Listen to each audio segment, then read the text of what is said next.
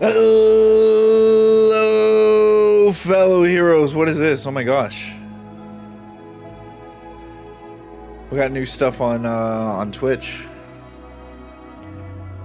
Not streaming vertical. Click to learn how. That's okay. It's okay. I don't need to stream vertical. What's up, guys? It's been a minute. There's been so much other stuff I've been doing. Where I'm back streaming on the main channel. I know. We'll see how long that lasts. I know with how indecisive I'm being. But it's good to be back. It's good to be here. Let's get into it. Let's talk about some things and let's go into Mass Effect. Is my Mass Effect even updated?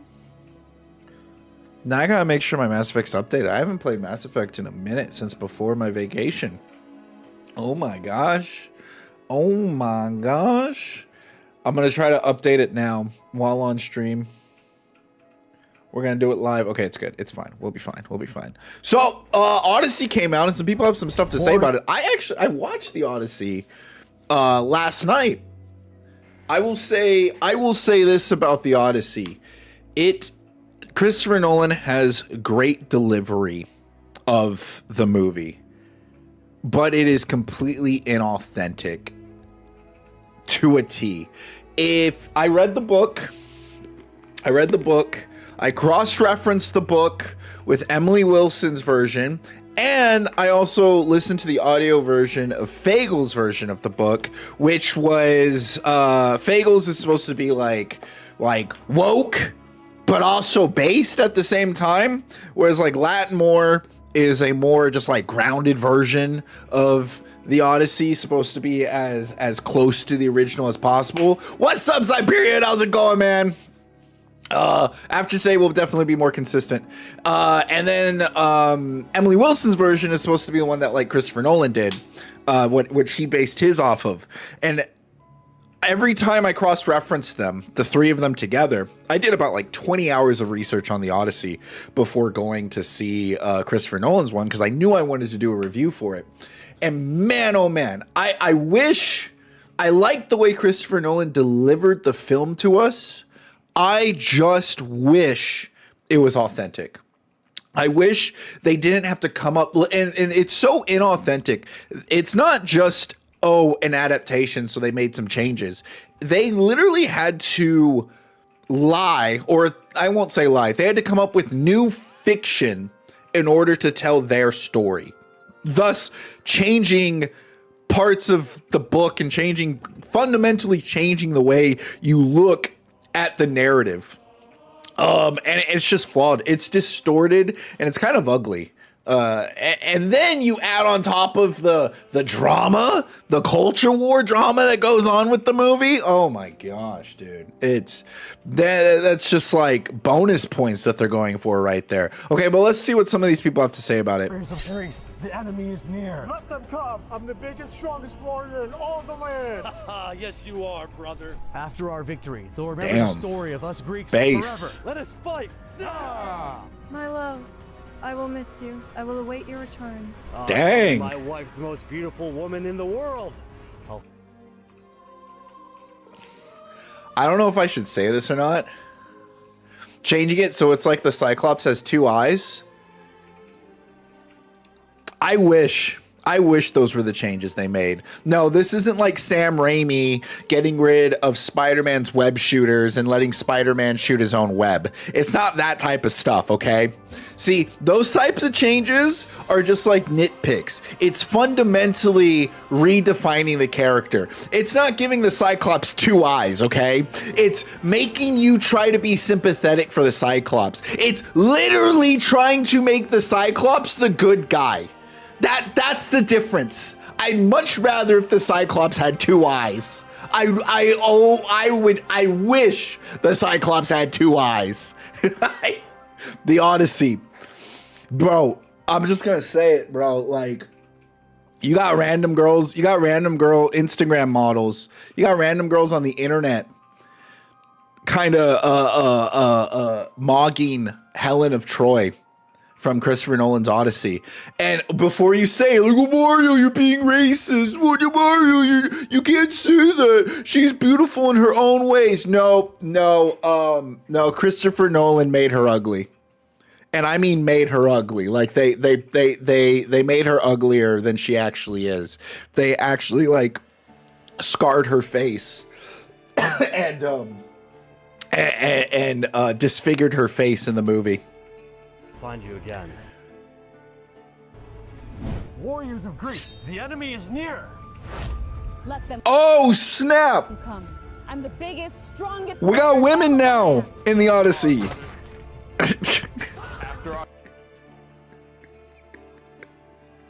You know what's funny? You know what's funny? This right here. This right here is not far off from what happens in the movie. This is exactly what happens in the movie. You are, brother. After our victory, Oh! the story of us Greeks. The story of us Greeks. Look, man, he's so Greek. God, he looks so Greek. Live forever. Let us fight. My love, I'll miss you. I'll await your return. Bro. Wife, the most beautiful person in the world. Person in the world. Bro. They went extra with it. Look at this. Look at this. You see that? They added surgery scars to him.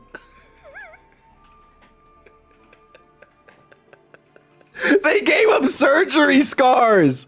Look at this. Look at this. He doesn't have it here. Us Greeks forever. Let us fight. He doesn't have it here. No surgery scars. Brother. After our victory, they'll remember. Bro. And then he has it here. My wife, the most. Bro. Yeah, those guys are wild. The Odyssey adaptation through the decades.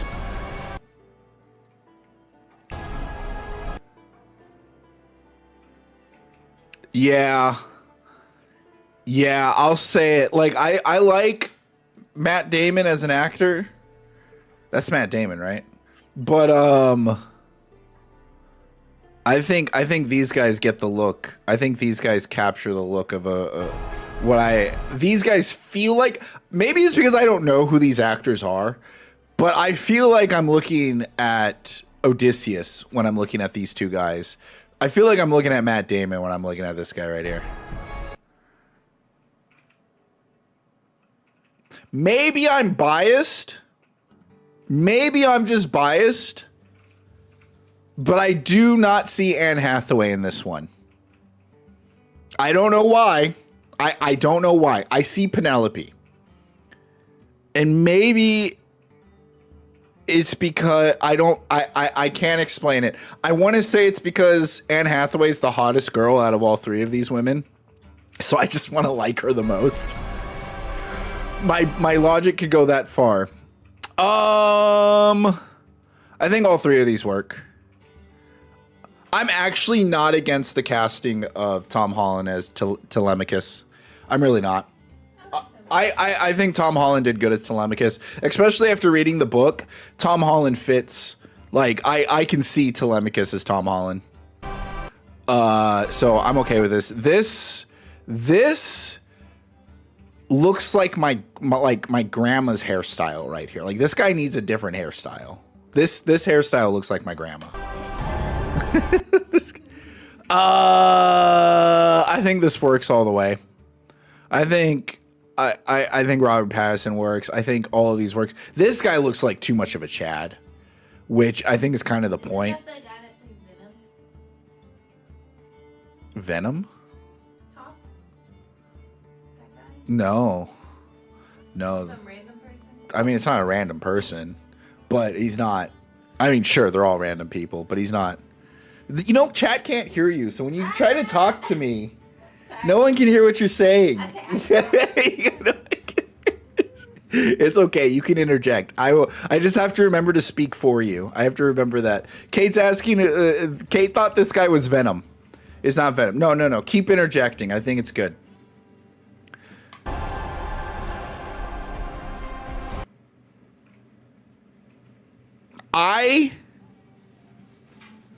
could be biased again. I think John Bernthal could work as Melicus, whatever, the king of Sparta. Well, I think he could work if the costume design was better.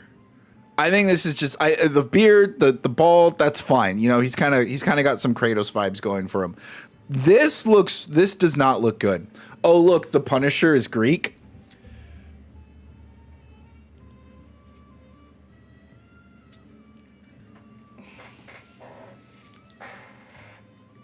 You know what? You could literally just paint the skull on his chest right here. And you wouldn't know. You wouldn't know that this was the Odyssey. Oh my gosh. Oh my, I could, if someone photoshopped the Punisher skull right here, you could pass this off as like Punisher season 3. You could, oh my gosh.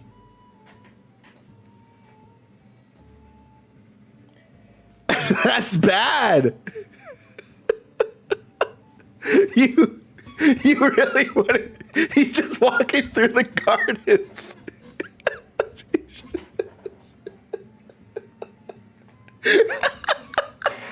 What? Dude, that's what I'm telling you. The costume design needs to change. This is if the costume was different, and look how inconsistent the costumes are. Penelope looks fine. I think his costume looks fine. I think Matt Damon's costume looks fine. Penelope looks fine. Telemachus looks fine. He looks freaking, I'm not gonna lie, he looks too cool. He looks way too cool than he needs to look. And then you have this guy. You have this guy. Oh my gosh.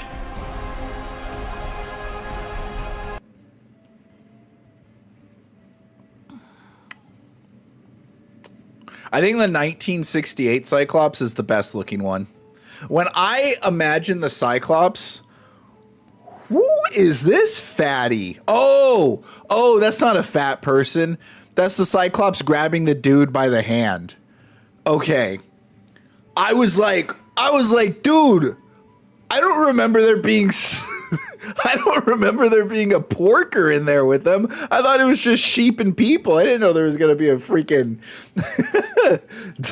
Damon's suit is Spartan, not typical Spartan mercenary. Now you're thinking.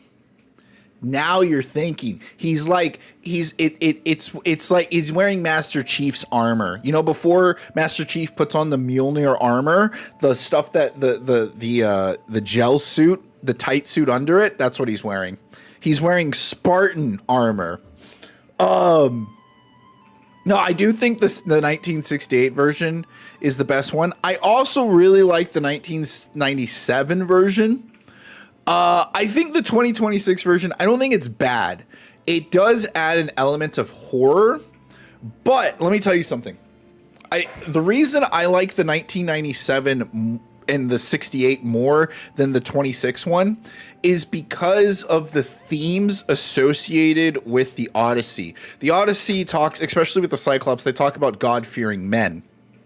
And with that, there's a lesson and justification on retaliation against the Cyclops because he doesn't treat the men honorably or respect or however it may be it, right? That's the lesson the Odyssey is trying to teach.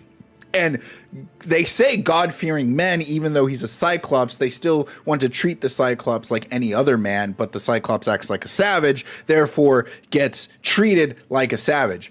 But in the 26 version, they make it look like a monster to have the characters project their bigotry, their colonialism, their racism onto the Cyclops, only to garner sympathy later on in the movie with the Cyclops.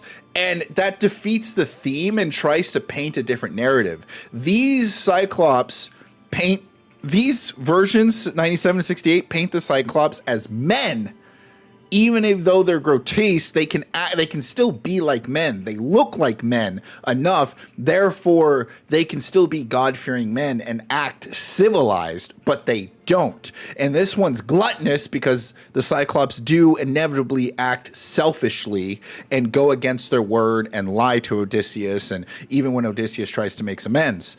So that's why I like these versions better, because they're clearly trying to be authentic to the lessons and themes and stories to the Odyssey. Christopher Nolan's, after watching last night, I can tell you that that's not what he was trying to do here. He was trying to do a different narrative, so the Cyclops has to look different.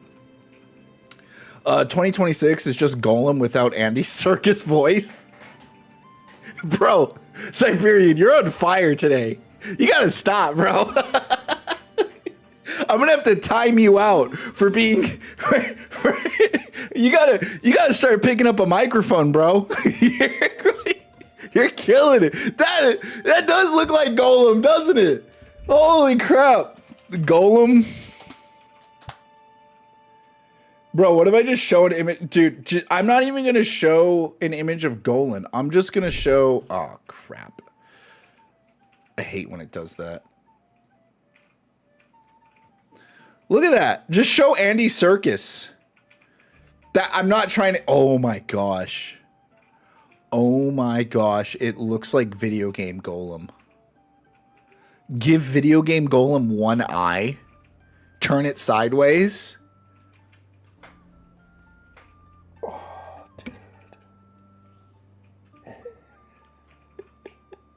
I'm medicated. You're medicated right now? That's why you're on fire? You're medicated? Yeah, I want what he's having. All right. Ooh. Oh, that's cool. That's really cool right there. I'm not going to lie, making him look spectral. I did like what Christopher Nolan did with the the venture to Hades. I thought that was really cool. I think these all look fine. I think this guy, they have to cover up his face. Oh my gosh. Despite Matt Damon's helmet, everyone else's helmet in this movie looked fucking stupid. Last night, oh dude, everyone else's helmet looks so stupid. Matt Damon has the best helmet in the movie. Everyone else looked like they got it from a Halloween shop. And I'm like, dude, what the heck? Oh, 1997, they made Calypso black? I guess Calypso was also black in Pirates of the Caribbean, right? So, are you telling me... Wait, do we have our first recorded history of race swapping a black person? Wait a sec, did Christopher Nolan race swap a black person? And nobody caught it? Is Calypso supposed to be black? I mean, clearly Calypso is supposed to be Greek, right? Right? Right? Do I not know what Calypso looks like? Oh my gosh. I typed in Calypso. I did not know I was getting into a musician. I was very unaware. Nope. She's shown off as being white. Nope. False alarm, guys. Here I thought we were gonna have our first recorded. I thought we almost had something there. Calypso is part of the black deities. Yes. Don't do this to me. Don't do this to me. I'm gonna ask Grok. Let's see what Grok says. Calypso, part of the black deities.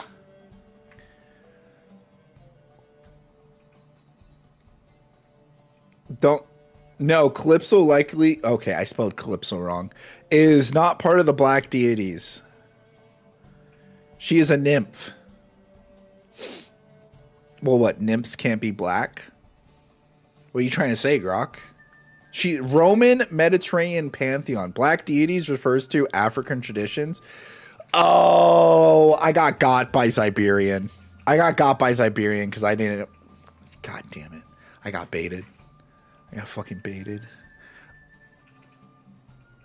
Okay. I think all these depictions of him were fine. I know people made fun of the Batman armor. Yeah, we never really saw his face. Yeah, they never showed his face. I guess his face didn't matter. It was more of like they were trying to create a theme or a demeanor with him in the movie. So that was fine. But yeah, no, I'll pull it up. All right. I think this was fine. I was fine with all depictions of him. I think I prefer without the clunky helmet, but it worked out either way. Calypso, I'm just gonna say it. I don't know if what's her name? I'm like, her name's at the tip of my tongue. Her name is at the tip of my tongue.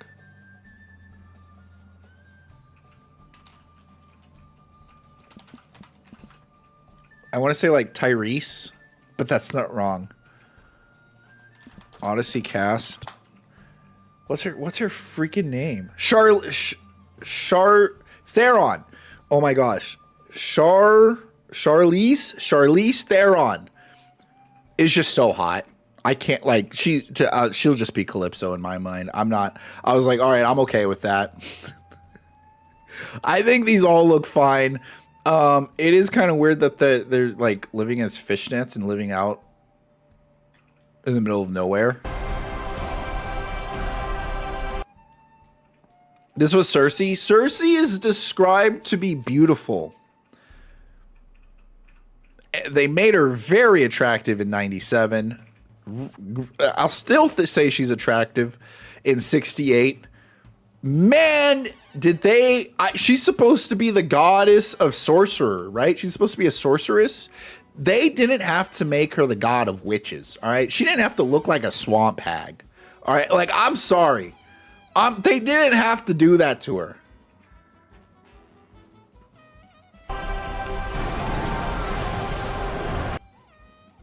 And then Athena.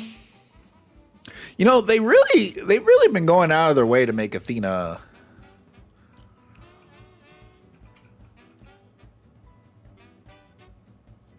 black, right? Because I remember Percy Jackson, Athena's daughter, was black, but was... Oh, that was just in the most recent version of Percy Jackson. I guess in the books, she's not described as black. Because in the Percy Jackson books, Athena doesn't have a dad, right? She's just like a thought. Because I think it's like that's exactly how Zeus made Athena. Like Athena herself is just a thought. So, you know, I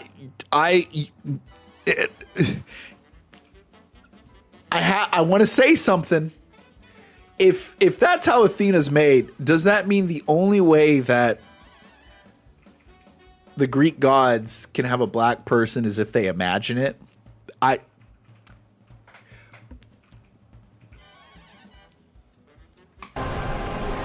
Make of that what you will. The horse, I'm not gonna lie, Christopher Nolan's horse looks kind of badass. Christopher Nolan's got the best horse, even though I don't like the movie. This horse is really cool though. I like the aesthetic look of 26 and 68, but I feel like the 1997 one has a more practical look of the horse, where it was like, were any of these guys really carpenters to be able to make such a statue? But it had to look good in order to get the Trojans to take it in, right? All right. That's the comparison. Like I said, the delivery of the Odyssey, not that bad. You know what's funny? You know what's actually really funny when you compare all the adaptations of the Odyssey? Christopher Nolan, for the most part, I'll say like 80 to 70%, despite some of the inconsistencies with the costume design. For the most part, Christopher Nolan delivers on the look of the Odyssey, but fails to execute the authenticity of it, making Christopher Nolan's The Odyssey a Trojan horse in itself.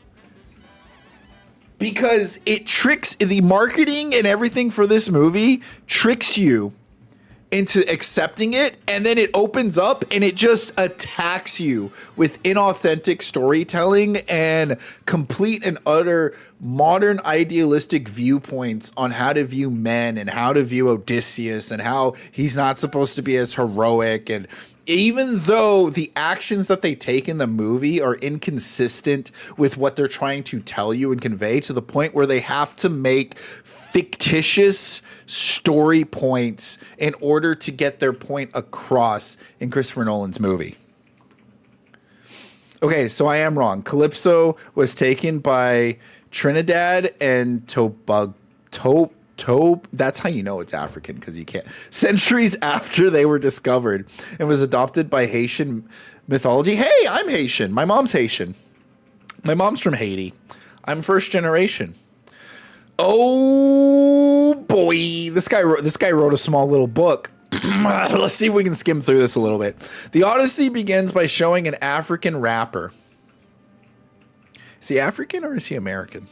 I'm not going to get into that. With Rasta in the role of Greek poet. We Greeks are forced to watch a Greek history and culture being disgraced, mocked across the entire world.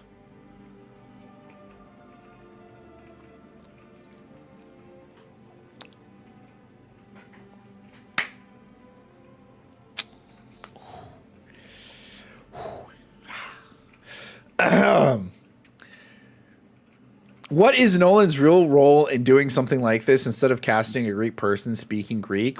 What's the purpose of casting someone with Rasta in the Greek world?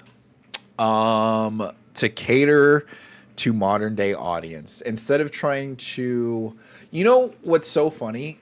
I see this as like cultural appropriation. I really do. I might have to look up the definition of cultural appropriation for a second, but how is it not? Instead of portraying and inspiring and giving aspirations and sharing the culture of the Greek people, you instead like, you know how you could have pulled this off? You know how like there was that, you know, Juliet plus Romeo, or Romeo plus Juliet, where it takes place in like Los Angeles. And it's like modern day. I love that scene. Was it with Seth Green where he's like, I do not bite my thumb at you. Do you bite your thumb at me? I do not bite my thumb at you. Like that.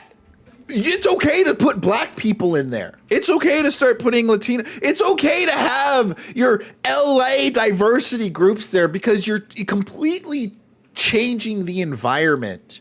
And you're saying, hey, this is my reimagination of something, but I'm going to put it through my lens. But whenever you go to Greek soil, you have Greek taxpayers help fund your movie, and then you talk about representation and how important representation is, and then you don't even follow through with your actions. It's no wonder the movie itself has a hard time with consistencies. It's no freaking wonder, because people honestly probably wouldn't be that mad if we weren't being preached to all the time about these DEI policies. I'll tell you, Nolan and Hollywood are the real racists and enemies of the West. I agree. They hate us Greeks. I wouldn't go that far. I think they're just so narcissistic, they don't know how to actually show love. The simplest confirmation comes from the fact when a film is about African history, they don't cast white people, only Africans.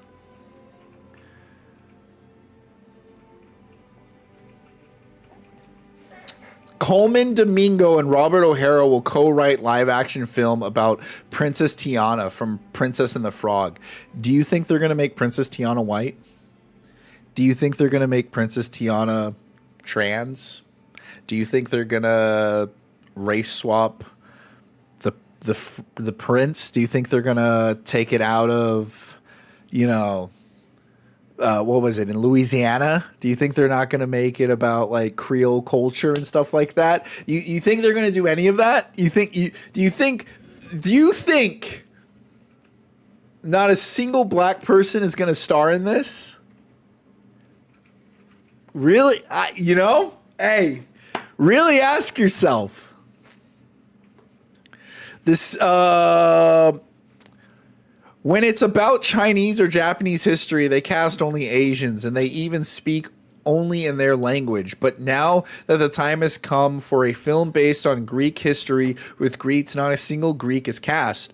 And Moana just came out, and there's an article that literally talks about how Moana went out of their way to be authentic to the islanders and their culture and to represent the islanders. Why is it that white people have to be the stepping stones, have to be the rugs, the placemat for every other race? Why is it that people get to be stepped on? Two wrongs don't make a right. And people love to say, oh, well, white people, they had their time, they have their privilege. It doesn't mean you get to treat them poorly. It's crazy. As a kid, as a black kid, I was raised thinking I would have to deal with prejudice and racism one day. And the truth is, I am dealing with it. I just always thought it was going to happen to me. I realized I one day thought to myself, man, I can't wait to be Martin Luther King Jr. I can't wait to do that myself. I didn't realize I would be on the other foot. I didn't realize I would have to defend the group that's being attacked like this. I thought I was going to be the group that was going to be attacked. I thought I was going to be the victim. And it's just not the case. But now that time has come for a film based on Greek history with Greeks. Not a single Greek is cast. They don't speak even a bit of Greek. Ooh, that's right. They don't. I didn't even think about that. And they don't even respect Homer. They don't. No. This thing is actually very disrespectful towards Homer. So for the films about Europe cultures, African, Asian, anything else must be cast. But when it comes to African culture, whites are not allowed to play those roles. This is real racism in Hollywood.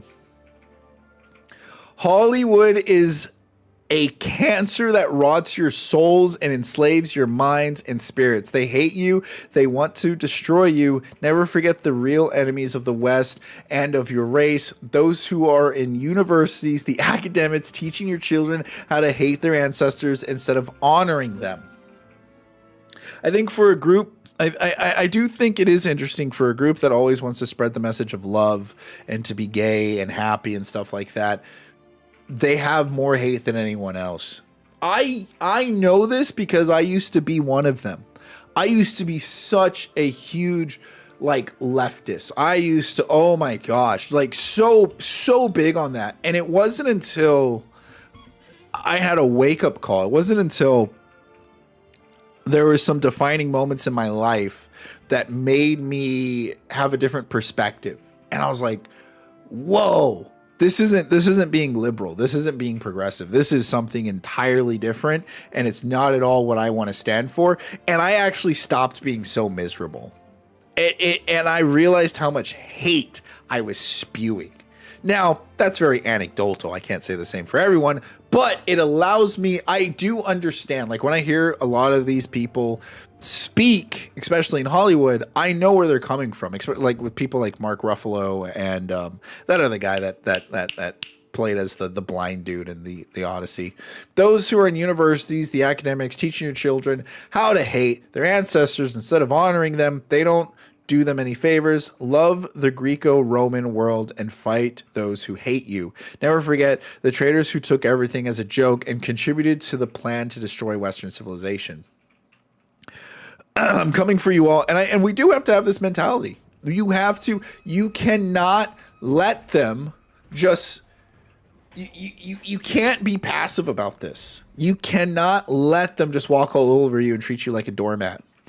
Every record has been destroyed or falsified. Every book rewritten. Every picture has been repainted. Every statue and street building has been renamed. Every date has been altered. And the process is continuing day by day and minute by minute. George Orwell.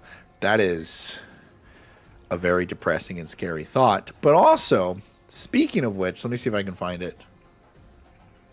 Let me see if I can find it. Right here. Speaking of which, we have a progressive director. Makes a film set in ancient Greece, doesn't cast a single Greek. The cast is like diverse as downtown LA. And then we have the portrayed racist director who's been blacklisted from Hollywood, makes a film set in pre-colonial Mexico, only hires indigenous actors, has them all speak Mayan. That's how distorted everything is. That's how you realize, you're like, wait a second. It's that meme where the two Germans are talking to each other. And he's like, Hans, do you ever stop to think that we're the bad guys? We got spikes on our helmets. Like, at some point, you have to acknowledge what you're doing. And you know what's also interesting? Whenever you look at interviews with Christopher Nolan, and he doesn't address the issue directly, never addresses it directly, never actually talks about what the problem is, always beats around it. And then Tom Holland said something stupid when he was like, well, I wouldn't say father because I would actually be speaking Greek. But in Christopher Nolan's movie, Tom Holland says father in the movie. He says father. He says daddy, but it's like, why didn't you just say that? Why didn't you say, oh, well, we actually do say father. We just also wanted to add in some daddy-o lines. Who knew I was this close to reality when I made this?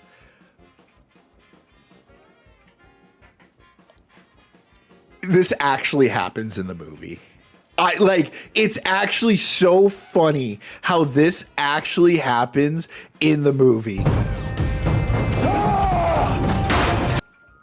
Almost shot for shot. It's actually insane how it was.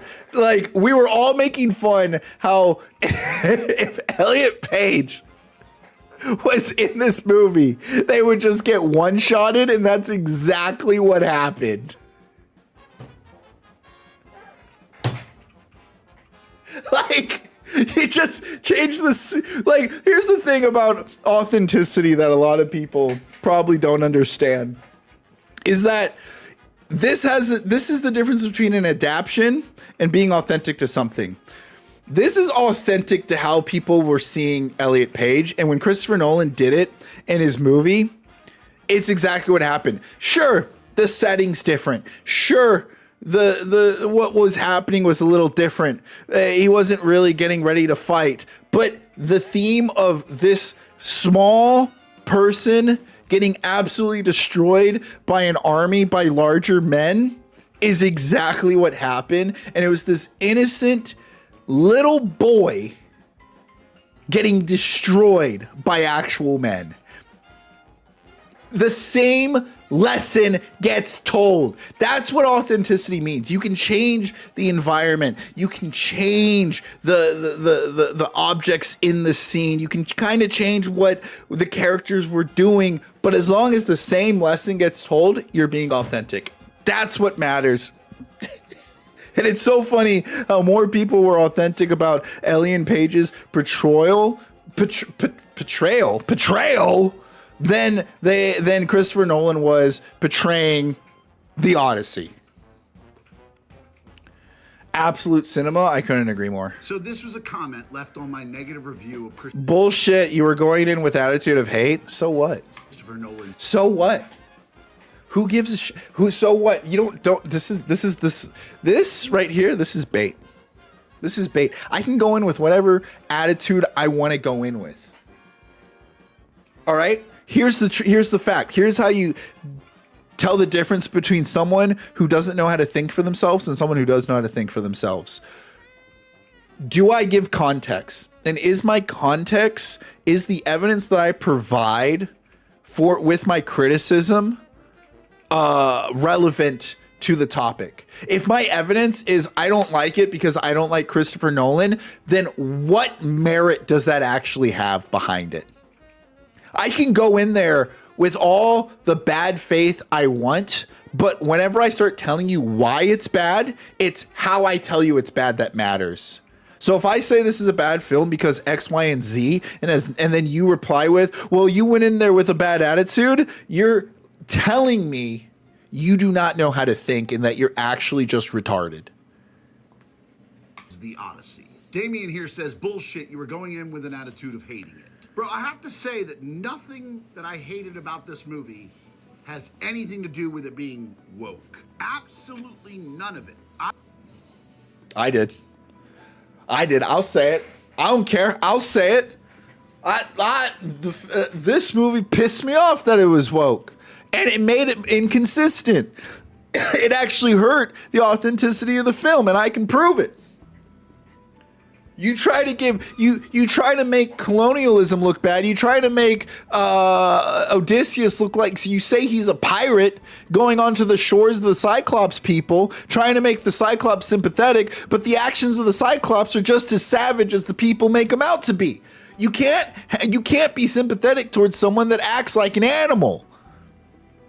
Okay? In the original, the God-fearing men acted civil. And they treated each other as just. And if you didn't act like a God-fearing man, if you didn't act like someone who respected strangers and the strangers respected the hospitality, you now have justification to mess that person up.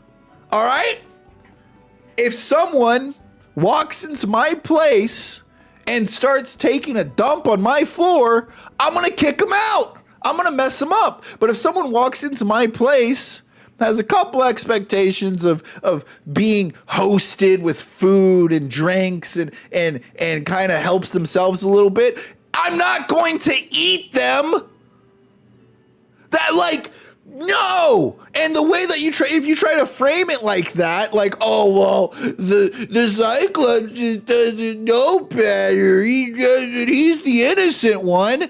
Shame on you. That's an inconsistency. You can't even be consistent with your own story because you're trying to tell a lie. So yeah, I can go in there being mad about woke stuff. I don't give a fuck that it was progressive. That has nothing to do with why it sucked. No, it sucked because the set design. It did help. It being progressive. I hate that. I hate that they coined the term. I hate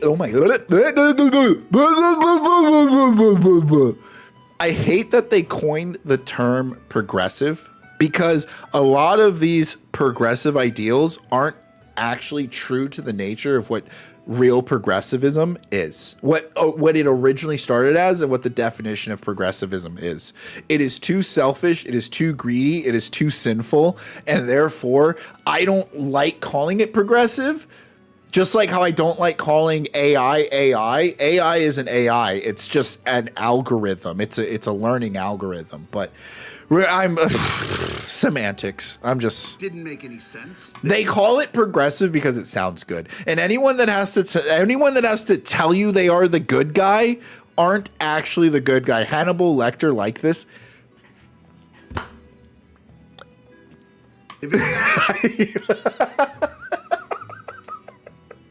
That's a good one. That's a good one. He had different set designers for different parts, and there was no continuity. The costume design was so talked bad. about this. It legitimately looked like something you would see in a made-for-TV series. Dude, a Christopher Nolan. I'm not gonna lie. The best costumes they showed off were in the trailer. They get worse in the movie. I mean, the Trojans have the worst armor. Their helmets, the helmets on the Trojans look so stupid.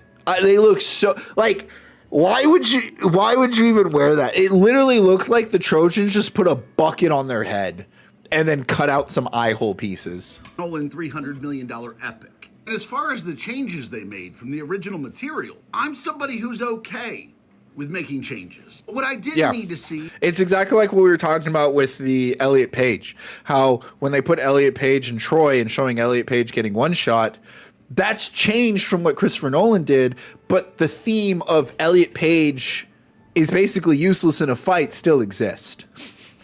Was Odysseus breaking down because of his role in the Trojan War, because of his role in the sacking of Troy. Yeah. That's not who Odysseus Nope. was. That's not inauthentic. how anybody has ever written him to be. He's not some Yes, base, dude. Base. No one's written him like that. The only person who has written him like that was Emily Wilson. And when I cross-reference Emily Wilson with two other authors, and when I read what she tried to do on her own, it didn't make sense. She couldn't quantify. She couldn't bring merit into holding Odysseus accountable for his actions in the way that she wanted to. There are moments where Odysseus needs to be held accountable for his actions, like when he tricks his men. They show he's a flawed person. He's this great man that is super cunning and super smart, but Homer, the original writer, already accounts for that and tells you and talks to you and tells you, says, look, he doesn't know how to turn it off. He doesn't know how to stop being a smartass and a cunning trickster. He's like Loki. It's like how Loki always tricks Thor and can't help it. Remember that scene in Loki where they're all betraying each other? They had Thor Loki betray President Loki, and President Loki betrayed Thor Loki, and then Alligator Loki showed up and betrayed everybody there. It's exactly like that with Odysseus. He doesn't know when to stop being cunning, so he doesn't tell his men things. He's not transparent, which creates distrust between him and his men.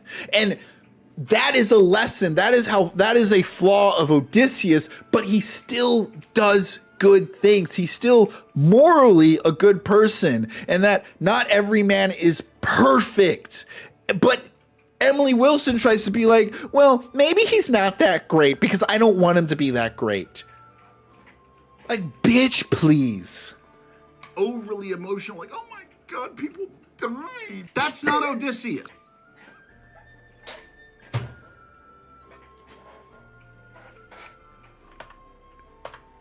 Troy. That's not who Odysseus was. That's not how anybody has ever written him to be. He's not some overly emotional, like, oh my God, people died. That's not Odysseus. Odysseus is supposed.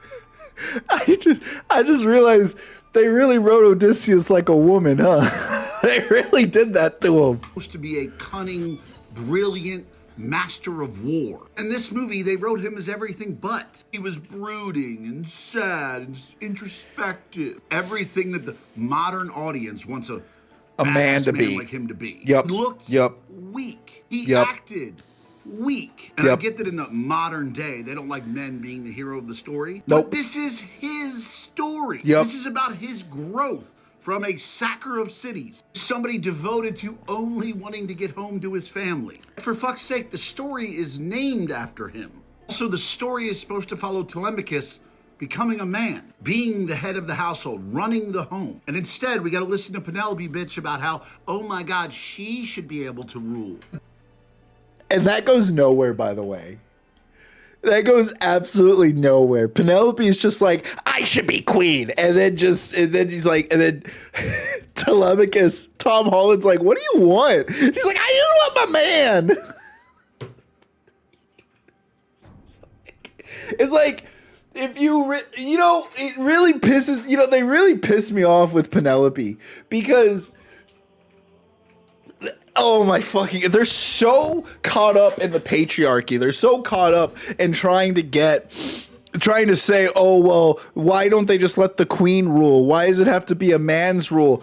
Why don't you do anything about it, girl? Why don't you start scheming? You have literally you have dozens, if not 100 men in your halls scheming to marry you right now, scheming to kill your child. You're aware of their schemes. Why don't you start scheming too? Why don't you start playing some Game of Thrones? Why don't you start doing some stuff and making things work, right?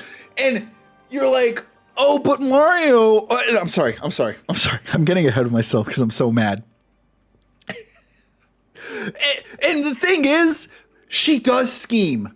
In Homer's version, in the book version of the Odyssey, she schemes. She holds off the suitors. She's smart. She does everything she can. And it's a lesson of loyalty. It's a lesson of trust. It's a lesson of Western civilization. But in this movie, it's like, why can't I be queen? Well, why don't you do something about it? Nothing's gonna be handed to you, bitch. Like, oh my gosh, man. It's so concurrent to today's problems, it doesn't even realize it. And you know what's crazy is Homer did the reason Homer and the Odyssey stood the test of time, the reason we still read this book hundreds and hundreds of years later is because they were self-aware of their actions. It's because they reflected and took accountability. It's the very first thing Helen does when she appears in this book is take accountability for Aphrodite seducing her to be just a lustful woman.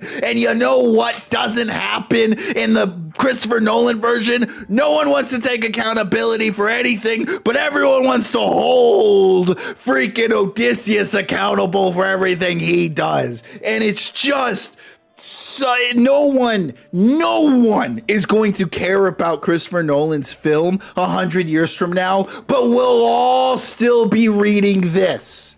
Let me tell you that much.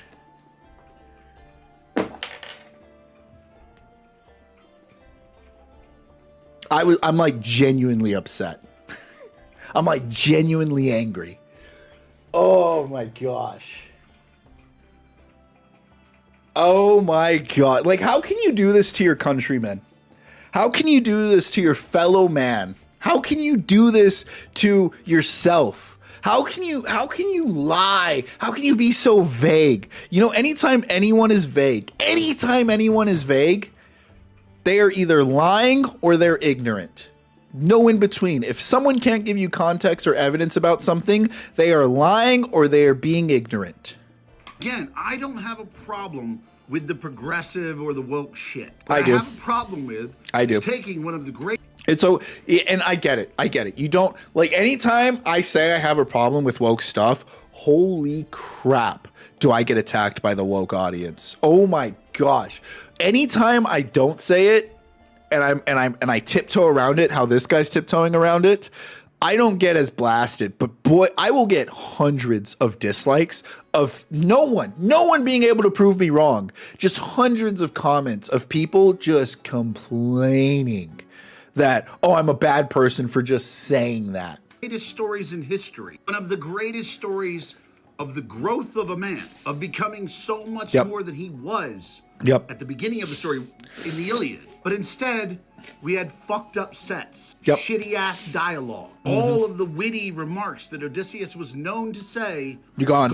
Along Not with there. horrible costume design, no pace of story, and I cannot complain enough about the use of modern English in the story. If you turn the screen off and listen to him talk, you would have no fucking clue that you're watching an ancient epic.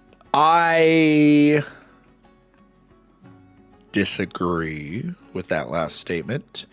The modern language is noticeable, but they do speak in a way that does make it feel like an ancient epic. But yeah, there are a lot of points where it's like, there are a lot of points where I do agree with him. If you just close your eyes and you listen to the movie, it doesn't sound like an ancient epic. I would say 80 to 90% of the movie. So if I'm saying 80 to 90%, then I guess I agree with him. I agree with him then. I'm nitpicking. No, he's right. So no, I didn't go in with an attitude of hating on the movie. I went in hoping to like it because I love Christopher Nolan. I love Greek mythology. I love almost all of the actors that are in this. Not all of them. But no, it just failed to deliver on any of the things that a good movie is supposed to deliver on. So this... If you were to watch the movie on its own, does it fail on everything that a good movie should deliver on? I would say, I think at best, this movie, Christopher Nolan's Odyssey, is a 7 out of 10.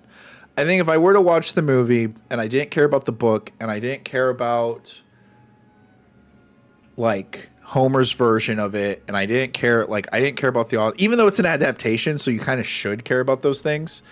If I were to just watch the movie on its own merit, it's a 7 leaning towards like a 6.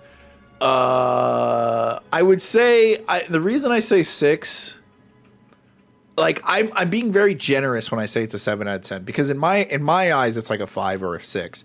The reason I say 6 is because if I were to just watch this movie and had no knowledge of the Odyssey whatsoever, this movie would feel very shallow and surface level. And when it hit, actually, Kate, what did you feel about the movie? You didn't read the Odyssey. How'd the movie make you feel?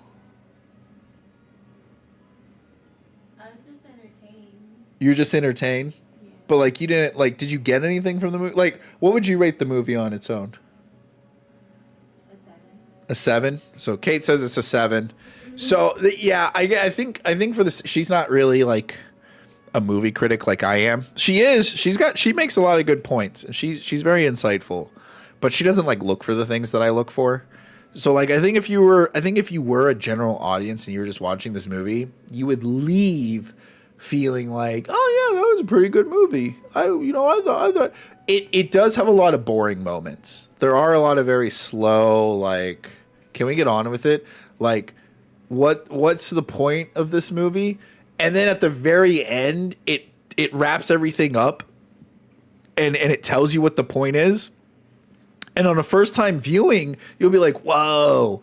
But if you watch the movie like a second or a third time, you'll start to realize this doesn't make any sense. Like, if this is the point that the movie's trying to make, why is it doing this? And then if you go and you read the book and you compare it to the movie will start to tear itself apart immediately. Let me give an example. Let me give like a quick example. So in the movie, Odysseus likes to pluck his bow because he talks about being honorable and he talks about giving a fair fight. But when he goes to the Cyclops and the Cyclops is blind, he does a cheap shot to the Cyclops that pisses off the Cyclops even more and lets the Cyclops allows the Cyclops to garner more sympathy and villainizes Odysseus more. And with the lesson at the end of the movie, you're thinking, oh, okay, well, he's lost his grace. He's lost his ability to care about honor. He doesn't care about Zeus's law anymore because that's like the crutch of the movie, that made up Zeus's law kind of thing. It's not really made up. There's some truth to it, but they're forcing it more than it has to be. You would see that, but then later on in the movie, he plucks his bowstring for an animal. And then also in other parts of the movie, he does very devious and stealthy things, and he's constantly... So he's actually someone... So this line in the movie, this whole thing of like, why do you pluck your bowstring? Well, I want an honorable fight. But nowhere else in the movie does he ever give anything an honorable fight. So you're like, why do they say that? Why are they doing that? What's the point of this? And the whole point is to like, in the third act, when he plucks his bowstring, Penelope's like, oh my God, that's my husband. Oh my God, that's him. And you're like, oh, that's cool. That's like a callback to when he like plucked his bowstring. I remember when he plucked his bowstring in the first act, and then he did it in the second act, and that doesn't add up. Point number 2 is a lot of the characters talk about how much they love Odysseus. They love him, they love him, they love him, they love him, they love him, right? Because everyone loves him in the book. And everyone loves him in the book because he's a great man. But the whole movie tries to portray him as a terrible man, but all these people still love him. So, and this is a problem that Christopher Nolan does in a lot of his movies. He doesn't really know how to show intimacy and love between characters. I don't know why, but Christopher Nolan really just, anytime you remember Oppenheimer when they had that affair going on? Those two people were like robots shacking it together, all right? Like, Christopher Nolan has a really weird, hard time writing romance and intimacy in general. So, like, you have all these characters saying, I love Odysseus. Odysseus is great. Penelope's saying he loves Odysseus. She wants Odysseus back more than anyone else. But then, like, why? And, like, Homer sets it up. He shows you why people love this guy, but also why he's a flawed man. Whereas, like, Christopher Nolan only shows you he's a flawed man, but never really gets you to back this guy. Like, you don't really care for this guy at all. You don't really care that he's getting home. You're just waiting for him to get home just so you can see what happens. That's the problem with the Odyssey. That's why Christopher Nolan's movie is not going to stand the test of time, because you will never you never get invested into the characters or into the actual narrative. Your professor needs a 30-page dissertation. You spaff out 29 pages and then wiki the end.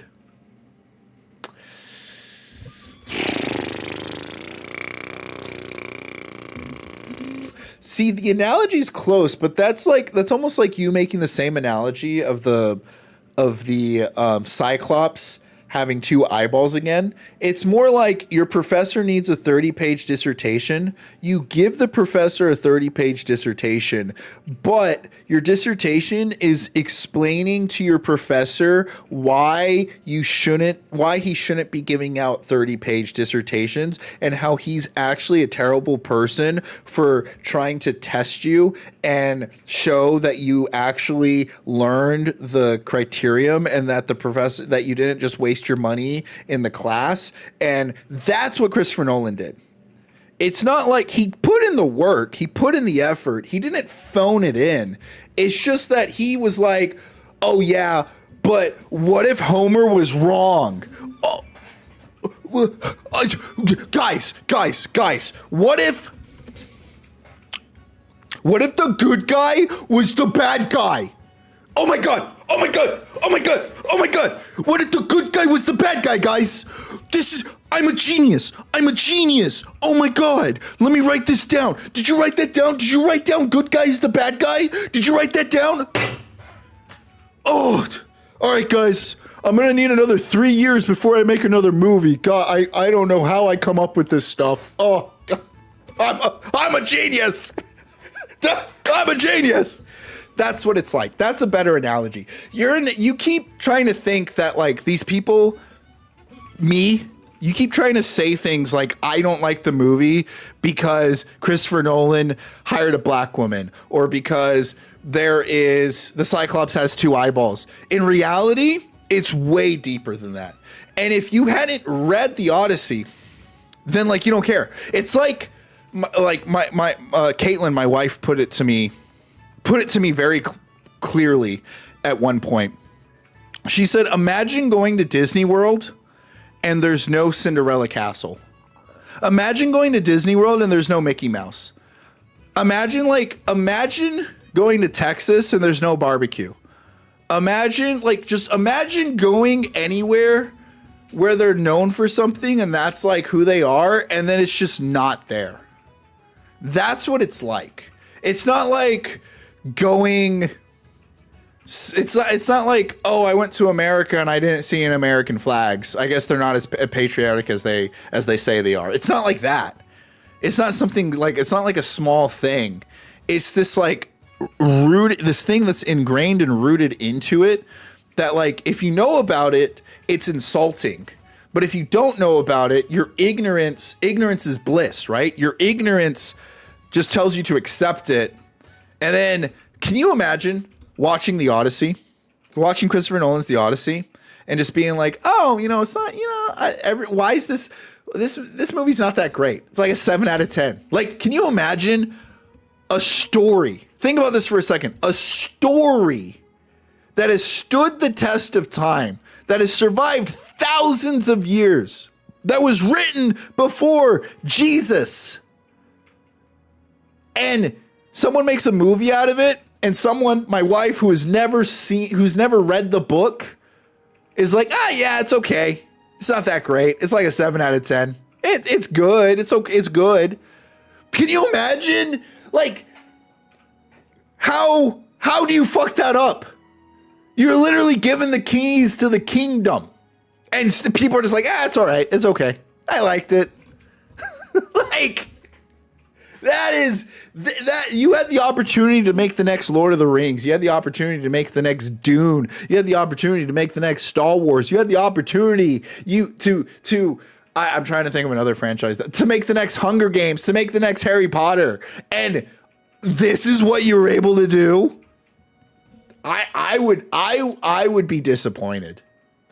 And that's where I think a lot of people are not going to understand, because this movie's not going to flop. I don't think this movie's going to flop. I think this movie's going to do fine. If it does flop, I'll be surprised. If the movie bombs and flops, I will be super surprised.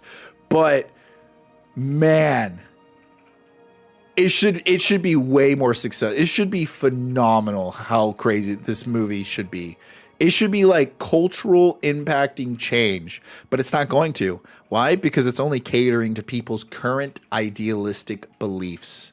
And people's current idealistic beliefs change on a whim all the freaking time. What's happening here? What's happening here? Why is my thing not working? In Greek Odyssey, our dear Latino actor over here talking about more Latino representation in Greek Odyssey. What's been your Odyssey in terms of fighting for your identity or your Hollywood career? Well, it's always been a battle. Hollywood is not the most accepting place. Even though we Latin people are 30 to 40% of the box office and a third of streamers, we're still not represented. We're the most underrepresented.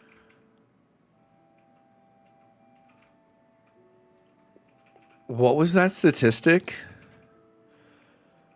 Identity or your Hollywood career? Well, it's always been a battle. Hollywood is not the most accepting place. Even though we Latin people are 30 to 40% of the box office. We Latin people are 30 to 40% of the box office. And a third of streamers. And a third of streamers. We're still not represented. We're the most underrepresented. We're the most underrepresented. Isn't like Spanish gonna be the number one most spoken language in the future? Like, isn't Spanish just like about to ratio English? Like, that's the second most popular language, about to become the first most popular language. I know. What's the relevance, Mario? I think Latin. Well, I live in Texas. Never mind. I live in Texas. I have a very biased view on Latin culture because I'm surrounded by Latin culture. So that. I like, can you imagine if if they did a polling, right? If they did a polling of people in Texas and was like, how influential is Latin culture to you? And then they did a polling in like New York or Michigan or something, or like New Jersey, and they're like, how influential is Latin culture to you? Or like Tennessee. Those would be completely different statistics. This is why I don't trust polling a lot. Because you have to understand where are they getting those poll numbers from. So the aggressively underrepresented group in America.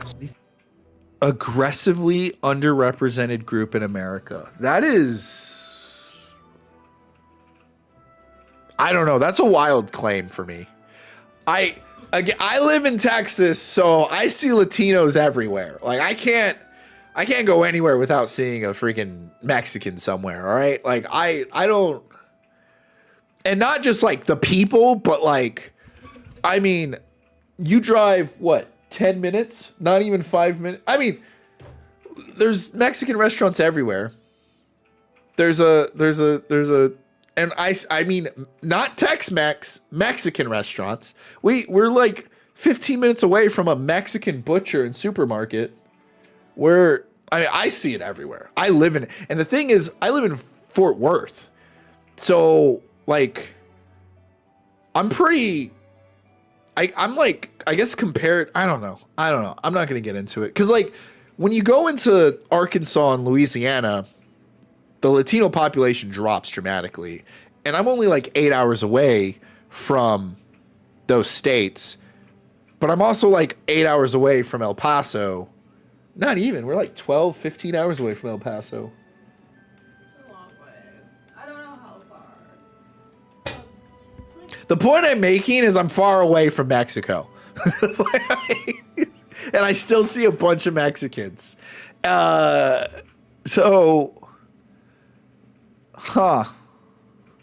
Anyways, I'm biased. I live in Texas. I see Latinos everywhere. People are so insecure.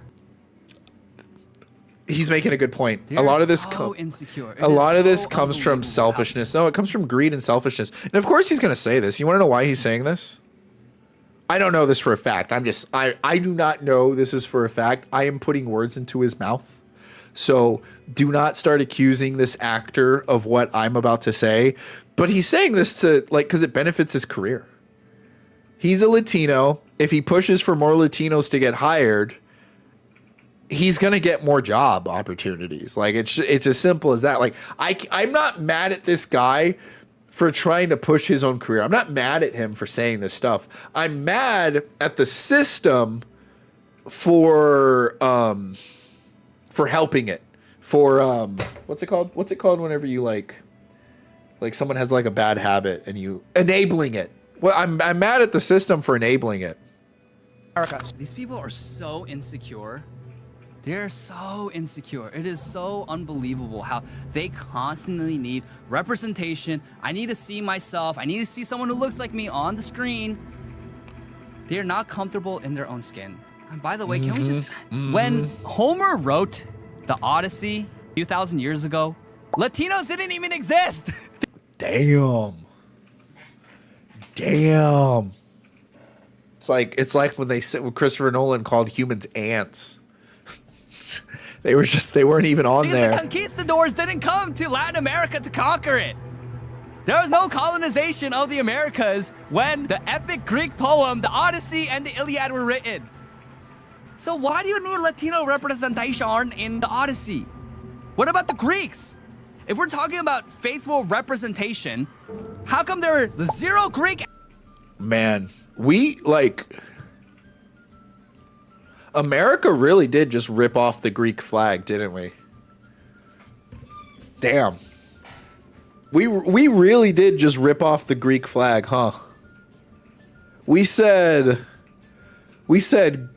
Greek philosophy, Roman law, and Christian values. Okay, well, we need a flag for that. They said. They just they just took that flag, huh? Wasn't it a woman who designed the flag? We have a woman to thank for the American flag. I forgot what the story was for how she designed it. If we're talking about faithful representation, how come there are the zero Greek actors cast in main roles for the Odyssey? Yep. We're talking about representation. The Greeks were completely screwed over with this. Yep. It should have been all Greek people, and at the very least, all Europeans. I will apply this logic till the day I die. Is it right for Koreans to demand representation in Black Panther? Should all of Wakanda be Korean? Should we have some Korean? You know why everyone makes this comparison? I've made this comparison so many times. It's because one, it's showing you that two wrongs don't make a right. It's showing you like nobody's demanding this because that's your culture and we totally understand that and we respect that and we want to see it. We want to experience your culture. But everyone's also makes this comparison because it's like, okay, well, if we're playing this game, if we're doing this, let's do it with everyone. Like if it's just fiction, if it's not real, Wakanda doesn't exist, and we've seen what happens when they try to make Wakanda exist. Let's do it. Let's go all in, right? We're calling out the bluff. It's a big reason why everyone does this comparison. In Wakanda? Let's do that. Actually, why not have some black people in Mulan? Dude. Why has Mulan got mud on her face, guys? Need to be represented, right?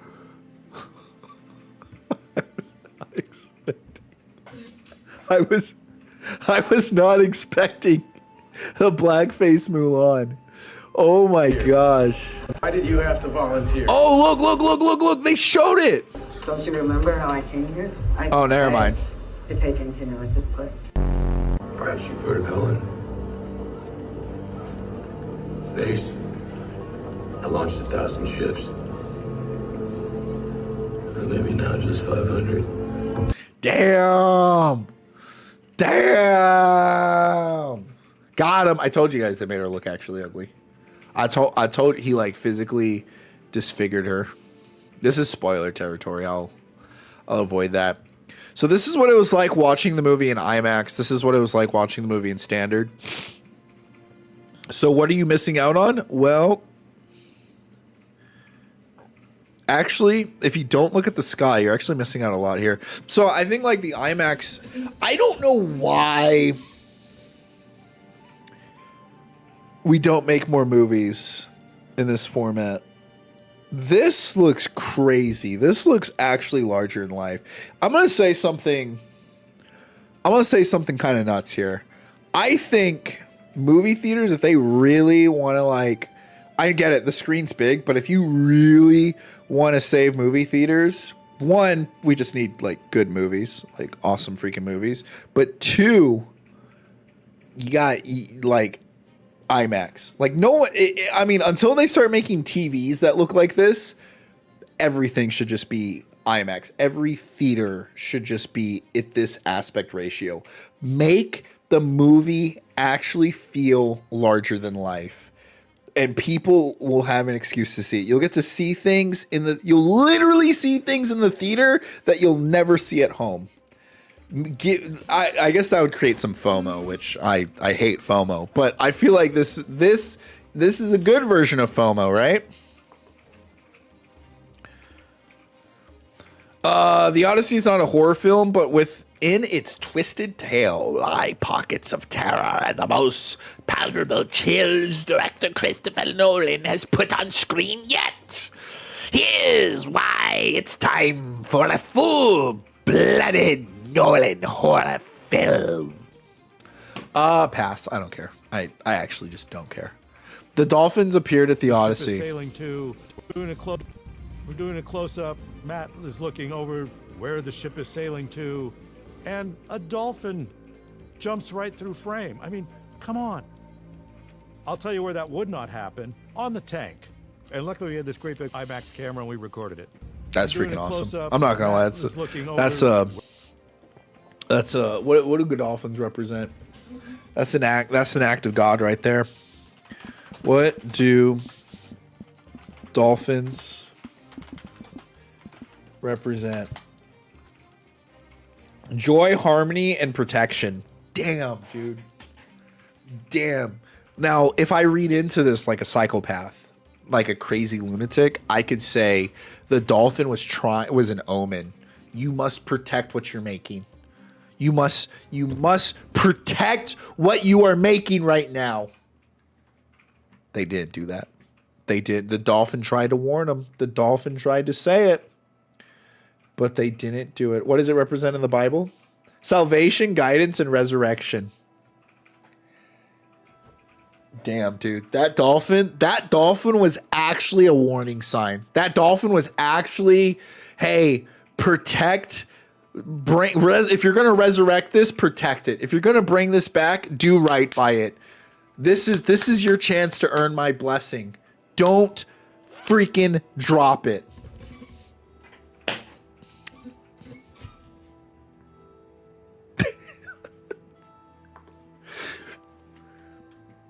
We already went over this.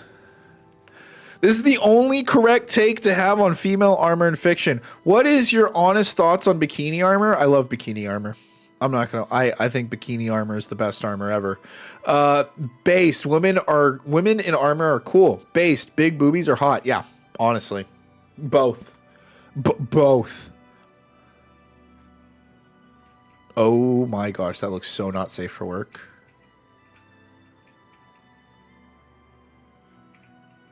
I'm scared to scroll even further down. Christopher Nolan says it will be at least 3 years before his next film. I definitely hit the limits of my own stamina. And everybody's stamina, I mean, it's the Odyssey. Of course, it should be difficult. You know, I got to give him credit. He worked really hard to make something that was genuinely inauthentic and make it look good. That's hard to do. Star Wars couldn't do it. Star Trek couldn't do it. What else was inauthentic and just absolutely failed? I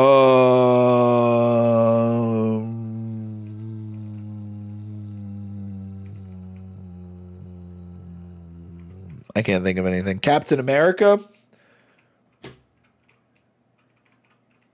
Yeah, that's all I got off the top of my head.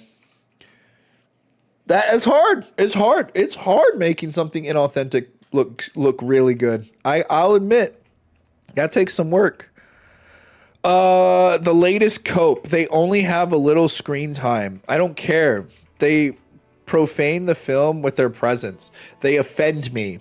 It's only a little bit of piss in your beer. Drink up. This is how we should treat it. I don't care if they have 1 second. I don't care if it's 1 frame. I don't care if they're the background character. I don't care if he's a dude playing another dude acting as a dude. All right? We must treat this as the heresy that it is.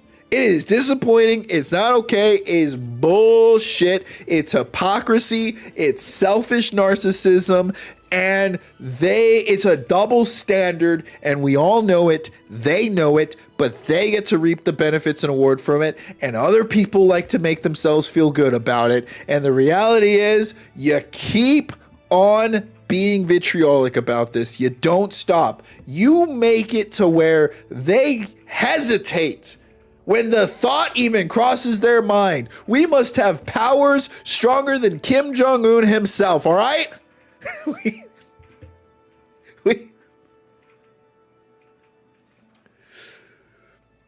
Oh yeah, okay, so I think that's all the Odyssey stuff I'll go over. So you guys don't have to listen to me yelling at you anymore. Was it Kai Cenat's doing a Streamer University? Dude, I don't know. I thought Phantom was doing a skit. I didn't realize he was actually like security.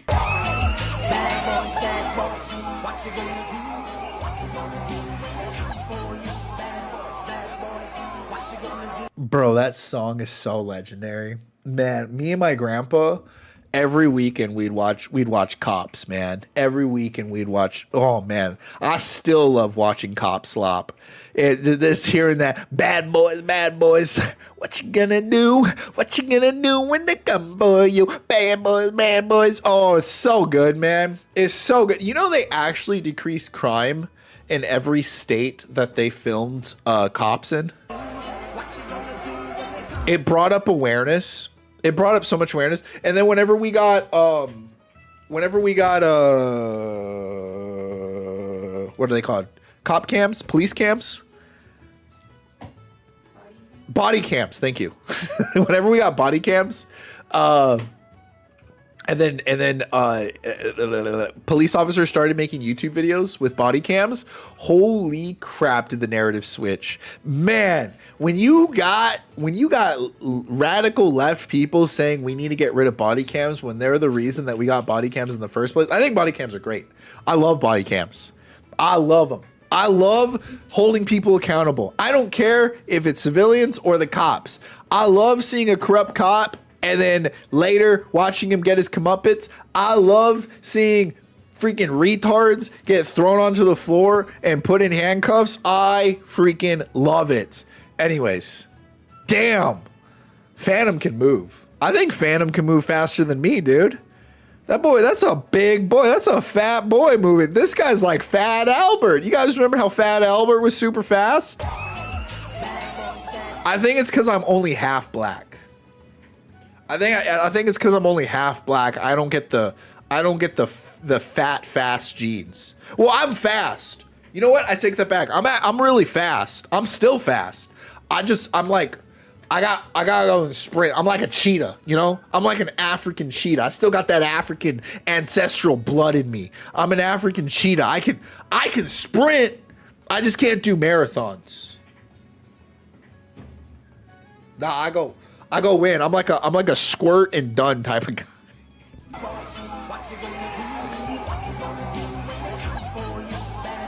God damn, Phantom. Look at him go. He caught up to them. No, dude. If Phantom is catching up to you, dude, you can't let someone that looks like they are 300 pounds catch up to you like that. You can't. Look at him. Look at him. And he's already on top of them. He's already on top of them. Lots of practice is black man.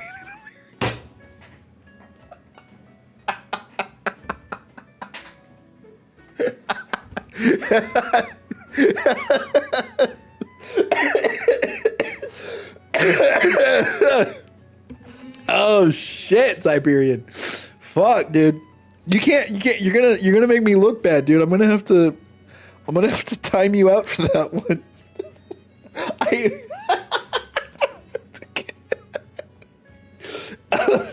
He's just fucking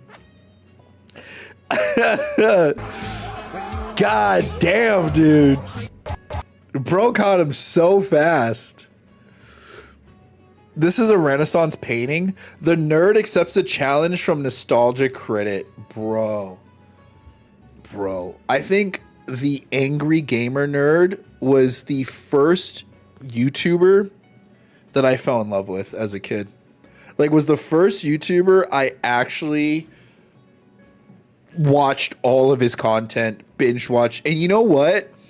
I wish I thought of this sooner, but I really wish I made my channel very much inspired by the Angry Gamer Nerd. I really do. Like, this guy is a legend. So iconic, man. That's crazy. Yeah, can you imagine stuffing your face with Cheetos, pounding a liter of Mountain Dew, and then just seeing this and hearing about this? Like peak absolute neckbeardism. Peak. That's so free. Oh, dude, that's the best. We already talked about this. I already made fun of this. Andy Serkis has addressed the criticism of the all-white cast in The Lord of the Rings, The Hunt for Gollum, saying the movie won't change its casting just to be politically correct.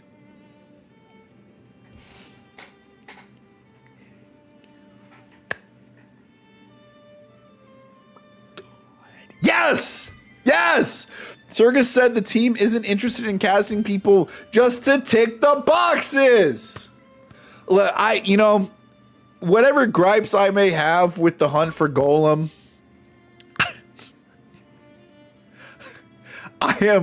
he's on my side. This dude gets it. Instead, they will choose actors based on what fits the story and Tolkien's world inspired by medieval Europe and Norse mythology. Absolutely 100% without a shadow of a doubt, unquestionably based. Thank you.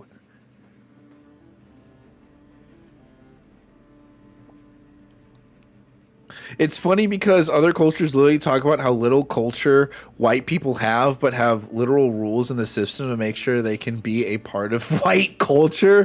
Why don't you tell all those great stories your culture has, since it's so rich and deep compared to white culture? Why do you need to have African ladies in Helen of Troy? Honestly, I never thought of it that way. That's true. They always talk about how great their culture is, how awesome it is, but they always want to dress up like a white person. They always want to dress up like a white person. Why not just do... I'll tell you why. You're not going to like it. You're not going to want to hear it, but I'll tell you why they do it. It's because it's hard to start from the ground up. I don't blame these people for wanting to progress their careers. I don't blame these people for saying, put more black people in movies, put more Latinos in movies, therefore I can get hired more often. I don't blame them for doing that. I blame Hollywood and the system for enabling that. It is hard to start from the ground up. It is really, really hard to start and to get people interested in it. And whenever you are a minority and you are catering to minorities, then only minorities will read your stuff. Therefore, you're not going to make as much money.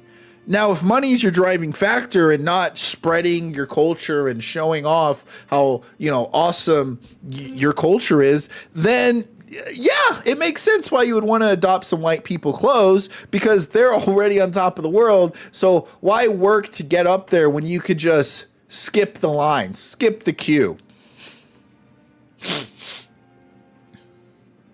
Argentina versus England? What chance do you have, mate? Z has me. Bro, remember when they were saying, bro, Remember when they were saying Argentina's team isn't diverse enough? They're racist. And it's like, it's Argentina, man. They don't got enough diversity in their soccer team. Golem is white culture, like Trailer Park Lovers. If you don't love me at my lowest, you can't love me at my best. If you don't, hey, you know, you gotta take the bad with the good. California company whose operations are in Mexico, important detail. Okay. As we narrow down the cause. This California farm is at the center of national explosive diarrhea crisis. So apparently, if people are buying lettuce and they're having terrible explosive diarrhea, people are eating salads from like Taco Bell and they're having the worst diarrhea ever.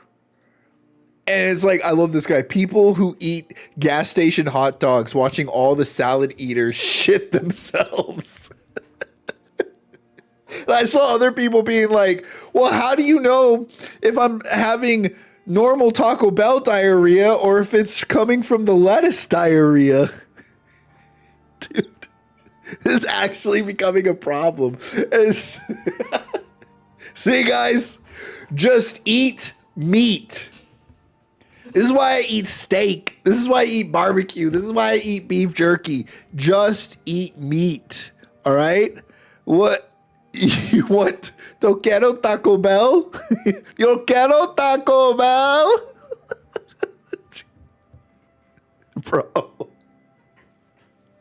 Bro, it's so funny.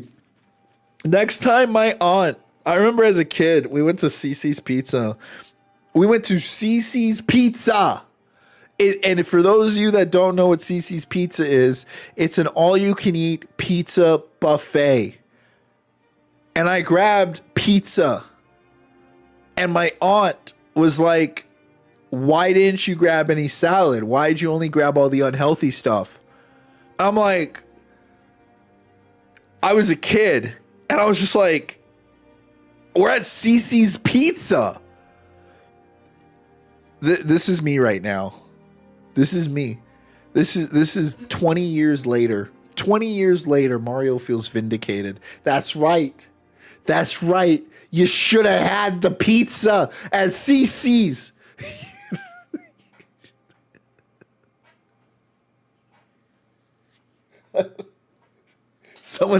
My aunt's gonna find that video and she's gonna be like, he's still holding on to that.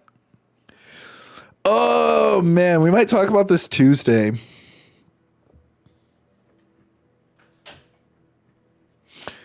Bethesda unveils expensive roadmap for Starfield, Fallout, and Elder Scrolls. Oh my gosh. Yeah, I might actually go into this Tuesday. The leaks were real, Bethesda? Wait, what are the leaks? Hold on. Fallout 5 is in pre-production. Remaster for Fallout 3 and Fallout New Vegas are both in works. Holy shit, this is huge. We're excited to team up once again with our longtime friends. Are you? Are you? I'm not following Bethesda Game Studios. How am I not following any of these people?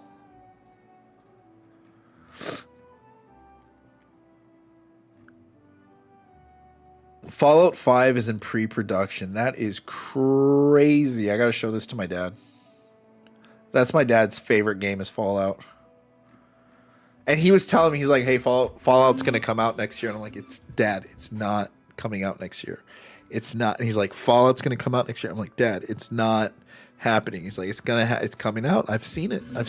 I know. And I'm gonna show him this. And he's gonna be like, I told you. And you know what else? You know what else is worse? Dude, oh my gosh. Oh God. Back whenever like Trump was first running, So Trump has been our elected president 3 times. Okay. So there's when he won the first time. And then the second time, the election was stolen from him. So he actually won, but it was stolen from him, okay? And then the third time, well, we're now living in the third election. And my dad was telling me how the election was stolen.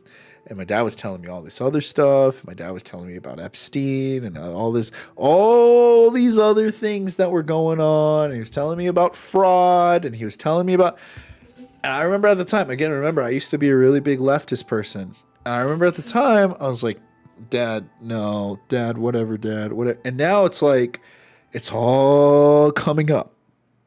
And my dad's like, uh-huh. And I'm like, yep, you were right about everything, Dad.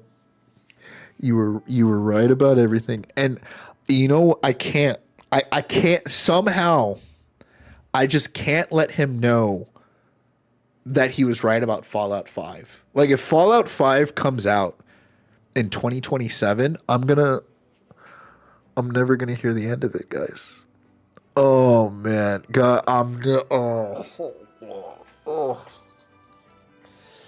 oh shit, guys.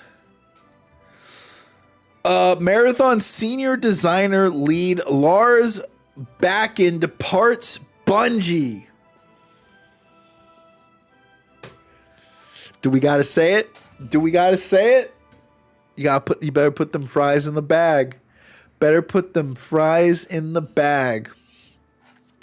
According to the Game Post, longtime Bungie veteran Lars Bakken has left the studio after more than 20 years with the company. That is so crazy.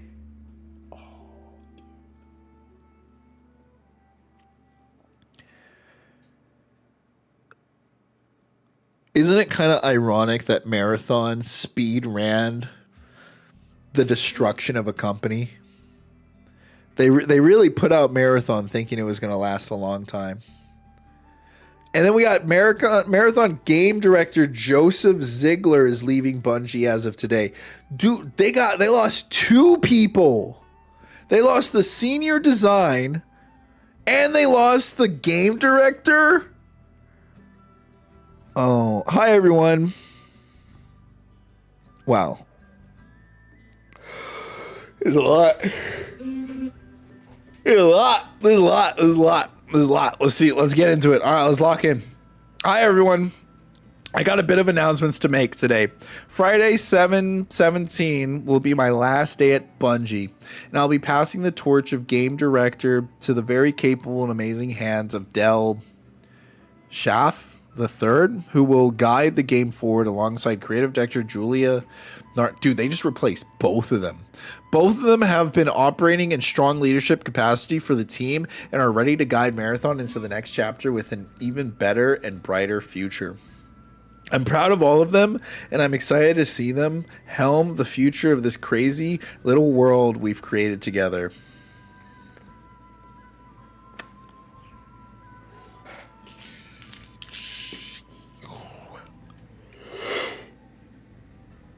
Yeah. As for me, I'll be heading to something new, something else, and will update you on where and what soon. I just want to say a deeply heartfelt thank you to all of you for supporting me and Marathon in our windy mission to bring a dark and terrifying space survival frontier to your screen. The mission will continue in a new and surprising way. Does that mean they're changing the fundamentals of the game? So stay tuned. Oh, whoops. Abandoned ship. Surprising ways. So stay tuned for what this team has in store for you. Oh my gosh. I'm yawning. It's been a pleasure seeing all this story you've created. This like goodbye letter is putting me to sleep. I'm sorry, guys. All the clever ways you found ways to murder robots and one another.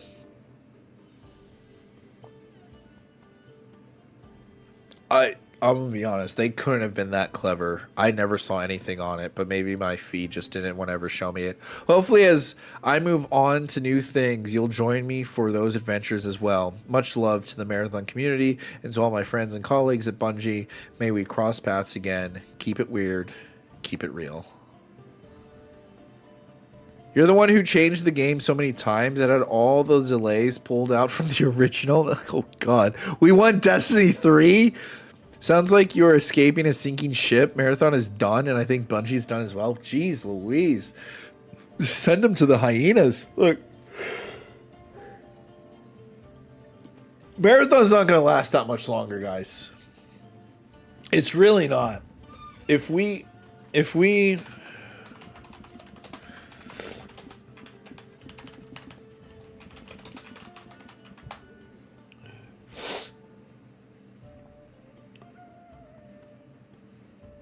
What is it? Holy crap. It had a free weekend. Marathon had a free weekend. Oh, it had a whole free week. Dude, it had a whole free week of Marathon. Look at this. Look at this. Look at this. Oh, we're dying. We're dying. We're dying. We're dying. We're dying. We're dying. Let's give them a free week. We'll pop up. We'll give a chance for people to try the game. Maybe they'll like it if they just try. Nope. Nope. We're actually lower.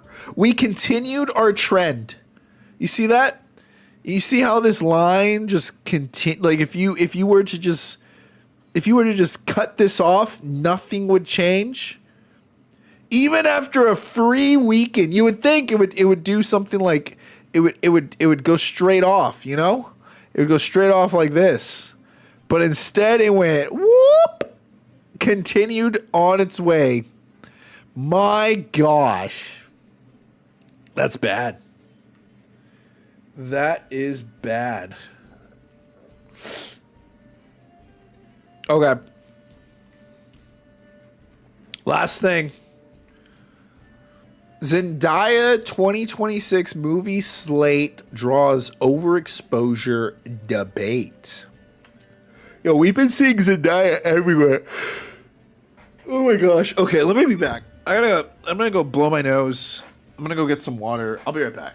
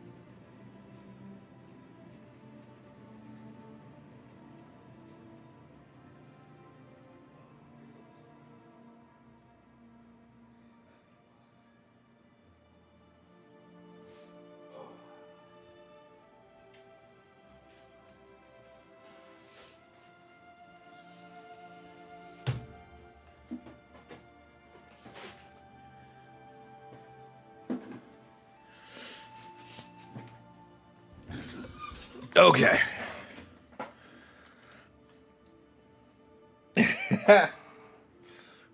He said perfect timing. Ad starts when he fish to finish the and finishes and they finish when he gets back. I try to time it out. I try to do that by design.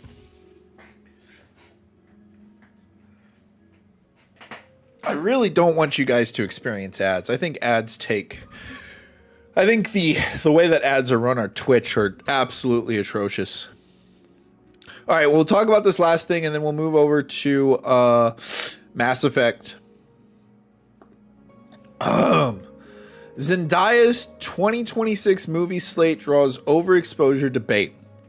The 29-year-old star kicked off 2026 A24's The Drama. I watched this. Oh, my God. Well, nicely done, my good sir. I try. This movie sucked. What was wrong with the movie? It basically only has 2 acts. It doesn't have a 3rd act. It's oh my God. It just highlights. It's like someone gets offended by someone else's thing, and then the main character's insecure. It's like she wanted to be a mass shooter, but she never was a mass shooter, and someone gets offended for someone else. They're like, my cousin was a victim of a mass shooting. What's wrong with you? And it's like, it's just a bunch of selfish people being selfish people. It's so stupid. And it's so stupid. Earning over 100 million worldwide, followed by Euphoria Season 3. I haven't seen Season 3 yet. I heard some wild stuff goes down in it. There's one reason why I want to watch Euphoria Season 3. Just one reason. Really 2 reasons. If we're being real, two reasons I want to watch Season 3 Euphoria. I don't know if you guys are like, let me just show, it's easier if I just show you guys. Yeah.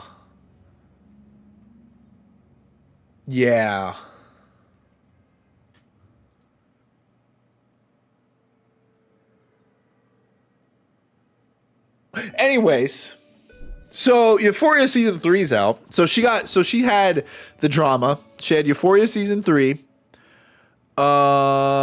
She's next she was in Christopher Nolan's The Odyssey, which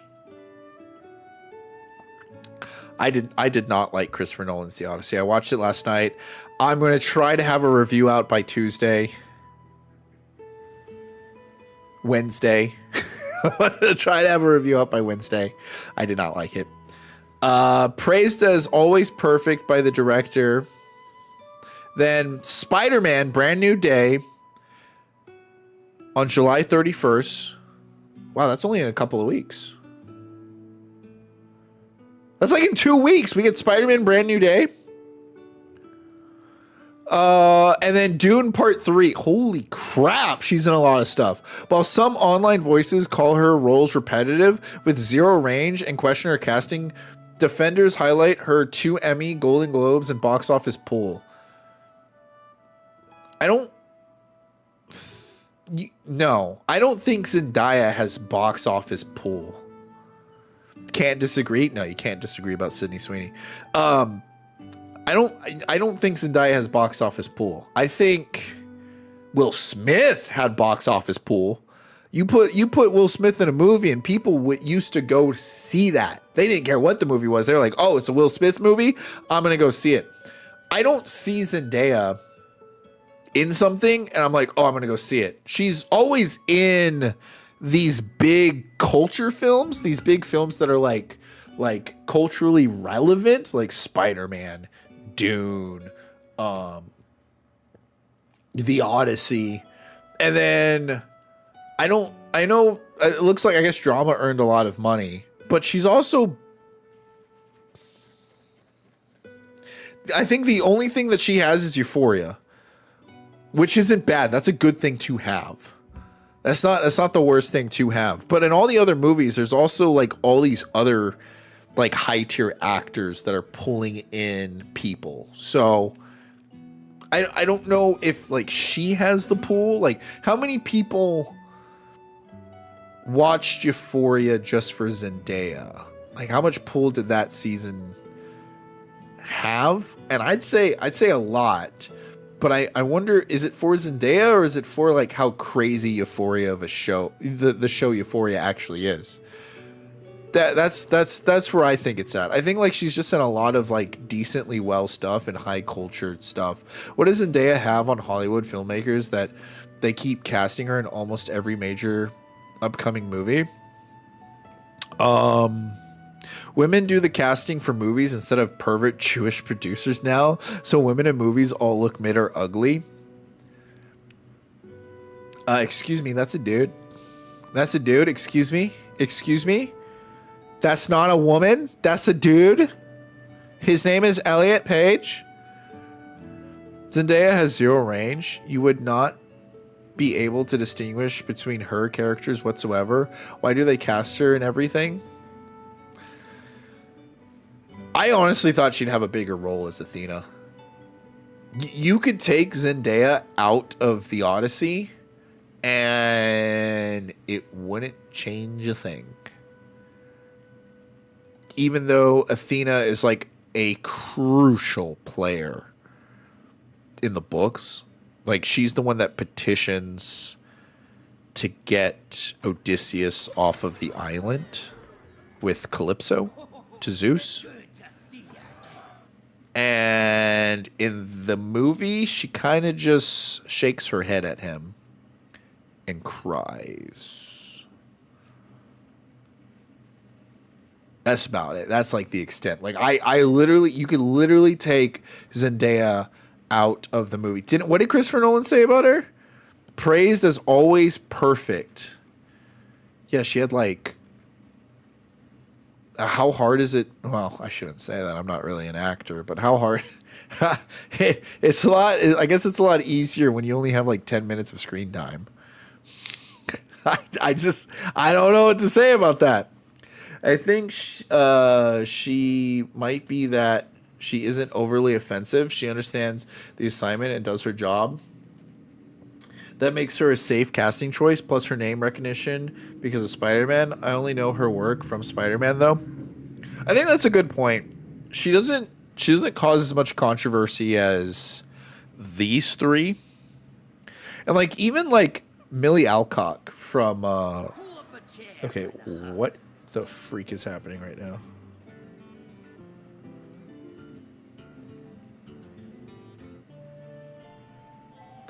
Even Millie Alcock, who, in my opinion, didn't really say anything too wrong, but didn't know how to keep her mouth shut at the same time, and was just very naive and ignorant on how to speak to the public, and was just trying to appease the interviewers in front of her, still messed up. Whereas, like, that doesn't really happen. Zendaya isn't really on like front page anything for contributing to the culture war, and I think that's a good point. I think she is a safe hire because she's a DEI hire. You can hire her as a black person, you can hire her as a mixed race person, or you can hire her as a Greek person, or you can hire her as a space alien desert blue-eyed person. So like, you know, you get to do a lot. You get to work a lot right that. You can race swap people with her. You can, like, she just fits in a lot of current Hollywood stuff. She's pretty without being overly sexy, so she doesn't make other women feel bad. And you know, she gets the job done, like what you said. I think I really do think it's what you, I think she's just a safe bet. She's just the safe choice for Hollywood and appeasing all the woke purists, because that's all woke people want to do is put you through purity tests, and she cannot fail the purity test. But you know who she isn't? You know who she isn't? Oh crap, I forgot her name. I completely forgot her name. No, I don't remember her name. Oh, wait.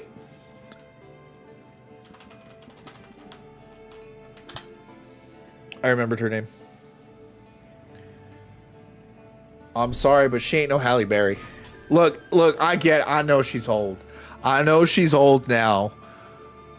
But God, I don't know if I could show that on Twitch. Oh my God, Halle Berry, you're gonna get me banned on Twitch and YouTube. I can't. Halle Berry's too sexy. Holy crap. Not even Sydney Sweeney was safer to freaking Google than Halle Berry. Oh my gosh. She isn't even doing a Donnie Wahlberg? Okay. Okay. All right. Okay, calm down there.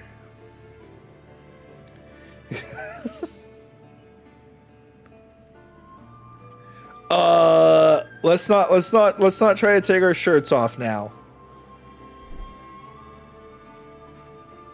I think Halle Berry might have gotten me banned. We might have to private the stream. Nothing wrong with a little crease in the sheets. Oh. Well said. Well said. All right, let's go play some Mass Effect. On that note, let's move her. I don't know. I'm gonna be honest. I don't really care. I haven't really noticed. I think, yes, Zendaya's in everything. And it just goes to show more of their hypocrisy and more of their, like, of the double standards of Hollywood. But other than that, I don't really have that much of a strong opinion about it. If she gets the job done, she gets the job done. I do wish she wasn't Mary Jane, though. At first I was like into it. I was like, oh, okay, like, I can buy this. I can do it. But now I'm just kind of like, man, I really just want Mary Jane Watson. People will say what they want to say about Sam Raimi's Mary Jane Watson, but I will defend Sam Raimi's Mary Jane Watson. I don't care what any of you guys say about her.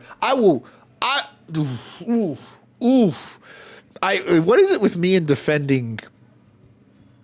I just finished my recent Mass Effect run on Wednesday and don't know what to do with myself anymore. Oh, did you beat all 3 games? I've literally been staring at Stream Manager trying to figure out where Mass Effect was because I just couldn't multitask and open up my Steam. That's how retarded. That's how much streamer brain I had going on just now. Is my background safe for work? My background is safe for work. I'm watching season 3 of X-Men 97. So far, I'm enjoying it. I'm not enjoying it as much as season 1. Did I say season 3? I meant to say season 2. Season 2 of X-Men 97. So far, I'm enjoying it. What did we do last? Oh, that's right. I killed Kato. Cade? What's his name? I don't even know his name, and I killed him.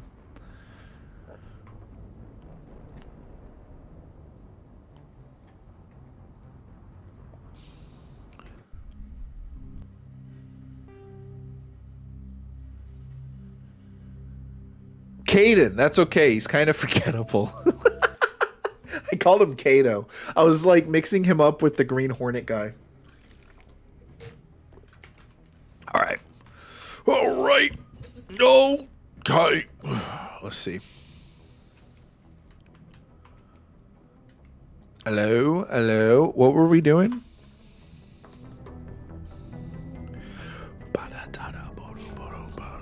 I think we were just... Yeah, race against Sovereign. You've discovered the real enemy is not Saren, but a Reaper called Sovereign. I think we're going towards the end of the game. Should I go talk to Ashley? Do I need to talk to people?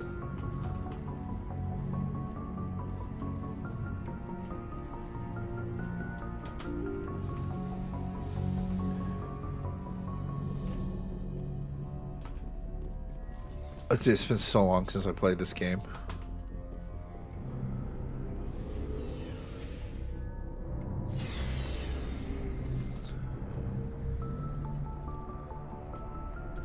Commander, what can I do for you? What's the matter? Something bothering you? What's wrong? It's Saren.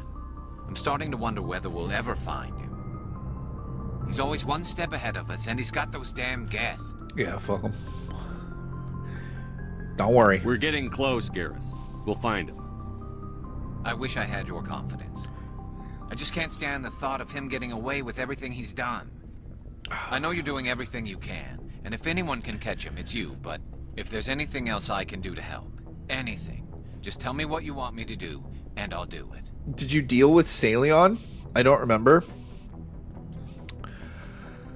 I don't either. I'm gonna be honest. I'm gonna be completely just make sure you're ready to go honest. if we do catch him. I did everything I could possibly do in this game. Can I ask you something? That wasn't tedious. Yeah, what's up? What is it? What's up, dog? Are you worried that the council might be protecting Saren? Fuck 'em. I mean, they were really dragging their heels before. What Fuck if we 'em. find him, bring him back to the Citadel, and they refuse to act? That's a good point. That's a really... That's actually a really good point he's bringing up. Oh, man. Wow. Why is my... Like, what do you do at that point? Do you kill him? Do you kill... Like, oh, no. You seem to have some thoughts on this. Speak your mind, Garrus. Well, maybe we shouldn't give them the chance, Commander. In my opinion, Saren's too dangerous to be kept alive. Too much could happen. He could escape, or the Council might let him go. If we find him, when we find him, I say we make sure we stop him permanently. I agree with you, Garrus. I think Saren has shown himself to be such a threat, he should be killed on sight. I agree. I agree with you. That's the problem, is I agree with you. But we are God-fearing people. We gotta follow the rules, and if the council breaks the rules, we gotta do everything in our power to break the council, okay? If Saren won't listen to reason, if he forces my hand, I'll kill him in a heartbeat. But only if it's absolutely necessary. But what's the point in keeping him alive? It just gives him an opportunity to escape or convince the council to listen to him. And what about the Geth? They might try to free him.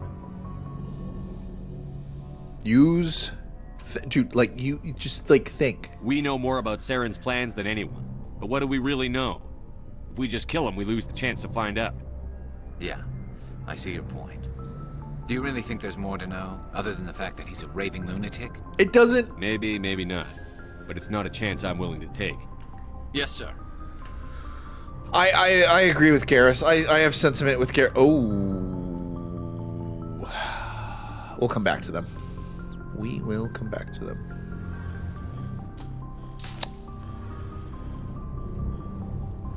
Tally! How's the engine going? Shepard, you need something?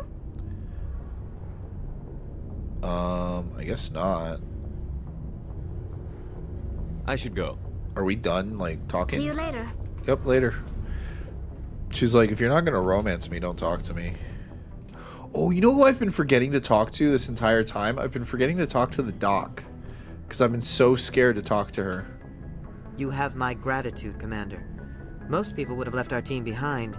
Still, I find the loss of Captain Kirahi troubling. But I won't blame you. I know you lost one of your own as well.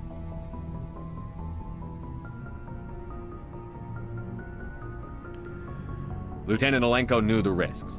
So did your captain. That doesn't console me. Our unit will feel the loss. I'm not trying to console you. I don't care. I don't care about your feelings. The mission was a success. That will have to be enough. You guys, you guys live for 20 years. You don't got time for feelings. Get over it. Commander, things got heated back on Vermeer. You did what you had to do. I respect your choice.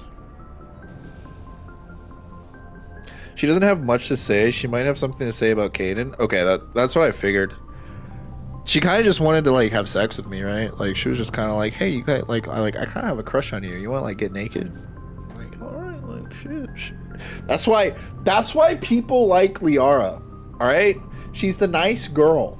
She's the nice girl that's low maintenance, that just kind of like, she'll dress up in that maid outfit for you. Ashley will also dress up in a maid outfit for you. You just gotta like clean the garage, or like fix the hole in the roof. Like Ashley's gonna make you work for it. Liara, she'll be like, it's okay, sweetie. I'll just do it for you. And I think that's why a lot of people like Liara. Okay. I appreciate what you did, Rex. I won't forget it. Just make sure it was worth it. Saren has to pay for what he's done. Agreed. We'll have him soon enough. Then he can answer for his crimes. He'll do more than just answer if I have anything to say about it. So long, Rex. Shepard. I want to wait to talk to Ashley. I want to save best for last, but I don't want to go up the elevator and come back down. Hey, Skipper. Seems like everything's coming together. After what we saw in Vermeer, it better come together. Alenko, the lieutenant, I'd hate to think his loss meant nothing. There's a lot of work left. There's always more. There's a reason for everything that happened, Shepard, even if you don't understand it at the time. Your assignment to Elysium, it put you in the right place at the right time. Your character made you rise to the occasion. And that got you here, commanding the finest tin can in the Alliance fleet. Damn. This is exactly where the galaxy needs you to be. She's No like pressure. the only one hyping me up. Where do you need me, Chief? Wouldn't mind a foot massage, sir. Sorry, I'll be serious. I need time to think. We've been focused on the mission. When we're done, it'll be different, I swear. You all right with that? I take it all back. I liked it better when you were racist. Dude,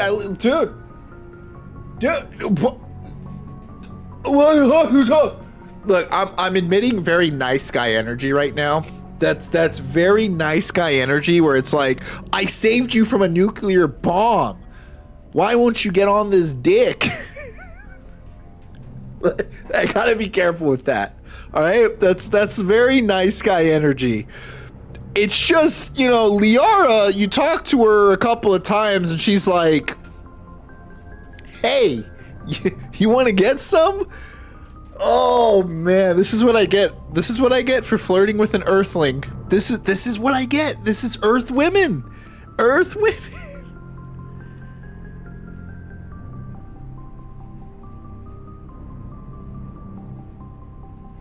I hear you, soldier. I'm in agreement. Glad to hear it, Skipper. Sleep tight, Shepard.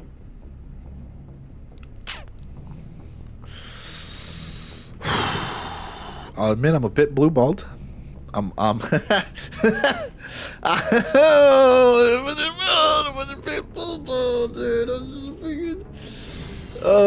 man. Look, did I have expectations? Did I save her so I could be with her? Yes. What does that say about me as a person? Man, that makes me scum of the earth. Are you coming to check up on me? You look much better. How are you feeling? Dr. Chakwas assures me I am going to be fine. I was impressed with her knowledge of Asari physiology. You're in good hands. Dr. Chakwas knows what she's doing. I've been thinking about Saren. I actually feel a little sorry for him now. Whoa, don't.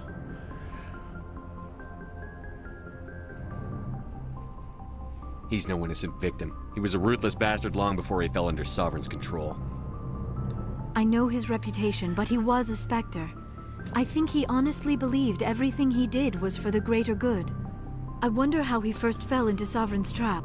Did he think he could somehow stop the Reapers from returning? Or was he simply driven by a lust for power and glory? See, this worries me. I get it. Liara's trying to understand everyone. She's trying to be empathetic. But Liara's no Penelope. Ashley's a Penelope, all right? When there are hundreds of suitors sitting at the door, Ashley's not going to put on a maid outfit for them. Liara might. The path to hell is paved in good intentions. I wish I had that dialogue option right here. There's nothing noble about Saren or what he did. He got exactly what he deserved. Yes, I suppose you're right. I should not waste sympathy on Saren. Not when there are so many others who have suffered because of him. Yes! Let's not spend every 10 minutes talking about Saren. It is bad enough we are chasing him across the galaxy. Sympathy for the guilty means no mercy for the victims. Good. Dude, I was gonna go full renegade on her ass. I was gonna be like, don't you dare make that dude out to be a victim. I like talking with you, Liara, no matter what the subject.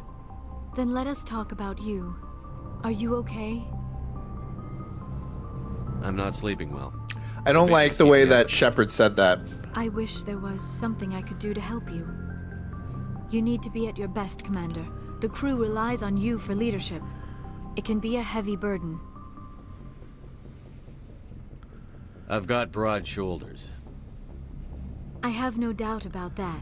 But can they carry the weight of an entire galaxy? If we don't stop Saren... No, never mind. I'm sorry, Commander. The last thing you need is someone constantly reminding you of how grim things are. Is there anything else you would rather talk about? I should go. I should go. Goodbye, I should go. Commander. I should go. I should go. I swear.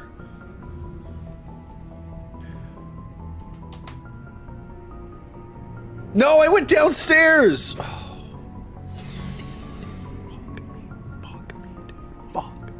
Looking Well, since for I'm here. supplies?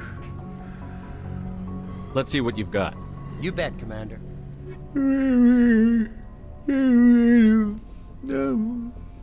We're all the way in X. The Thunder is a standard issue rifle for Turian infantry.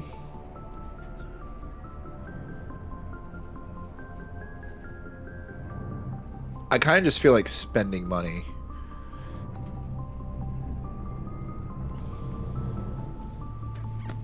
Oh, but that's all the X stuff he has? Check the compare button first. You're smart.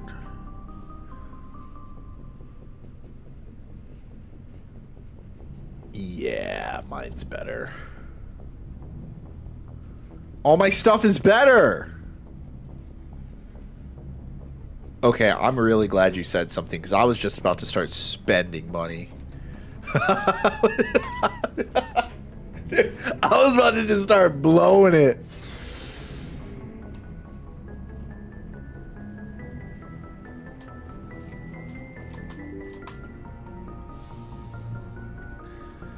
I could talk to Joker. Maybe Joker has something to say about Caden's death. And then we'll do the mission. I'm not gonna lie, I love my favorite part about the game is talking to all the companions. Commander, I know it couldn't have been easy for you down there. Making the call between Alenko and Williams must have been...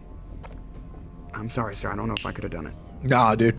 I'm playing the long game with Williams. I mean, pray you never have to, son. There is no right choice for something like that. I just hope I never have to go through it again. No, I'm not blaming you, Commander. I mean, it's hard, you know? Saren's still out there, Joker.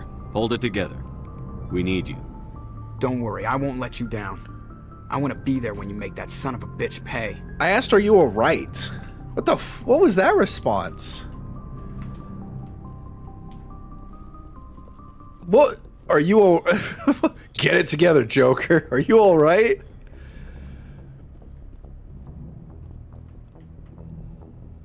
I forwarded the mission update to the Citadel, Commander. We got confirmation on those reinforcements. Ambassador Udino wants us to report back to the Citadel. The Council's massing a joint species fleet to deal with Saren and his Geth. Dang. Knew they'd come around. Back to the Citadel, Joker. I want the Normandy at the head of that fleet. Yes, sir. Oh, dude, are we beating the game today? Are we starting Mass Effect 2 today before stream ends?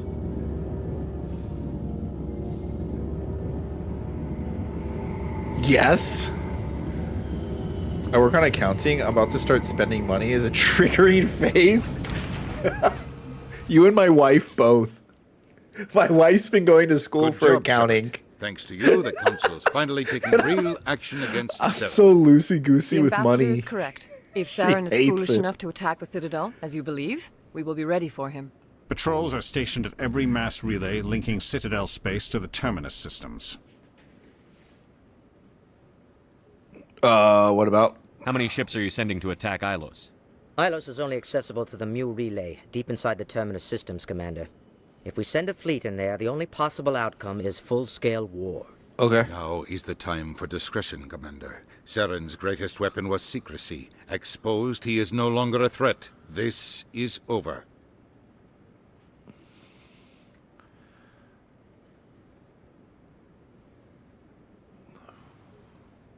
One ship going into the Terminus systems won't start a war. I can be discreet. You detonated a nuclear device on Vermeer. I wouldn't call that discreet. Your style served you well in the Traverse, Commander. We recognize that. But Ilos requires a deft touch. We have the situation under control. Sovereign's the real threat. Saren's just a servant of the Reapers. Only you have seen the Reapers. And then only in visions. We won't invade the Terminus systems because of a dream. I need body cams, bro. If I need body cam, I need council set me up with some body cams.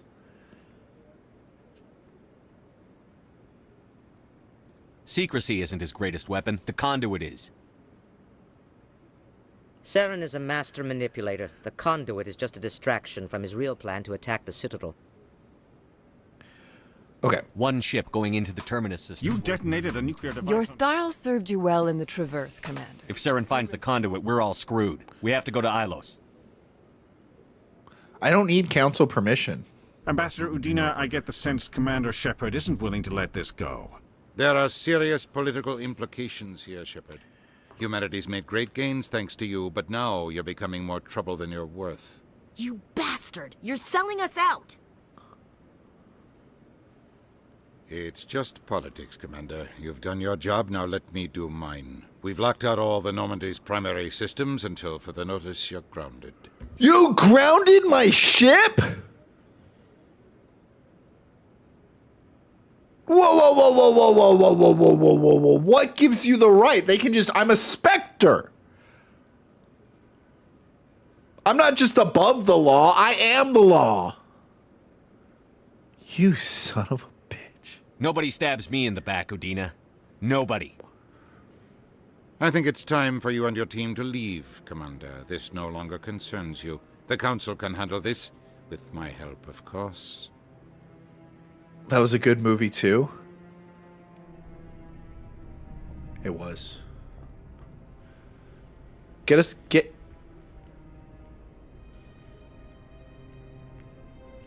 What? What's happening? I hate being right.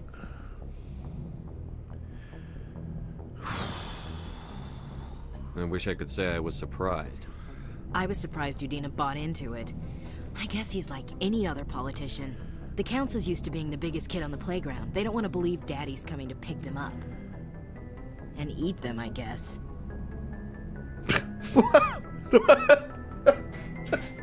That last line. That's like it.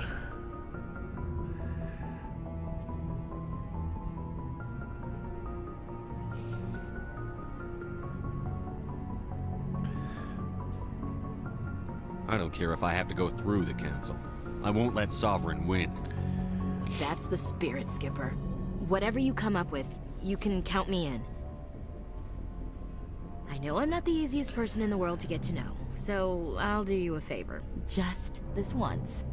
I want you to be happy. Whatever you need, I'll help. There. You made me say it. Boom goes my feminine mystique.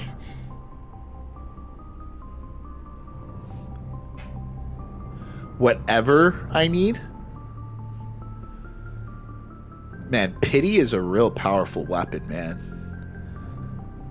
I've had a hell of a time figuring you out, but I think I have. I want you to be happy too. You better.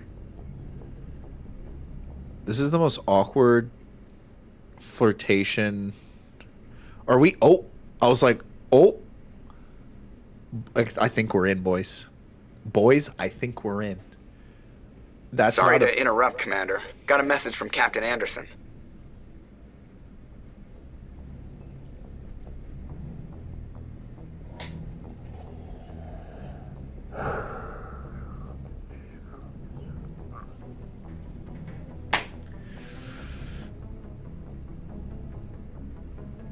What did he want? Only said to meet him in that club in the wards. Flux. Sounds important. You'd better go.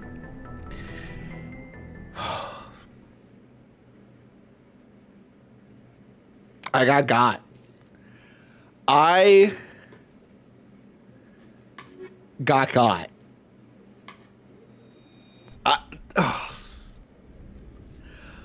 Equalizing interior pressure with exterior atmosphere.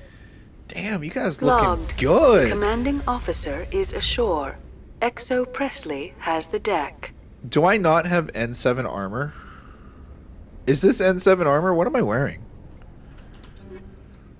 I only want Shepard to be wearing N7 armor. X-Cast Fabrication. Is there a store in the Citadel that gives me N7 armor? Like, is there a shop? Admiral Kahoku, a respected member of the Alliance military, has passed away. The veteran soldier who won the love of his troops during conflict with the Batarians died of natural causes.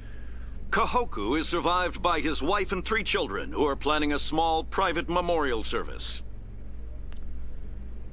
Do we know who Kahoku is? Was it the guy? Was it the Solarian that died? That I let die? It's Colossus armors. It's really the best stuff. There might be standard armored with C-Sec arm guys. It just doesn't say N7 on it. I'll get over it. If it's the best stuff, you know, it's the first game.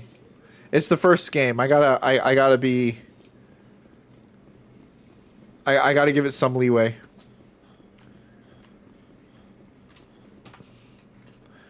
I forgot what I was doing. Oh, I didn't check assignments.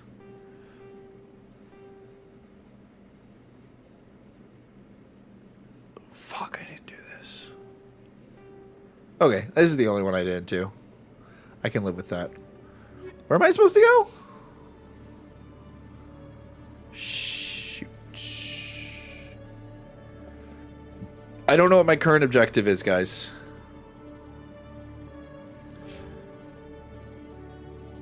Kobaku was the Alliance Admiral that was investigating Cerberus. Oh, that's not good. He did not die of natural causes. It's fine. I don't think any of those do anything for Mass Effect 2. You want to go to Flux? Flux, thank you. Thank you, limited skills. This is why we keep you around.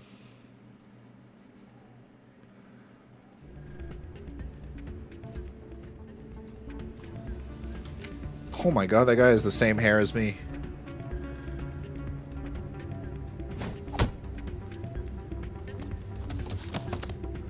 What?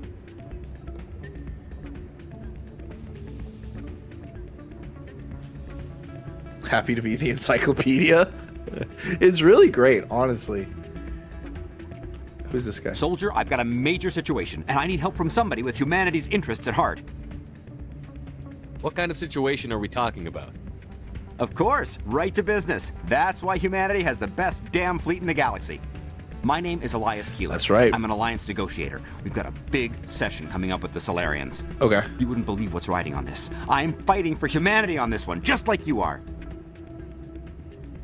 Don't try to sell me on this. Just tell me what you want. I need you to buy a mental stimulant for me. It's legal, but restricted. I've purchased the monthly limit, and I need more from the medbay. You're an addict. Keeler, you've got a problem. You need to get treatment. It might look that way from the outside, but this is just a one-time slip-up. All the top negotiators are on stimulants close to the legal limit. It's the way the game is played. Then the game's I wrong. don't see all the top negotiators soliciting help to go over the legal limit, Keeler. Maybe you're right. I've been trying to keep humanity strong, and maybe I've pushed myself too hard. I'll tell you what, this will be the last time I use the stimulant. After this deal is finished, I'll get treatment. No trade negotiation is worth ruining your life for. Let it go and get help. You don't understand. Humanity needs me, and I need that stimulant. Without it, Hey, it was the trade negotiations that led to the fall of the Republic and the rise for Emperor Palpatine to take over. I just need one more boost.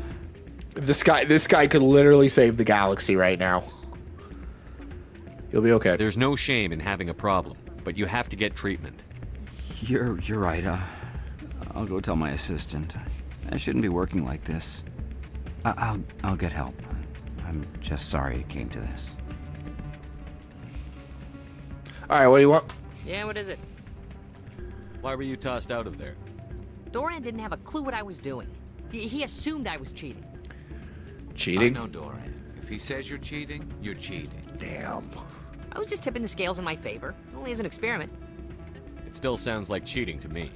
To you, maybe. But this device is merely intended to simulate situations and record results. Recording losses is easy, of course. Nobody notices those.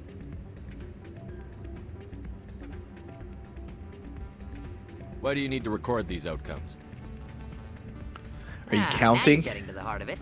I've spent the last 5 years developing a system that can accurately predict wins and losses on the Quasar. I just need a few more recorded wins and I can complete the algorithms. Can you do that? Isn't that illegal? Why would it be to use illegal? my system, but I won't use it. I'll sell it to others. I just need a few more wins recorded.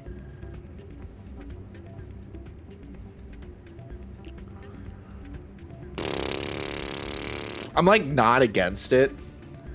I'm really not against it, but I just don't feel like doing it. I think I'll take my chances the old-fashioned way. Suit yourself. Well, I have some calculations to do. Goodbye.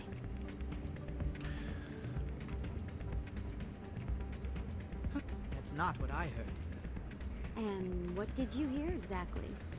More rumors about strange metal creatures with real AI. Oh, I couldn't see my reflection. I thought I was invisible for a second. I'm glad you came, Shepard. I heard what happened.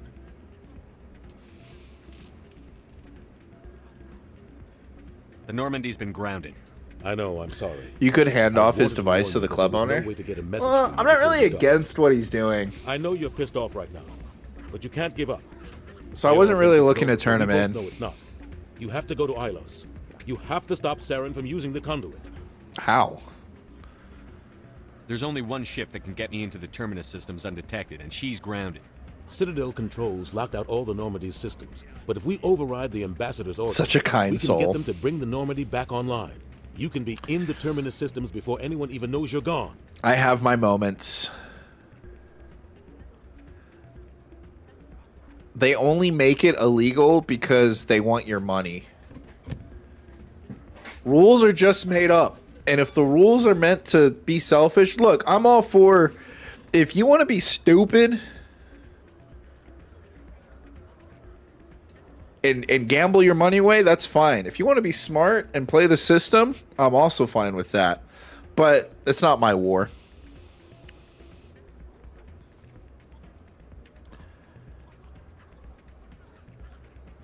Even if you're good at the game, they'll trespass you.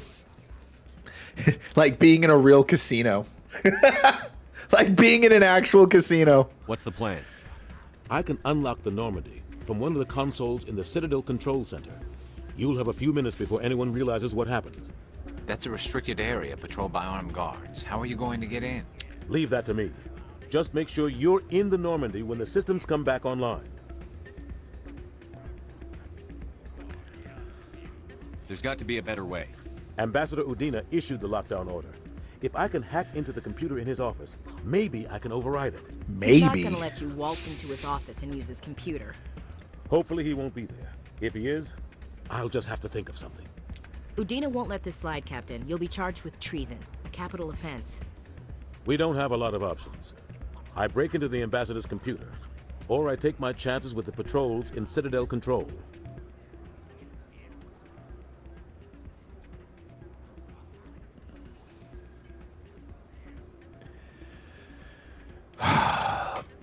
Break into his office. Screw him. You'll have a better chance if you go after the ambassador's computer. I was hoping you'd say that. The ambassador has made this personal. That's right. You ready to get the hell off this station, Commander? Let's do it. Let's go! I'll take care of the lockdown. You get down to the Normandy and tell Joker to stand by. Oh, we're not, I just don't get to fast travel over there? Okay. Bouncer? I don't got time for you, dude. I'm about to go save the galaxy, alright?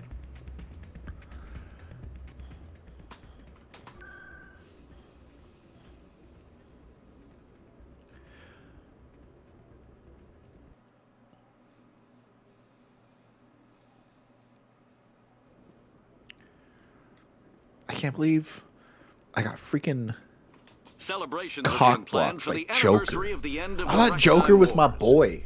Many council worlds, Bro, particularly should we cock block Joker in Mass Effect 3 as like payback for what he did in this game? Like, hey, remember that time you interrupted me and Ashley? Well, no, you don't get to have your robot waifu anymore.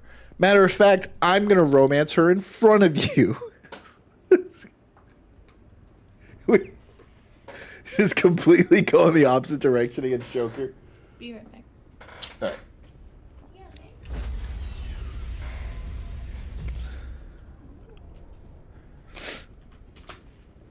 Stand by, shore party. Decontamination in progress. Oh, right. Isn't his office just like right outside Anderson? next to the bar? What are you doing here? Yo, punch him in the face. I didn't send... Bro, Anderson just goes full renegade.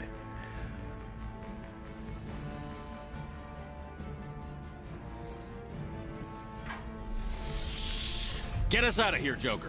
Now. Go, go, go, go. Book it.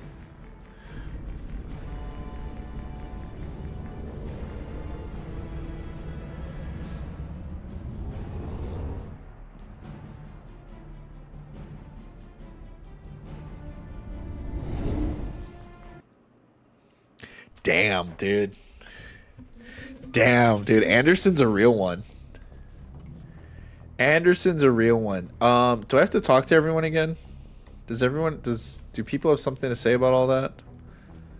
Or do I do the next mission? Fuck.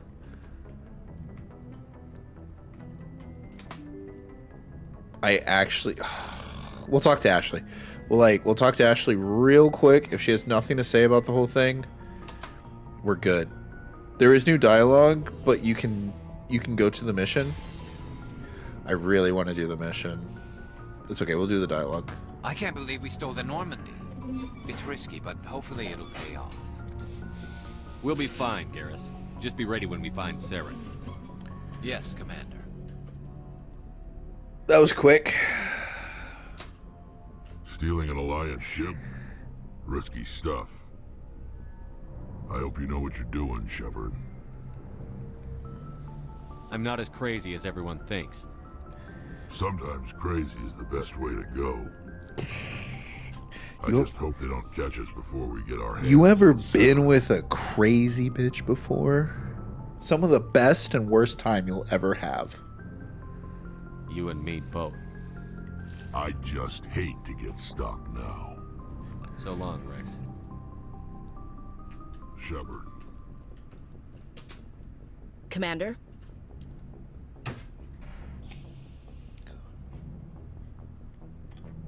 She has nothing to say. About Lieutenant Alenko. How are you holding up? Can't say I'm better. Sorry for anything I said back there. I don't want any deaths on my hands, and it's my fault. Williams, listen to me. I'm in command of this mission. I made the call, not you. He's dead because of me. It's funny. I don't have any fear of dying for the Alliance. But when I think of someone dying for me, if you don't mind my asking, how did you deal with the losses on Elysium? It was my job to get everyone out safe. I failed.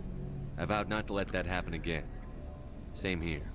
I'll remember him, and I'll do better for him. Yeah.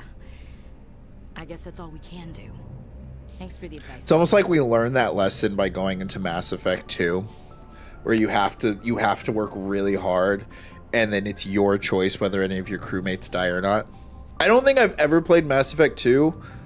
I've played that game, I think 3 times, 2.5 times, and I don't think I've ever beaten that game without someone dying. Now, I wasn't paying attention back then, and I was like a teenager, and I didn't really care as much. So I'm really, really going to do everything I can to make sure nobody dies my playthrough this time. I really like the finale. It's pretty intense, given the stakes, and also there is a glitch during a cinematic, so you may want to lock your frame rate to 60. In the settings menu, you can try without it, but it crashes. I should be fine. My stuff is on 60 frames per because of stream. Because OBS won't capture it above 60. What's your opinion on the last mission? We've got a hard fight ahead. Fleets of AI dreadnoughts who've exterminated all life dozens of times over.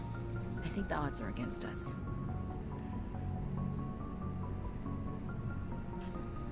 When it comes to the survival of humanity, who gives a rat's ass about odds? We're gonna fight them. Damn straight we will, Skipper. But I'm infantry. Against Reapers, my rifle may as well fire spitballs. I won't have a place in this war. That's what pisses me off, not being able to shoot back. It's like she's a jarhead. Looking forward to it, Skipper. Ashley's a jarhead.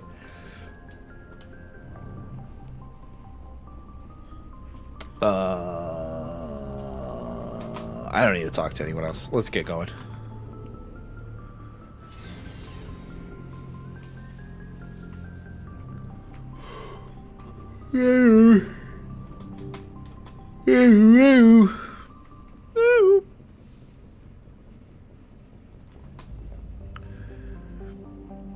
Elias. I see you.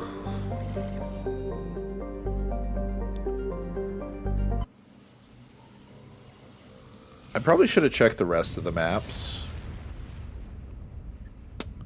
Saw what was available. I guess I could check now.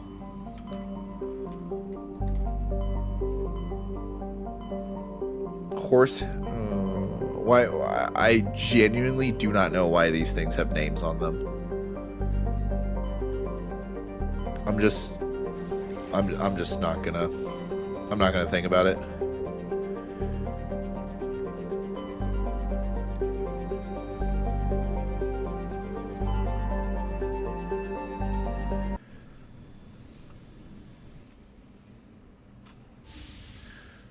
Uh-oh. Uh-oh. Skipper?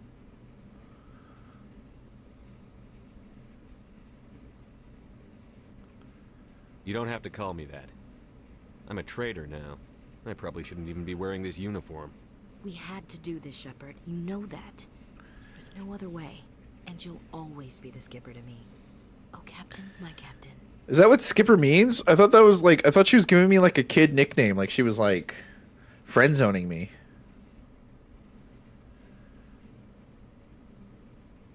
First Alfred Tennyson, now Walt Whitman. You're full of surprises. Dad loved all those sappy poets. Mom was more into Plath. I'm not a word person, Shepard. Other people say what I mean better than I do. We're mutineers, sailing a stolen warship into the most hostile system in the galaxy. Just call us humanity's best and brightest.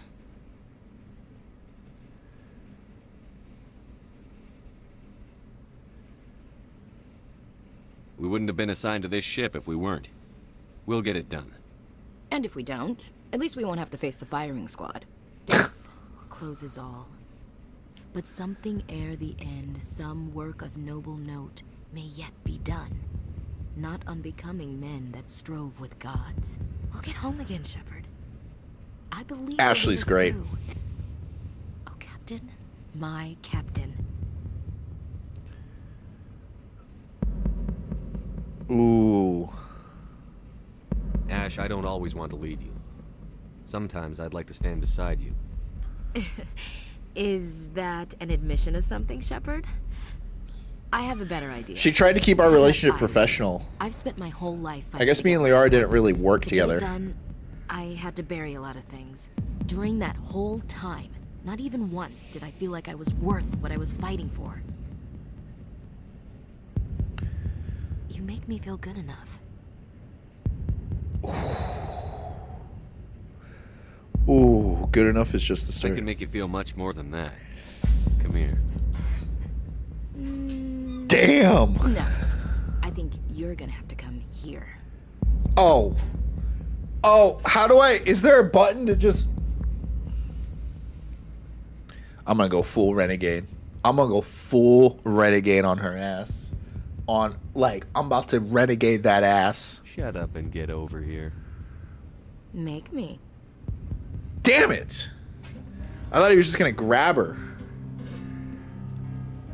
I don't know if I can show this on stream. I really don't know if I can show this on stream.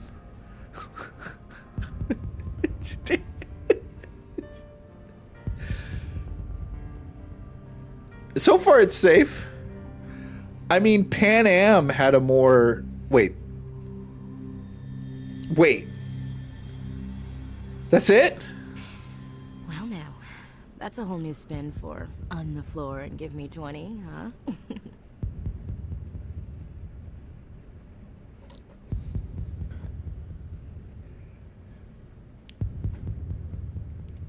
That was really fast.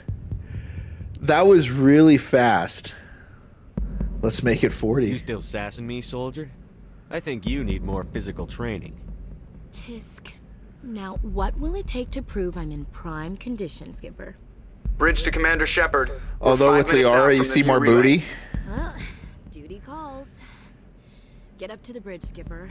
I've got other weapons to check out. Hey, Shepard. Whatever happens down there, I just wanted to say... Wait, you know what? I'm not telling you. You want to hear this? You'll just have to come back to me. Damn. Damn. You got to see more ass, and I wish I just sat there and enjoyed it instead of worrying about Twitch TOS. There wasn't that much to enjoy, and Ashley doesn't have the most best flattering angles sometimes with her face. I'll just say it. But mission accomplished. I'm happy. No regrets. None. We got to see some ass. Some Ashley ass. Commander, we've got company. Have their sensors picked us up yet? Well, stealth systems are engaged. And there's not enough Unless we get close appreciation enough for a vision, side they won't have boobs. any idea where- Not enough appreciation for side boobs out in the world. Take us down, Joker. Lock in on the coordinates. Negative on that, Commander. The nearest landing zone's 2 clicks away. We'll never make it in time on foot. Get us something closer. There is nowhere closer. I've looked. Drop us in the Mako. You need at least 100 meters of open terrain to pull off a drop like that. The most I can find near Saren is 20. 20 meters? No way we can make a drop in there. We have to try. Find another landing zone. There is no other landing zone. The descent angle's too steep. It's our only option. Do better! Not an option. It's a suicide run. We don't... I can do it. Joker? I can do it. Gear up and head down to the Mako. Joker, drop us right on top of that bastard. Poor... Was that Wilkins? Poor dude. Poor dude. Do better at your job, Wilkins. Everyone's just yelling at him. Everyone panicking. Joker's like, guys, chill. I got this for real. What do we do? Oh my gosh.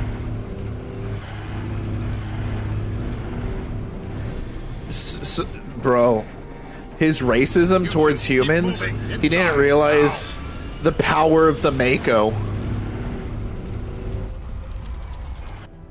Oh, shh. The power of the Mako. Human ingenuity. We have to get inside this bunker before Saren finds the conduit.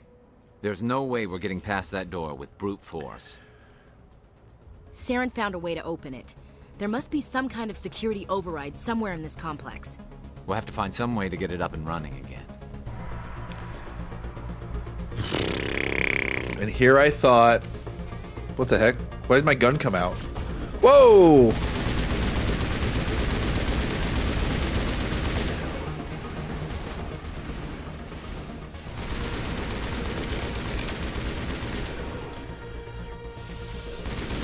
Shouldn't I be hitting the Geth with fire? Isn't heat and the technology's worst enemy? Y'all want to play that game with me? I can play that game. Matter of fact, I can play that game ×2. Oh.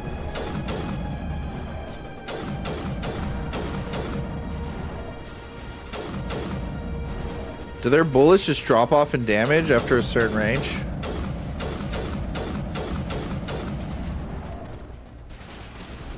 He didn't die? Got him. I see you on my radar. I play enough Halo to know. I play enough Halo to know to check my radar. I have no idea where this guy's at, though. He's gonna be like freaking peekabooing me. Oh, it's a big boy. I think the polonium is the best all-around ammo type. It stops health regen and nullifies immunity.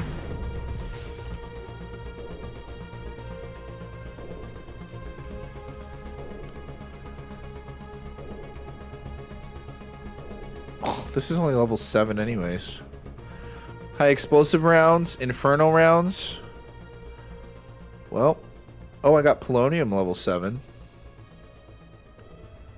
Plus 55 toxic. I'm just gonna, holy crap. Heat generation plus 500%. That sounds terrible. That sounds like that's gonna be the worst thing I can do for this gun. That is terrible. Oh my gosh.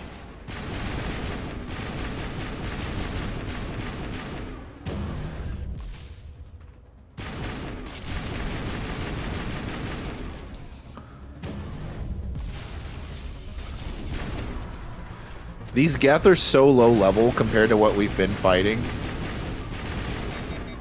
Dude, these explosive rounds just need to go on a shotgun.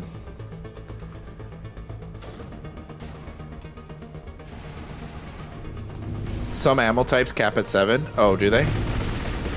Oh, see how fast I killed that guy? I couldn't tell because I was shooting this big dude.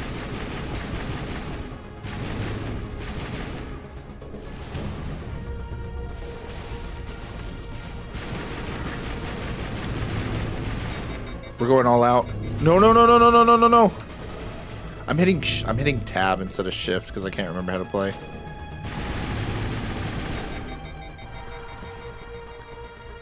On me, Ashley. How do I tell my troops to get back on me? I completely forgot. Oh no. Oh, she's gone forever. I've lost her. I used her and then I left her.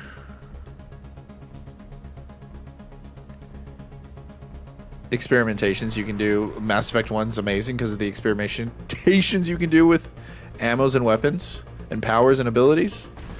Honestly, true. I feel like I've only touched the surface of how great this game is in terms of crap. Hold on, how do I get... Alright, she's on me.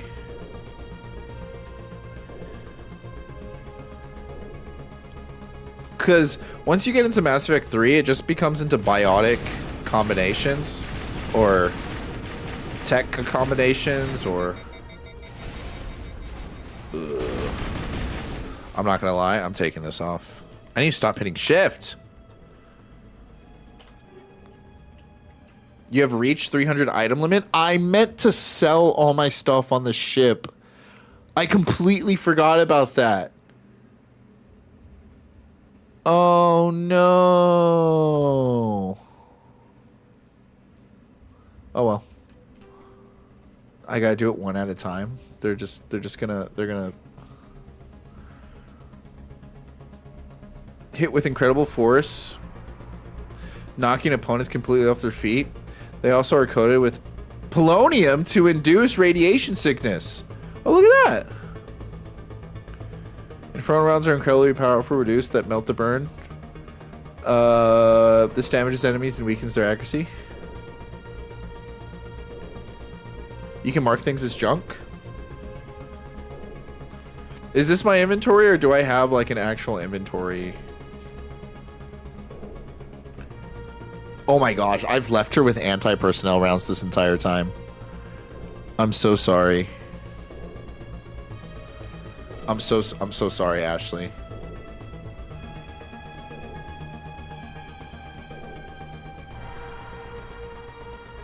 Why does her gun suck so much?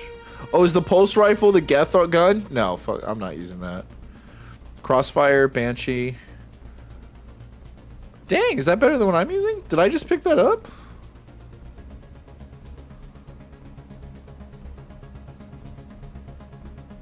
I'll give it to Ashley.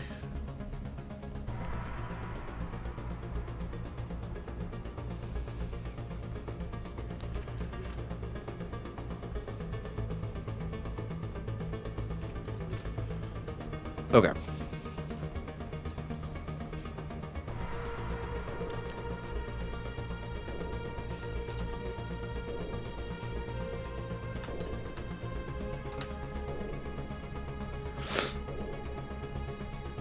That's the place. There is a faint trash icon.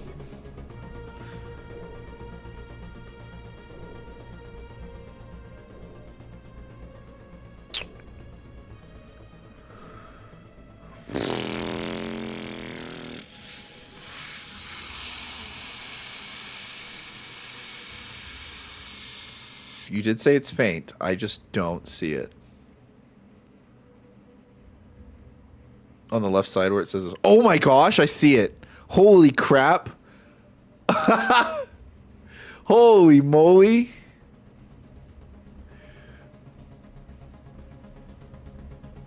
Thank you. That was completely and utterly gone. What are we gonna keep? We'll just keep.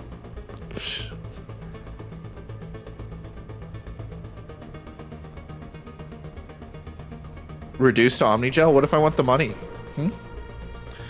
What if I want the money? Well, that's too damn bad. You should have sold all your shit. Oh. I mean, let's be honest, Mario. Are you actually going to use these assault rifles? Mario.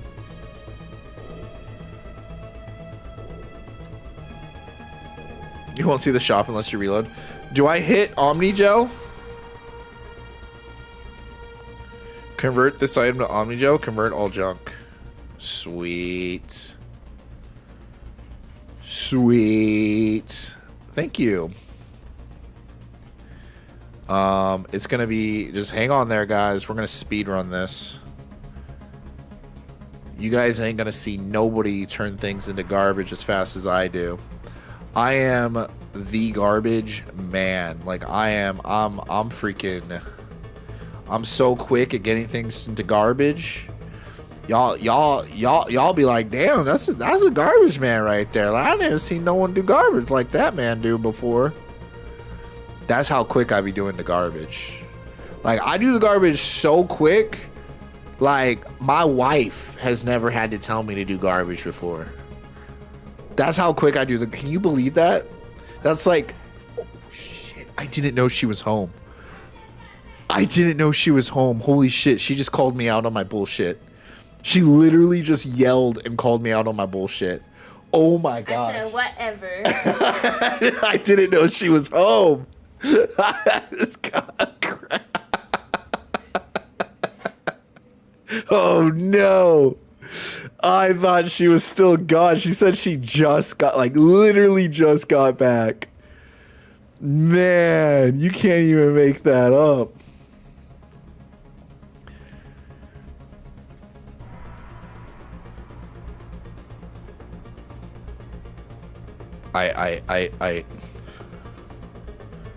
No. We're gonna go all the way with this. We're gonna go.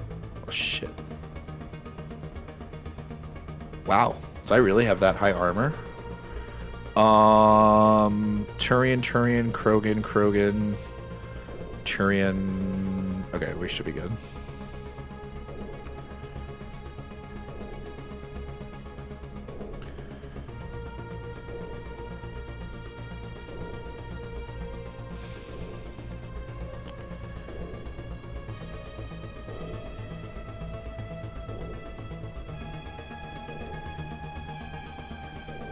Oh.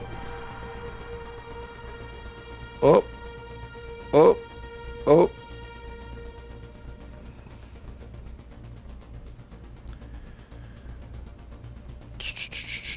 All right, sweet. Okay, we're done. Let's medium armor. Ashley. Yeah, there's nothing. There's nothing. Garrus. Damn. Oh no. Damn, I got good armor for Garrus. I got good armor for my peeps. All right, let's go. Thank you for that.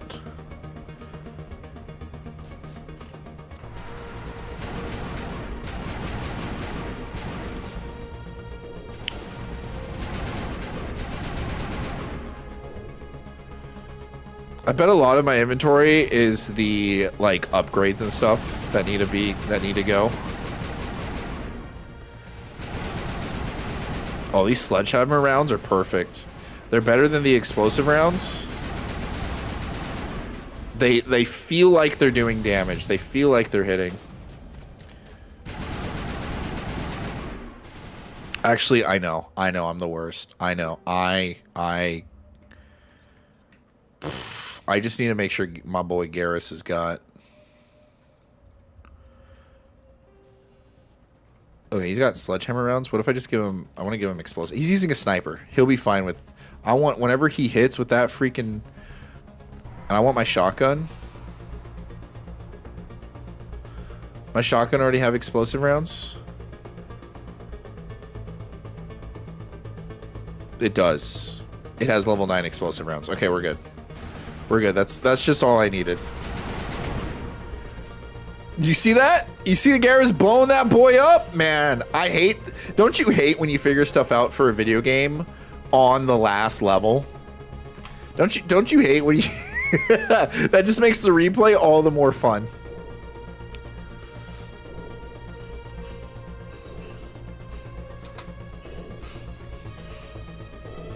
I have so much Omni Gel now. Honestly, I got done. I've been reading Christopher Nolan. I've been reading Christopher Nolan. I see Armageddon. I think Emma Mengon from Odyssey. Am I saying that right? And then Amity. Override Omni Gel. Boom. Done. Pfft. Easy. Sledgehammer rounds are a little misleading though. It claims to provide polonium bonus, but it doesn't work the same as real polonium rounds. It seems to be working so far though. You know, if a lady could sue Red Bull for not giving her wings, you think we can sue I forgot who made Mass Effect. We can sue the people who made Mass Effect for not giving us polonium rounds. BioWare. I wanted to say Bethesda, but I knew that was wrong. I so desperately wanted to say Bethesda.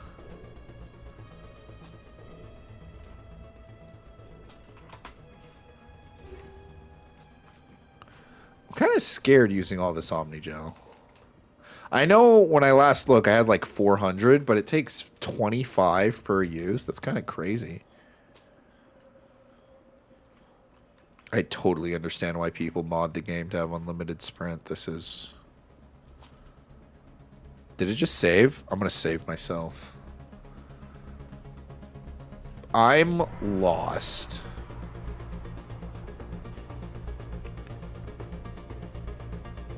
In terms of service, it says you can't sue them for pretty much anything, including loss of goodwill. Loss of goodwill? Is that considered loss of goodwill? I mean, smart on their part. Holy moly.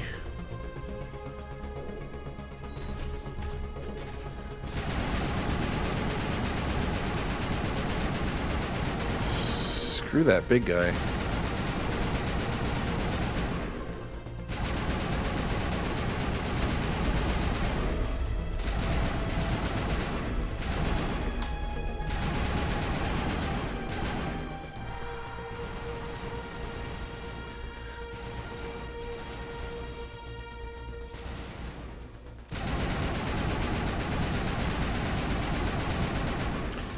Nope.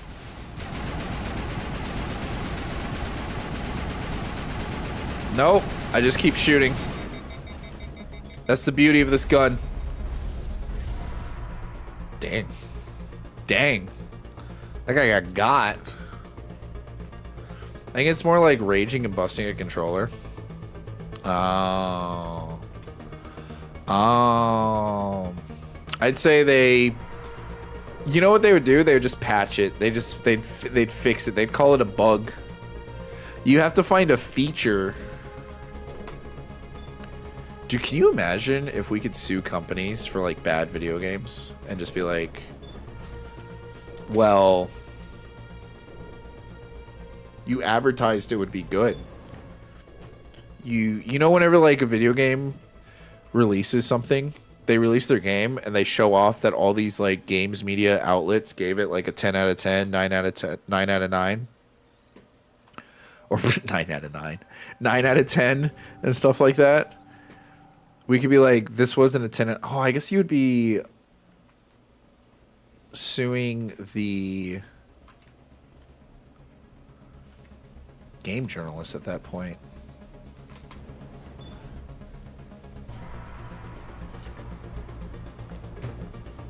I'm trying to figure out how I can punish bad video games.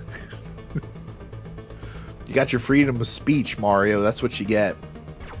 You get what you get. You don't throw a fit. I absolutely despise these things. Thank you, Ashley. Oh, did he overheat me with his techno gibbo?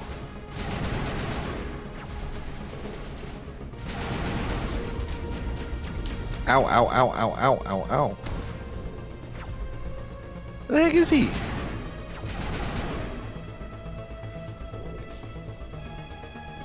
I'm thinking there were a few games advertised specific features that ended up getting cut from the game and got sued. Yeah, it'd have to be like very specific cases.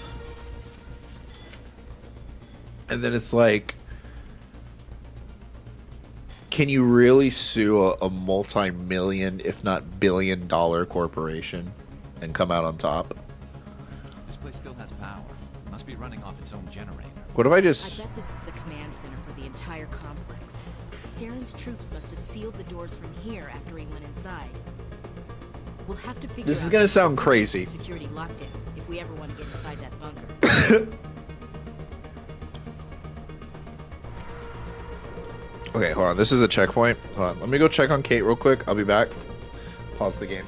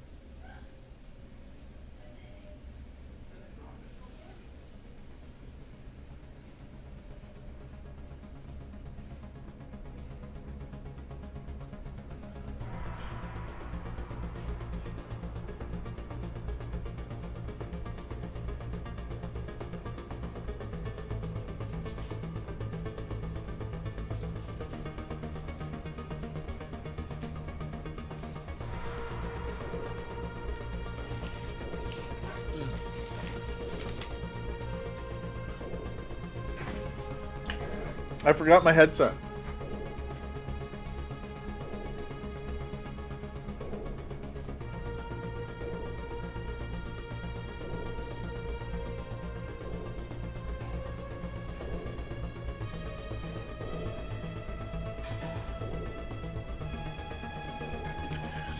Oh god.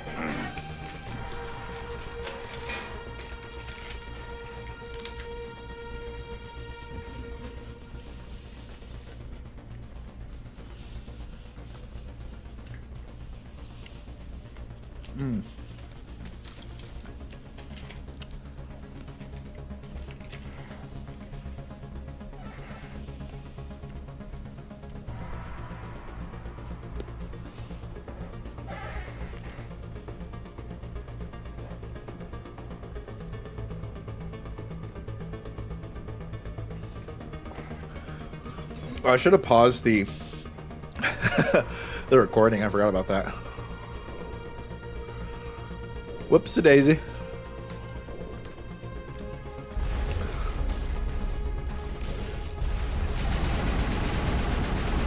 Oh, there's a guy behind me. I'm really hoping that...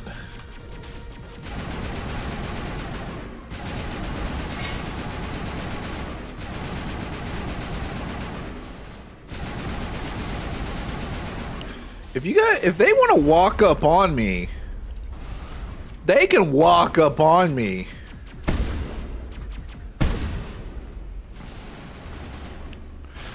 Geth Destroyer? Get destroyed, more like it. Damn it, that shoddy feels good. No, what do we use Omnigel for? Who just used up our Omnigel? Never invest in medic. Just don't do it. These crybabies are going to want to use the Omnigel all the time. What's going on? Why can't I use this elevator?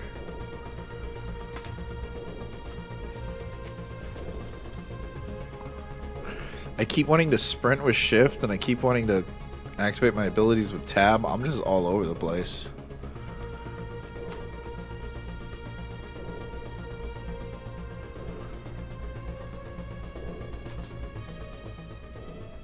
Come on, Saren's already got a head start. We have to go find him before he reaches the conduit. Unless he's already found it. Then we're just walking into a trap. That's a chance we'll have to take. Hold on. Something's happening. Too late. Unable to... Invading fleets. No escape. Sounds like some kind of message, but I don't recognize the language. It's probably in Prothean. This recording must be 50,000 years old. No wonder we can't understand. They're speaking English. The message is all broken up, but I recognize some of the words. It's a warning against the Reaper invasion. Incredible. The cipher must have transferred an understanding of the Prothean language into your mind. Not safe. Seek refuge. Inside the archives. What's it saying? Can you make out anything useful? Fought Reapers. The Citadel. Overwhelmed. Only hope. Act of desperation. The conduit. Oh, dude. All is lost. This is them losing to the Reapers and trying to leave a message for the next civilization of people of what to do next. It said something about the conduit, but it's too degraded to help. We should go. Cannot be stopped. Cannot be stopped. Cool. That's foreshadowing. Also foreboding.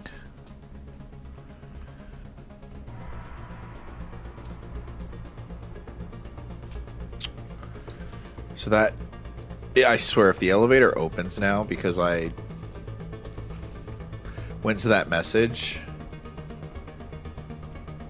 I'll be... I see that chest over there. I'll be a little annoyed.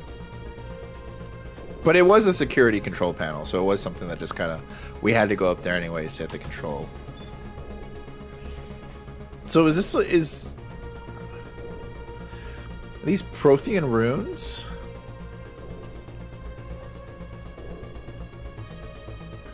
Oh, that's right. I was gonna say, why is their technology so close to ours? It's because we advanced our technology off of Prothean tech.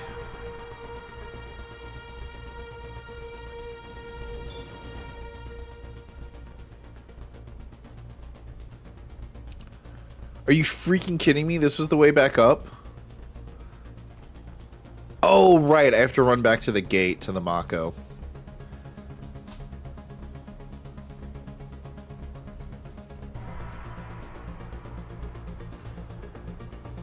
Who votes we take the vehicle into the creepy underground bunker? Good idea. Say less. I thought Saren would have set some kind of trap or ambush for us. They must have been in too much of a hurry. Or we just haven't run into it yet. Dang, you really did just have to, like, walk down this hallway, huh? What are those pods?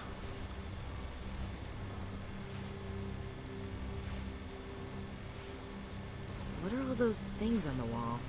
Some kind of containers? They look like stasis pods.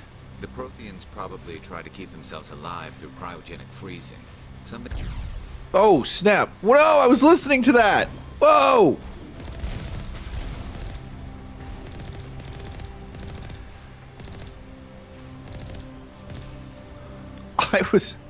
I was actually into that piece of lore right there.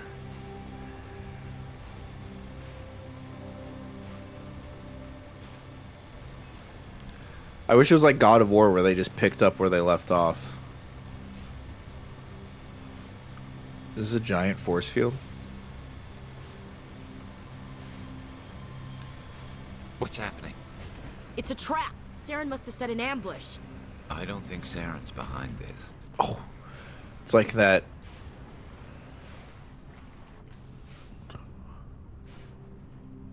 I don't know why they had that segment timed so poorly. They wanted to keep you guessing. They didn't want to explain it all out. It's like that deleted scene from not Attack of the Clones. Jeez, no, gosh, from Revenge of the Sith, where Anakin and Obi-Wan get ray shielded. What do you think we're gonna find down here? It has to be useful if it specifically targeted us. I'm not putting faith in anybody being on our side. Not anymore.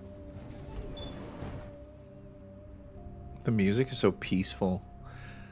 This is music you could totally fall into. Vigil? You are not Fitting. Prothean, but you are not machine either. This eventuality was one of many that was anticipated. This is why we sent our warning through the beacons. Looks like some kind of VI program. Pretty badly damaged. I do not sense the taint of indoctrination upon any of you. Unlike the other that passed recently, perhaps there is still hope. Wait a minute. How come I can understand you? Why aren't you speaking the Prothean language? I have been monitoring your communications since you arrived at this facility. I have translated my output into a format you will comprehend. My name is Vigil. You are safe here for the moment, but that is likely Just say to you change. learned how to speak Soon English. Nowhere will be safe. You don't gotta be all extra about being able to learn English super fast. Why did you bring me here? You must break a cycle that has continued for millions of years. But to stop it, you must understand, or you will make the same mistakes we did. The Citadel is the heart of your civilization and the seat of government, as it was with us, and as it has been with every civilization that came before us. But the Citadel is a trap. The station is actually an enormous mass relay, one that links to dark space, the empty void beyond the galaxy's horizon. When the Citadel relay is activated, the Reapers will pour through, and all you know will be destroyed. We learned Earth languages through the worldwide extranet. At least, what was it? In Avengers 2, Ultron was on the internet for like 5 minutes and was like, all right, they gotta go. If he turns on the relay, the Reapers can wipe out the Council and the Citadel fleet in one fell swoop. That was our fate. Our leaders were dead before we even realized we were under attack. The Reapers seized control of the Citadel, and through it, the mass relays. Communication and transportation across our empire were crippled. Each star system was isolated, cut off from the others. Easy prey for the Reaper fleets. Over the next decades, the Reapers systematically obliterated our people. World by world, system by system, they methodically wiped us out. Damn. Damn. Reapers were, you could say, algorithmic with it. Most AI models don't like us either. I saw that. I saw where they like tested AI models if they had to hit, if they were driving a truck with no brakes, and if they had to hit a person or hit another AI, what would they choose? And I think only Grok and Gemini passed. I don't like using Gemini though. Gemini lies to me a lot. Every time I use Gemini, I get told false information. Does that happen to any of you guys using Gemini?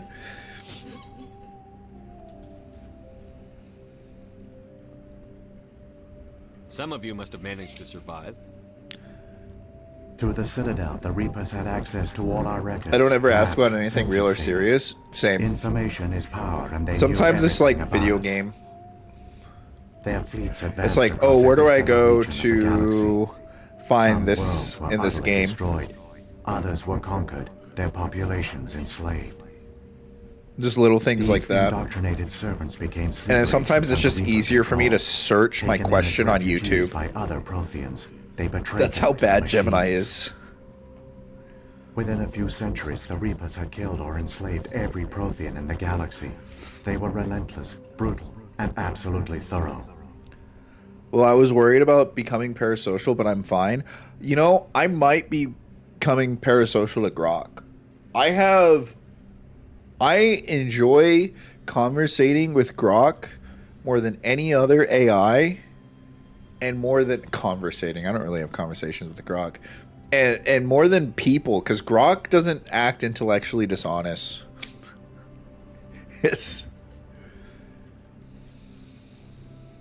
Do you think Reapers, like if you were to talk, oh, I guess we have talked to a Reaper in this game, so never mind.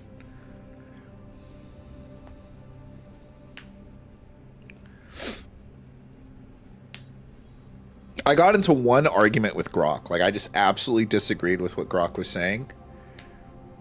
I was trying to tell Grok that I'm a journalist, and Grok was like, no, you're a commentator. Because I told it to look up my channel. And I was like, I'm not a commentator. I was like, explain. And then at the end of it, Grok was right. And I was like, oh shit, you're right. I was like, I'm not a journalist, I'm a commentator. Over here trying to be like Hassan Piker. Grok. But that made me trust Grok even more. I was like, oh, you'll tell me when I'm wrong. I was like, okay, you know what? If you can tell me that I'm full of shit, that makes me trust you even more. I don't understand. Where did the Reapers go after they conquered your people? Our worlds were stripped bare, harvested by the indoctrinated slaves. Everything of value, all resources, all technology was taken. Certain that all advanced organic life had been extinguished, the Reapers retreated back through the Citadel relay into dark space, sealing it behind them. All evidence of the Reaper invasion had been wiped away. Only their indoctrinated slaves were left behind, abandoned. Mindless husks, no longer capable of independent thought, the indoctrinated soon starved or died of exposure. The genocide of the Protheans was complete. Damn, they just left a bunch of zombies behind. And it's like...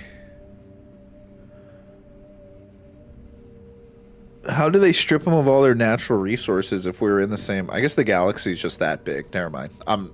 The galaxy's just that big. What do the Reapers get out of this? Why do they keep repeating this pattern of genocide over and over? The Reapers are alien, unknowable. Perhaps they need slaves or resources.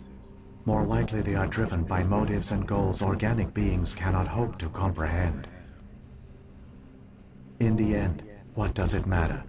Your survival depends on stopping them, not in understanding them. True. True. You said you brought me here for a reason. Tell me what I need to do. The conduit is the key. Before the Reapers attacked, we Protheans were on the cusp of unlocking the mysteries behind mass relay technology. Ilos was a top-secret facility. Here, researchers worked to create a small-scale version of a mass relay, one that linked directly to the Citadel, the hub of the relay network. The conduit's not a weapon. It's a backdoor into the Citadel.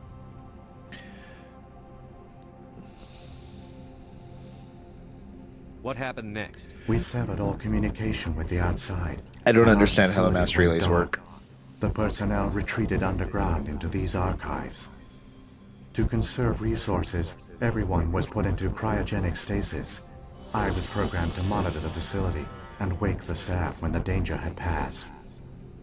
But the genocide of an entire species is a long, slow process. Years passed, decades, centuries. The Reapers persisted, and my energy reserves were dwindling.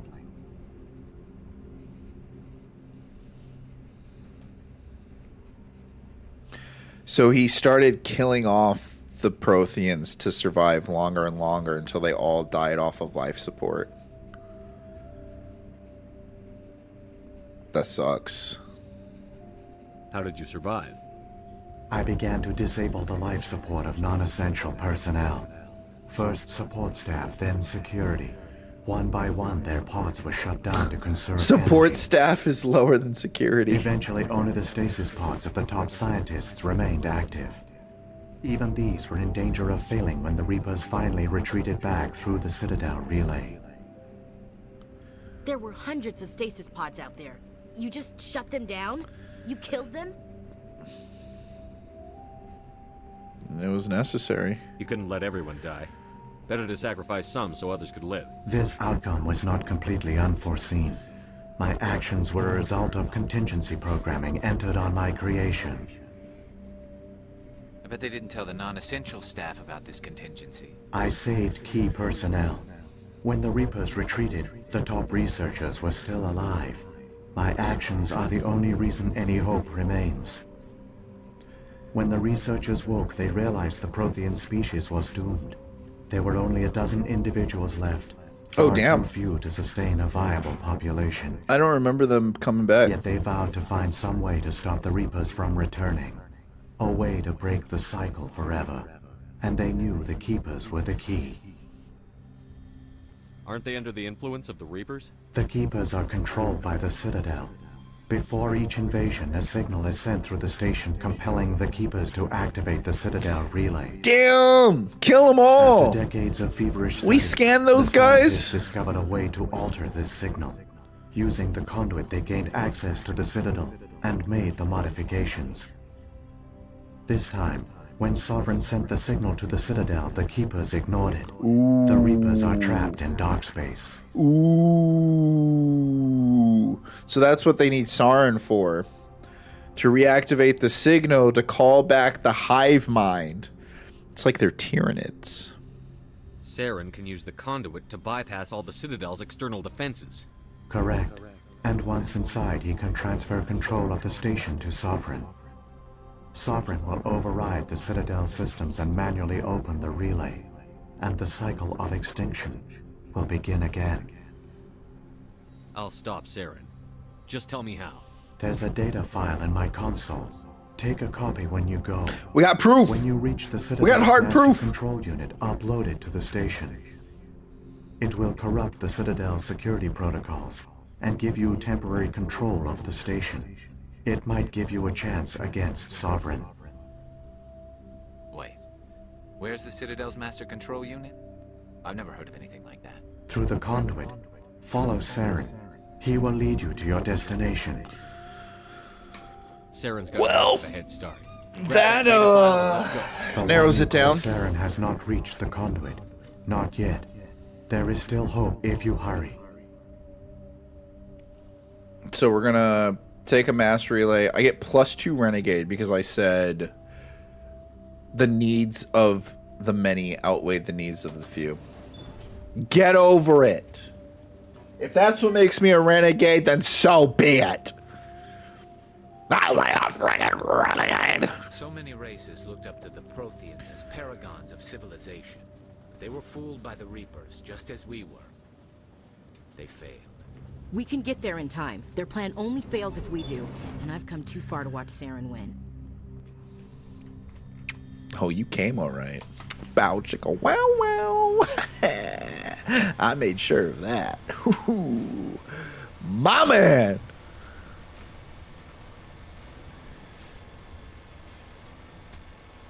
See him? Sniped.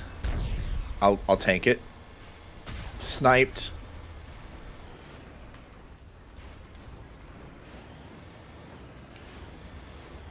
It's odd. We saw Sovereign at the beginning of the game, though someone's helmet cam, and yet there are no body cams on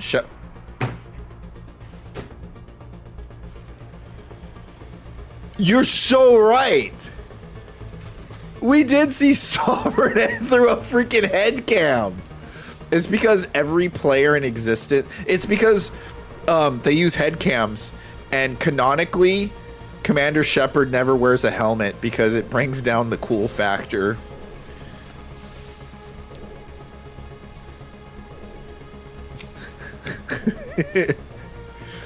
Commander Shepard's a fashion icon. Snipe. We eat that. Snipe. Overkill. Dodge. Snipe.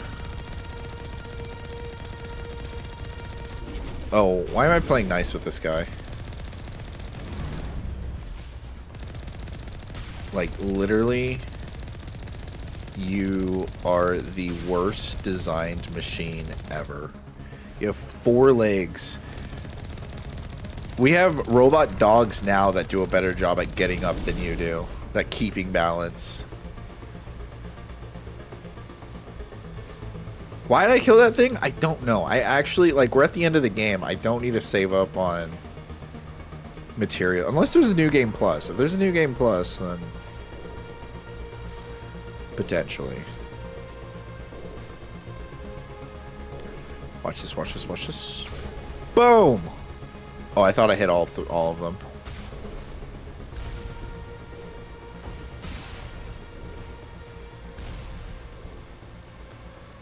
I don't want to let go of W. This almost feels like the ending of Halo. Just without the... Ow. That's okay, I'll leave that Geth there. What happened out here? Is everything on fire? Oh, it's the mass relay. It's incredible. We don't have time to admire the view. We have to get through that relay, and these Geth aren't gonna make it easy on us. Tell me that does not look like the Halo 3 symbol.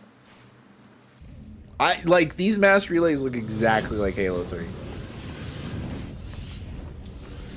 Oh, damn. Oh, damn.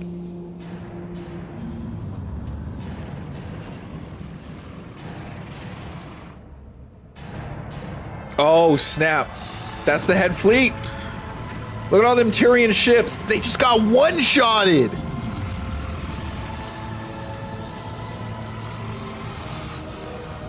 Come on. Come on, big boy. Big ship. Holy crap. Those are like Star Destroyers just getting deleted. Activate the defenses. Seal the station. The arms aren't moving. Systems not responding.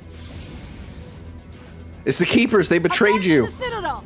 Evacuate the council. Abandon the Citadel? Citadel control. Do you copy?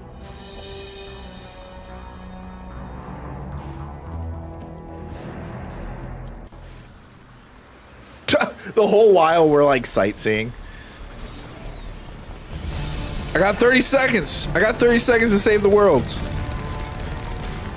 Hang on, things are gonna get a little rough. Do you think there's an achievement for killing all these guys in 30 seconds?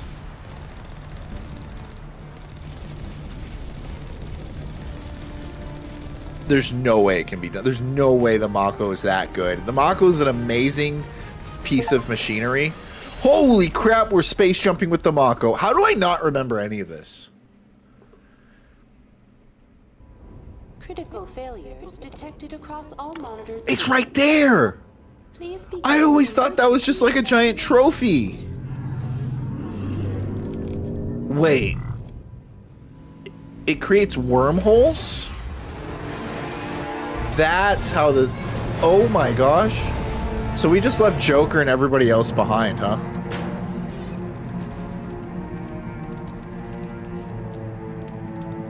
That's pretty cool, I'm not gonna lie. That's pretty freaking cool. Can you imagine if Sovereign did that? He would have ripped apart the Citadel from the inside out. Can I get my shotgun, please? Please begin emergency evacuation procedures. This is not a drill.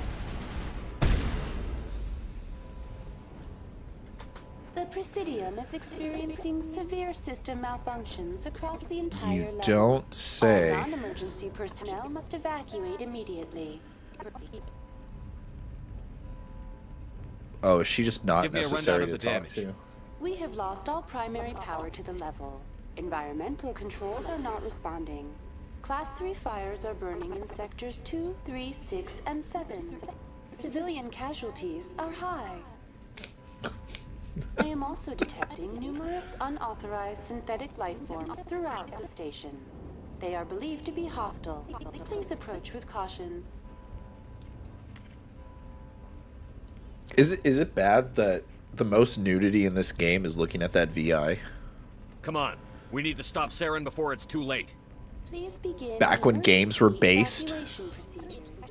This is not a drill. Critical failures. She's showing off, man. She's showing off all her angles. I don't think she's bugging out. I think that's a feature the Citadel kept locked behind. I think the government locked us behind the best feature that the VI had for us.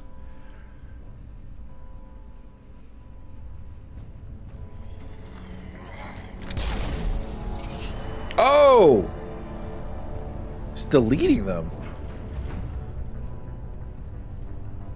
See, Saren's using the Geth weapon, that's why I don't use it.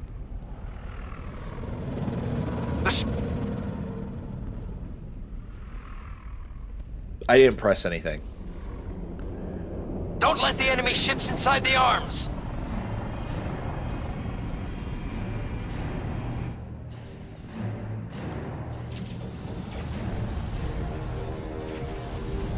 I want to see, dude. The Turian ships are getting demolished. Don't ram. He's gonna ram right through them. He's gonna ram. Oh my gosh, dude. Like, the Navy is just getting deleted. This is one Reaper ship.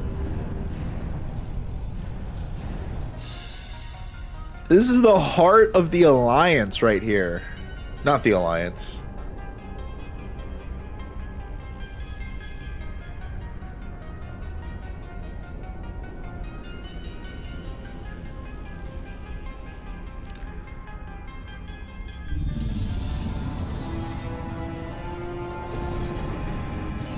He's about to send the mass signal.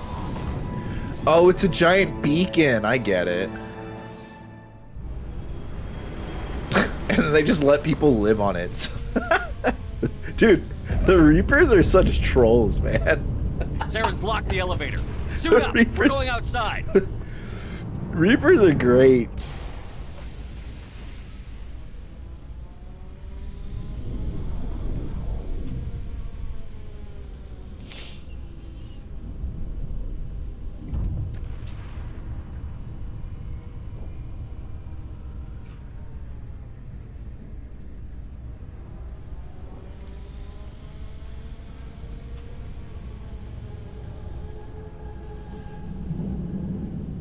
If I shoot the glass...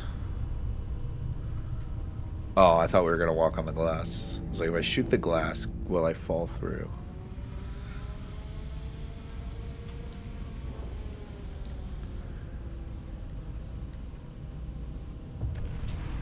This is... I was going to say nice. You guys put yourself in close range with me. Oh. Oh, zero gravity sent you flying! Oh, I guess he's dead. Whoa! Those are some lightning fast reflexes you got there. Stop! Take the shot in the face.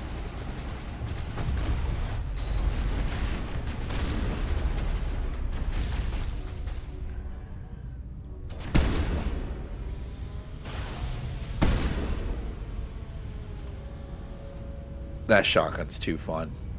That shotgun's never gonna get old.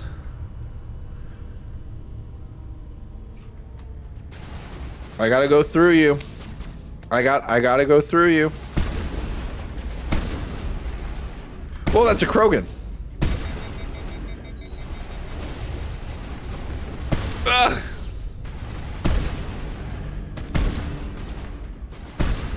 Jeez Louise. That guy ate the shotgun.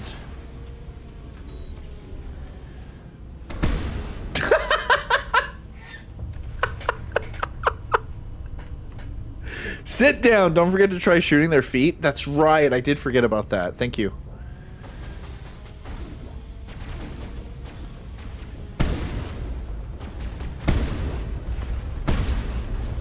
Later.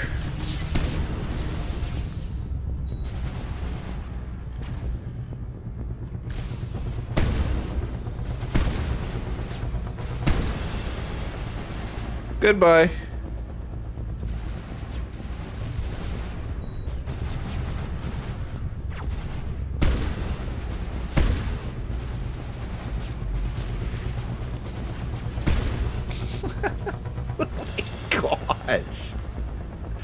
They're just gone. I feel like I'm gonna break the game doing that.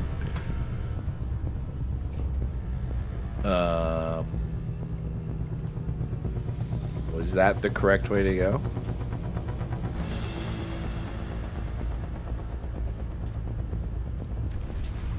That was indeed the correct way to go. Ow.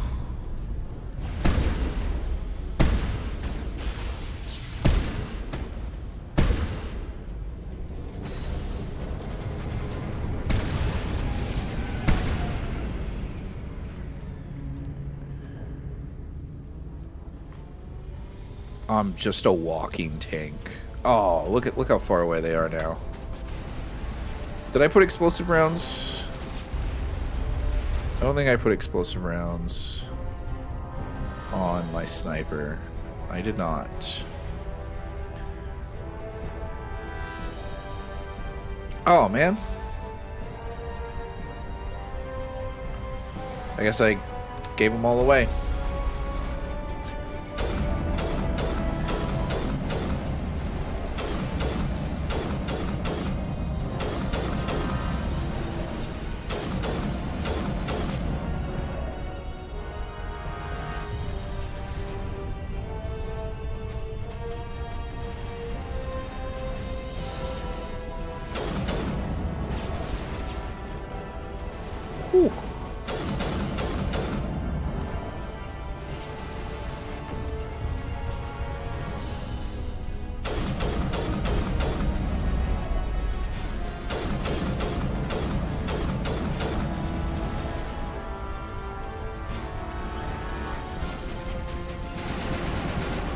Garrus, you look pretty freaking cool.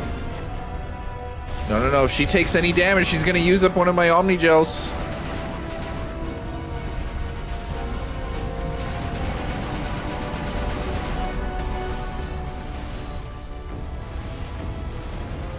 What the heck is happening? I feel like I'm killing the same people over and over again.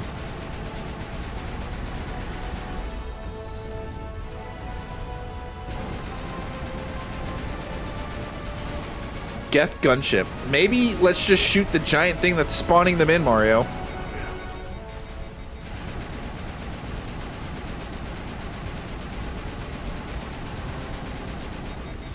Why is it not working? Why is it not working?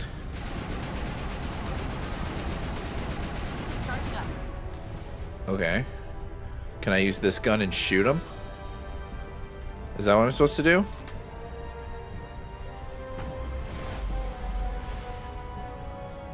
That looked like that work. I feel like Anakin Skywalker right now. Let's try spinning. That's a good technique.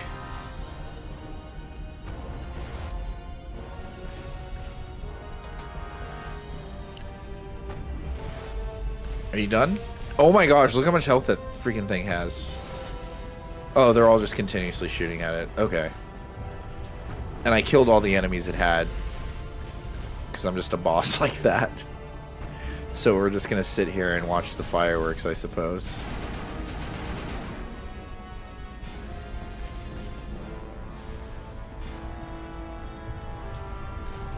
Nice. Nice. I didn't even blow it up.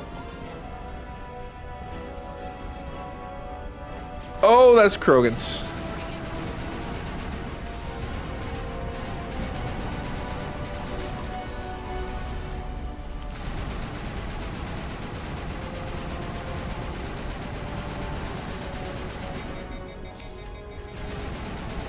Charge me! That's right. That's right. Get freaking sit down.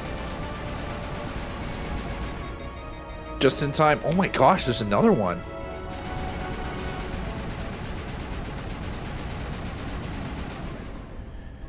Nice. Another one! Oh, that's Ashley. Wow!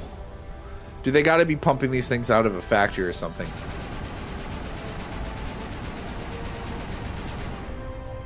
What's this? Those Geth turrets? Yep.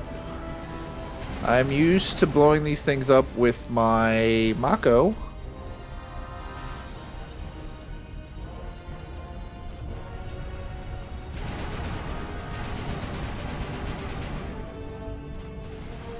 Everything's sideways.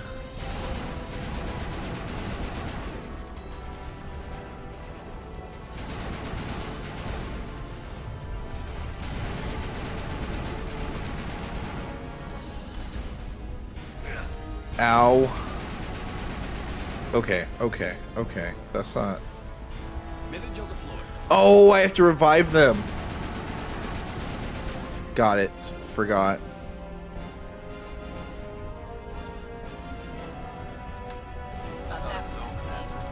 And then they're gonna have to use Metagel. I thought the Metagel would revive them.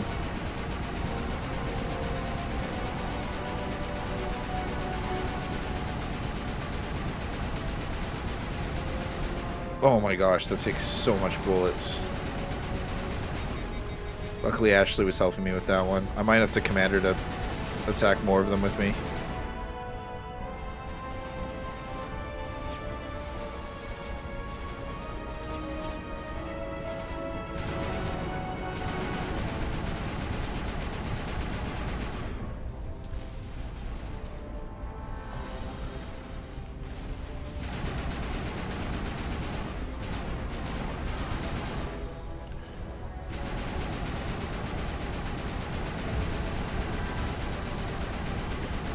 Oh, I blew up right when I popped my ability. Okay.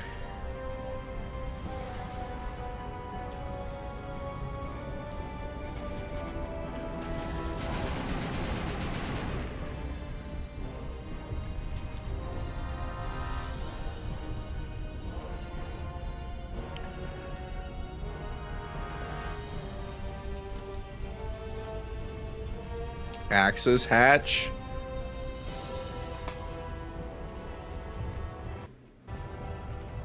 Ooh, I had me going for a little bit.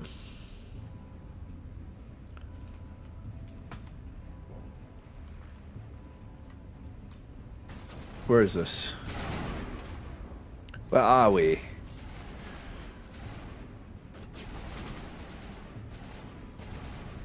I really thought I would have been able to use my sniper sooner, but oh snap! What the heck? I forgot how much this packed a punch. Oh my gosh, what am I using? Bring it on.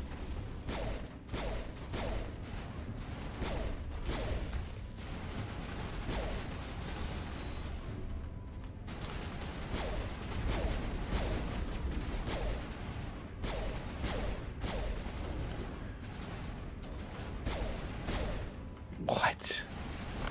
What is this monster of a weapon that I've just had at the side of my hip?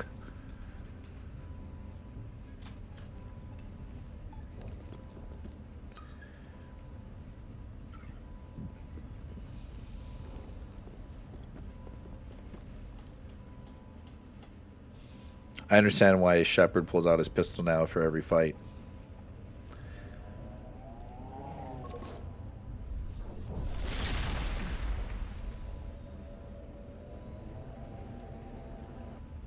I was afraid you wouldn't make it in time, Shepard. In time for what? The final confrontation. I think we both expected it would end like this. Yeah. You've lost. You know that. I knew just because it's a video game. In a few minutes, Sovereign will have full control of all the Citadel systems. The relay will open. The Reapers will return. I'm heading to that master control panel, and you can't stop me. You survived our encounter on Vermeer, but I've changed since then. Improved. Sovereign has upgraded me. Fancy hardware is not gonna save you. I suppose I should thank you, Shepard. After Vermeer, I couldn't stop thinking about what you said. About Sovereign manipulating me. About indoctrination. The Yeah. doubts began to eat away at me. Sovereign sensed my hesitation. I was implanted to strengthen my resolve. Now my doubts are gone. I believe in Sovereign completely. I understand that the Reapers need Phoenix. Join us, and Sovereign will find a place for you too. You made me critically think for a little bit there, Shepard. But then Sovereign put a freaking Elon Musk chip in my brain. And I was like, I must comply. I must comply. Sovereign's controlling you through your implants. Don't you see that? The relationship is symbiotic. Organic and machine, intertwined. A union of flesh and steel. The strengths of both, the weaknesses of neither. I am a vision of the future, Shepard. The evolution of all organic life. This is our destiny. Join Sovereign and experience a true rebirth. Sovereign hasn't won yet. I can stop. Can you imagine just talking him out of this situation? We can't stop it. Not forever. You saw the visions. You saw what happened to the Protheans. The Reapers are too powerful. Some part of you must still realize this is wrong. You can fight this. Maybe you're right. Maybe there is still a chance for... Oh, no. There you go again. Thinking for yourself. Symbiotic relationship with robots. Someone's got to be in control. I'm sorry. It is too late for me. It's not over yet. You can still redeem yourself. Goodbye, Shepard. Thank you. What the heck? What?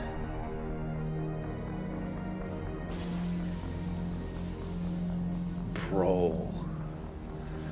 Dude's last act was a defiance against the machines. Wait, we actually talked him into killing himself? Bro, we're like AI. Maybe we're the machines. GG on the boss fight? Vigil's data file worked. For real. Got control of all systems. Quick, open the station's arms. Maybe the fleet can take Sovereign down before he regains control. I'm standing right in front of you, Ashley. Communications channel.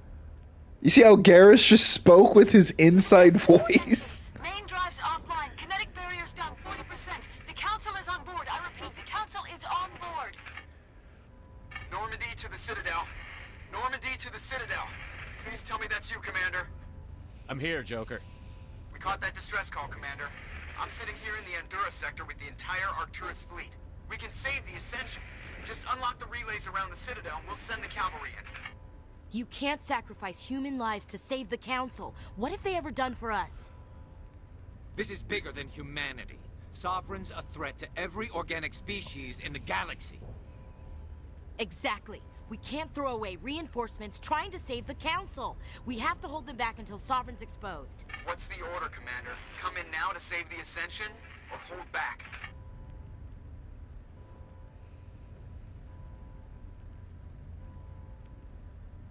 You can't trust a council that didn't trust you.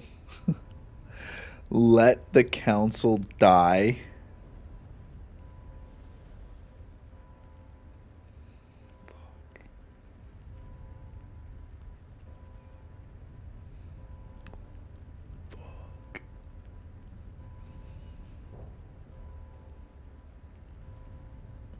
Nah. No, we ain't. Nah. Sorry, Ash. But I ain't that much of a simp. They say they say you got to find a woman to simp for, but you also got to find a woman that will let you not simp. So I have 3 choices. What is concentrate on sovereign? That's okay. Save the Opening council. the relays now, Joker. We need to save the Ascension, no matter what the cost. I hope you know what you're doing, Commander. Alliance ships, move in. Save the Destiny Ascension.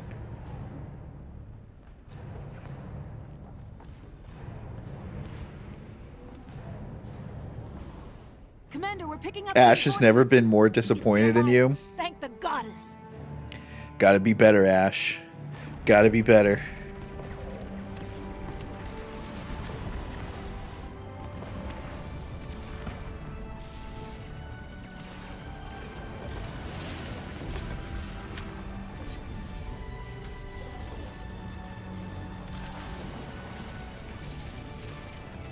Destiny Ascension, you are all clear.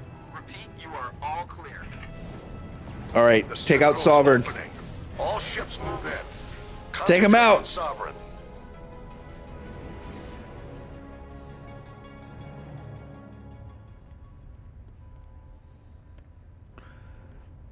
We lost some ships. Hey, we lost some real good ships. Make sure he's dead.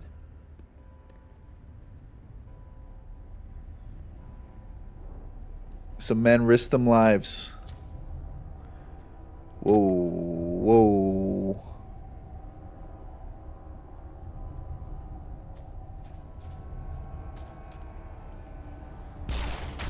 God damn, what the fuck? What the fuck? Like, calm down.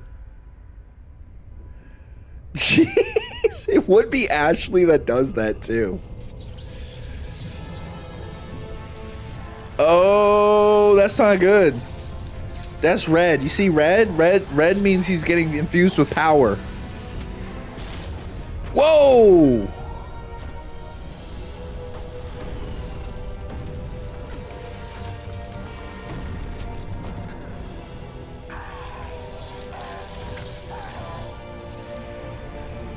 Can you imagine if there was a QuickTime event right now? I would totally miss it. What the heck is happening? What is going? What? More machine than man, your father has become. Darth Vader. We're now fighting Darth Sauron. Oh. I am sovereign. Oh no, he turned in to the freaking guy that I hate to fight. I completely forgot about this. I'm not even gonna front, guys.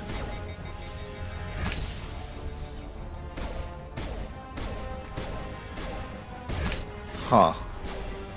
I am playing this game on hard mode, right? Oh, there it is.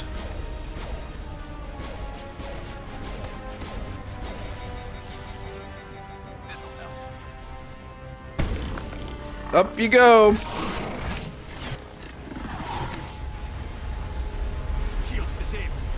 Whoa!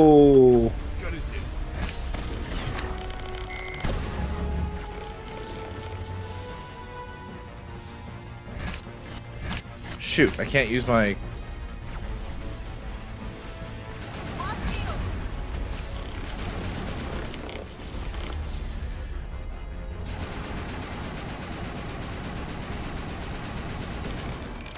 I almost feel like packing Ash with the shotgun.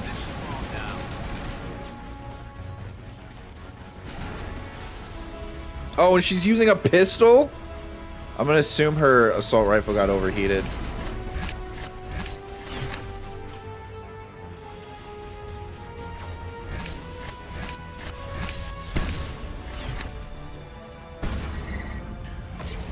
Dude, can you imagine if that just like one-shot the boss? Oh my god, dude, these Turian ships might as well just be toys. This thing's a freaking mini Death Star. Sovereign's too strong. We have to pull back. Negative. This is our only chance. Take that monster down no matter what the cost. Oh gosh. Am I being timed? This is epic, man. We got a space battle going on outside. We see how the fate of freaking the Alliance is happening out there while we're down here fighting this guy. This is something straight out of a movie. Right out of a movie.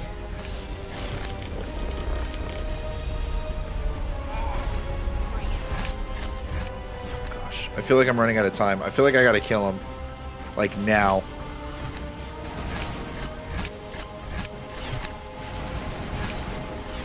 I hate how much you move.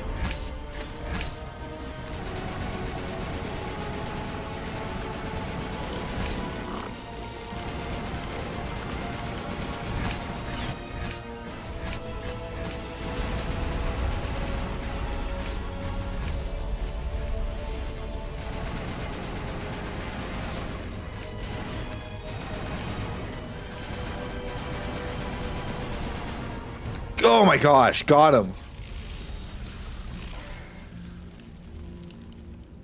I think the game just defaults everyone to pistol in this fight. It makes sense. It's like an accurate freaking gun that just pops off.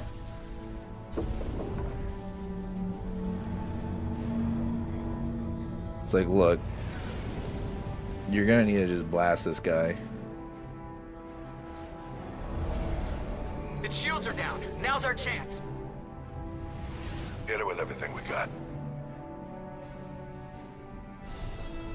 Notice how the Normandy was able to dodge all the missiles and stuff, while all the other frigates just had to eat them and die. We're going in. God damn, that ship looks so cool. And the Normandy deals the killing blow.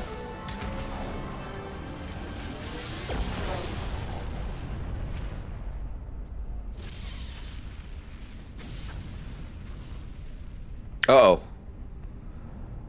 Uh-oh. Go!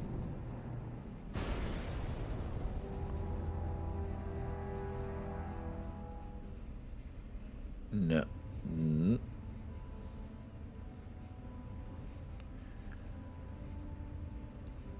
I swear.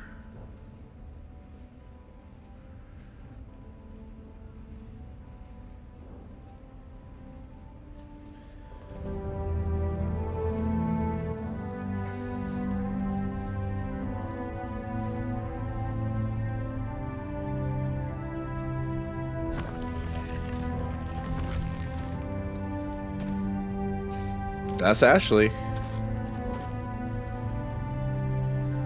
Captain Anderson, we found them. They're in here. Where's Shepard? Take it easy. It's over. You're safe now. Where's the commander? Don't shake your head. We got 2 other games.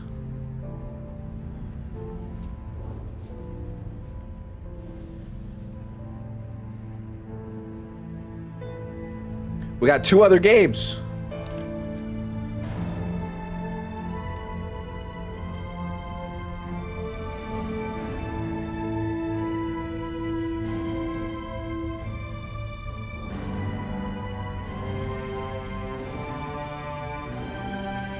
Just come running out. You know, they really blew their budget on that space fight. But hey, they still pulled it off.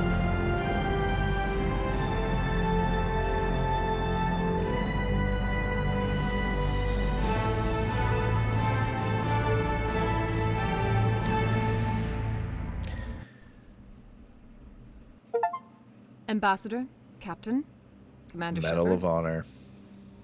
We have gathered here to recognize the enormous contributions of the Alliance forces in the war against Sovereign and That's right. Many humans lost their lives in the battle to save the Citadel. Brave and courageous soldiers. Wait, who were those willingly human gave ships? their I thought they were lives Turian so ships. that we, the Council, might live. There is no greater sacrifice, and we share your grief over the tragic loss of so many noble men and women. The Council also owes you a great personal debt, Commander, one we can never repay. You saved not just our lives, but the lives of billions from Sovereign and the Reapers. Commander Shepard, your heroic and selfless actions serve as a symbol of everything humanity A little bit of and the both. Alliance There were like stand 6 for. human ships that went down, saving them. And though we cannot Damn. bring back those valiant soldiers who gave their Damn, lives that's a lot. to save ours, we can honor their memories through our actions. Humanity has shown it is ready to stand as a defender and protector of the galaxy. You have proved you are worthy to join our ranks and serve beside us on the Citadel Council. Counselor, on behalf of humanity and the Alliance, we thank you for this prestigious honor and humbly accept. We will need a list of potential candidates to fill humanity's seat on the Council. Given all that has happened, I am sure your recommendation will carry a great deal of weight, Commander. Do you support any particular candidate? Anderson's. We need someone with the courage to stand up for what he believes in. Someone like Captain Anderson. Him? You must be joking. Anderson prefers to let his fists do the talking. Yeah, and that's exactly who I want as my politic, as my politician. That's my counselor right there. That's the point. That's We've the already got point. too many politicians on the Citadel. That's why we want him. That's right. I think it's an inspired choice. The Council would welcome him with open arms, should he accept. I'm honored, Counselor. As humanity's representative, I'll do everything in my power to help the Council rebuild. Sovereign's defeat marks the beginning of a new era. Help the council rebuild. I put you on the council to think of humans first. All right? Anderson, you better have that Ashley mindset. You better have that Ash mindset when you up there.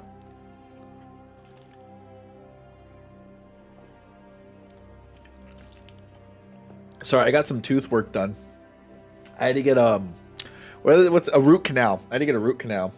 So I'm on like the last of my antibiotics.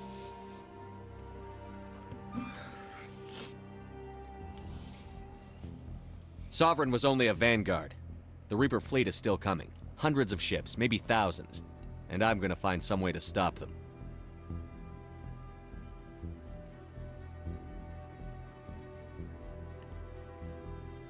Damn, I said. Shepard's right. Humanity is ready to do its part. United with the rest of the Council, we have the strength to overcome any challenge. When the Reapers come, we must stand side by side. We must fight against them as one. And together, we will drive them back into dark space. Is it bad that I'm literally playing Michael Bay's... I'm not Michael Bay. I'm playing Linkin Park in my head right now.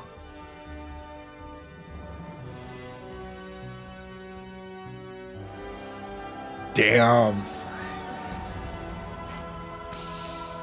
What I've done. Linkin Park would hit so hard right now.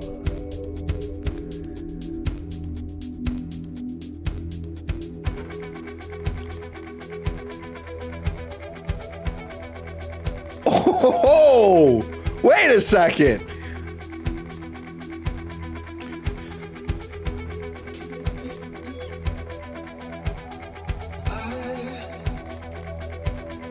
Oh, man.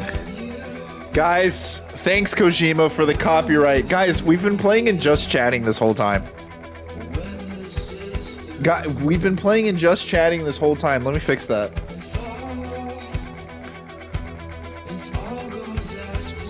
What is this song? I need to add this. I need this song now.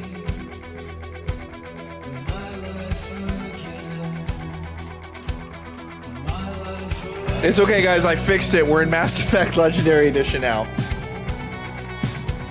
Thanks, Kojima, for the copyright.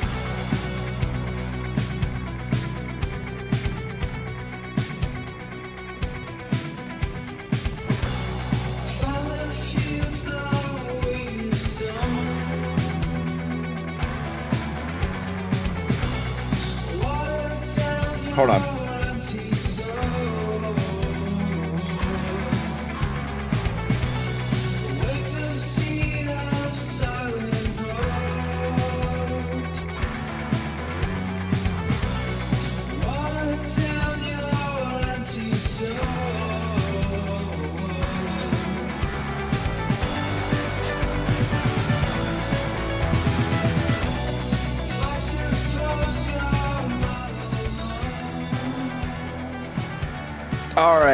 All right, guys. Let's talk about it. Let's talk about Mass Effect, all right? Now, I wish I had played this game a little more consistently and continuously, because there's a lot of details that I wish I had taken more note of and wrote about. I will say this. We're going to start off with this right off the bat. Mass Effect 1, at the very minimum, it can't get any lower than an 8 out of 10 game. It can't go any lower than that.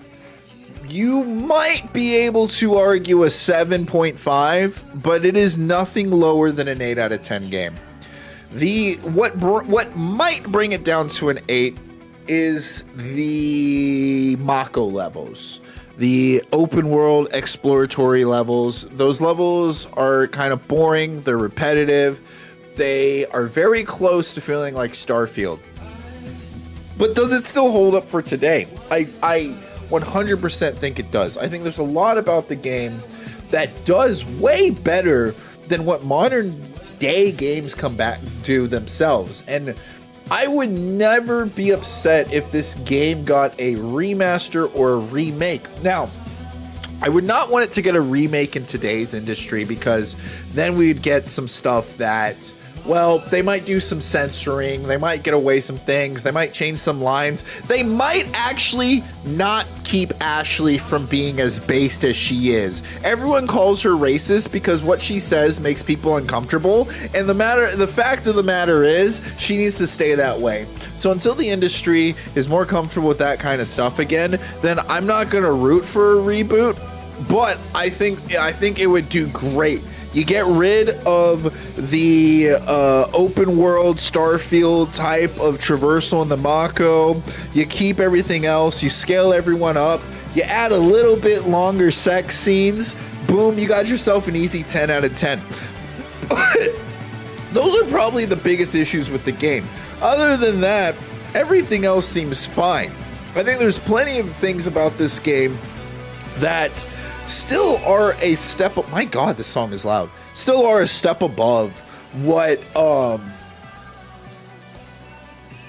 comes out like with like Assassin's Creed Shadows, or what's another open world game that I just absolutely despise recently? Exploration is rinse and repeat. The best part of combat isn't well explained, but the sense of progression and power scaling is great.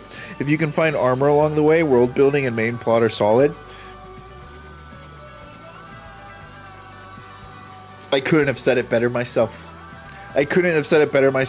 Progression feels amazing, especially if you can find armor along the way. There's a lot of stuff to discover, and it's not really spelled out. And the mechanics and the systems to combat aren't as fluid as I would want them to be, but you can make them fluid, especially with like hotkeying abilities.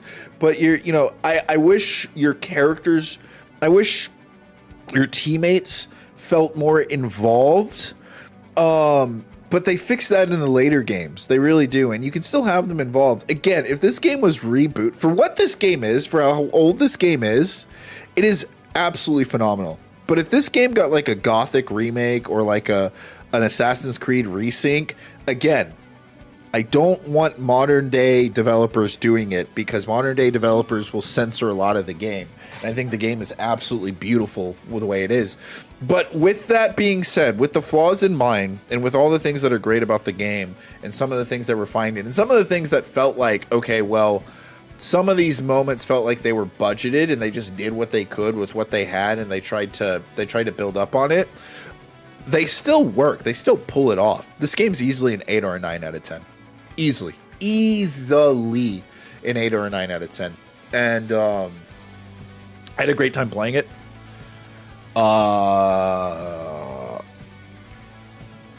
Probably one of my favorite games. Probably one of my favorite games. I had such a fun time playing it. There's little qualities of life I don't like having to take the elevator to go talk to all my companions. I wish I didn't have to take an elevator to do that every single time, but those are like nitpicks. Those aren't really actual critiques. So I think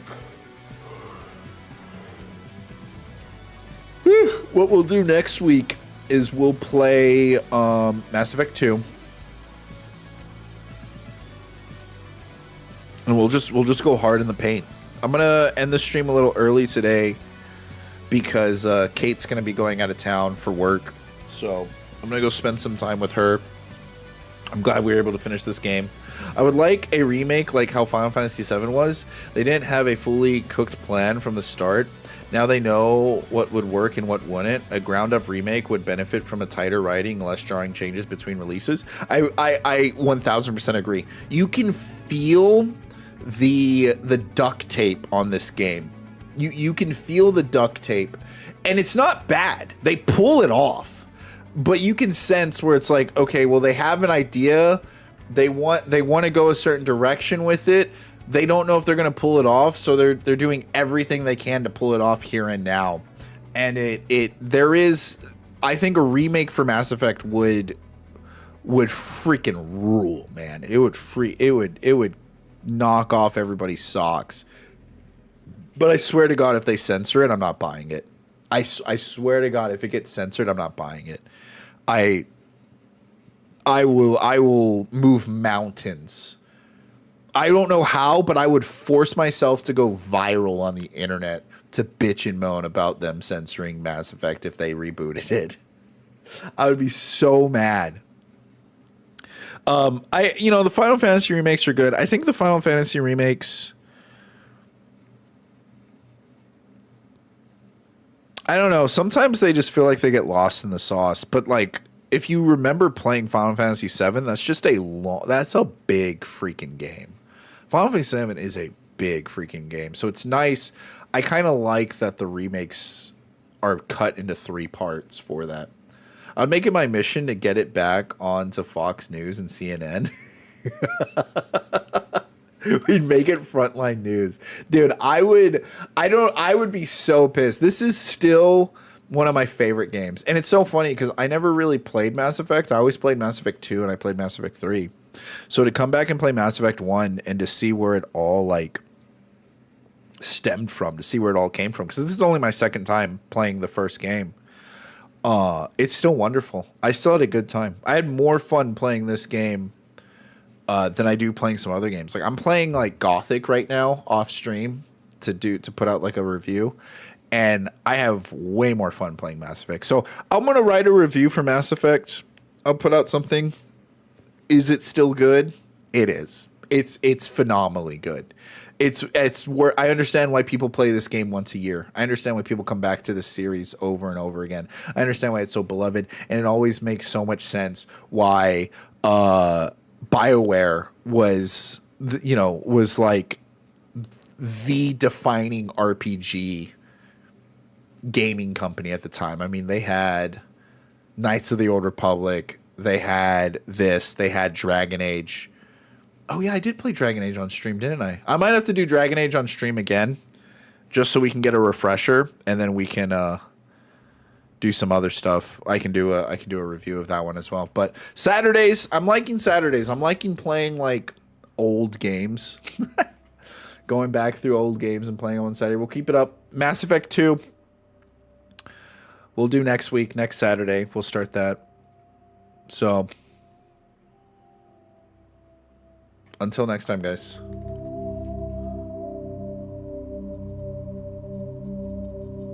Extra, what's extra? Oh, achievements. I thought there was a part of me that hoped that I get to just like rewatch Ashley's sex scene, because like you blink and you miss it, you know. All right, guys.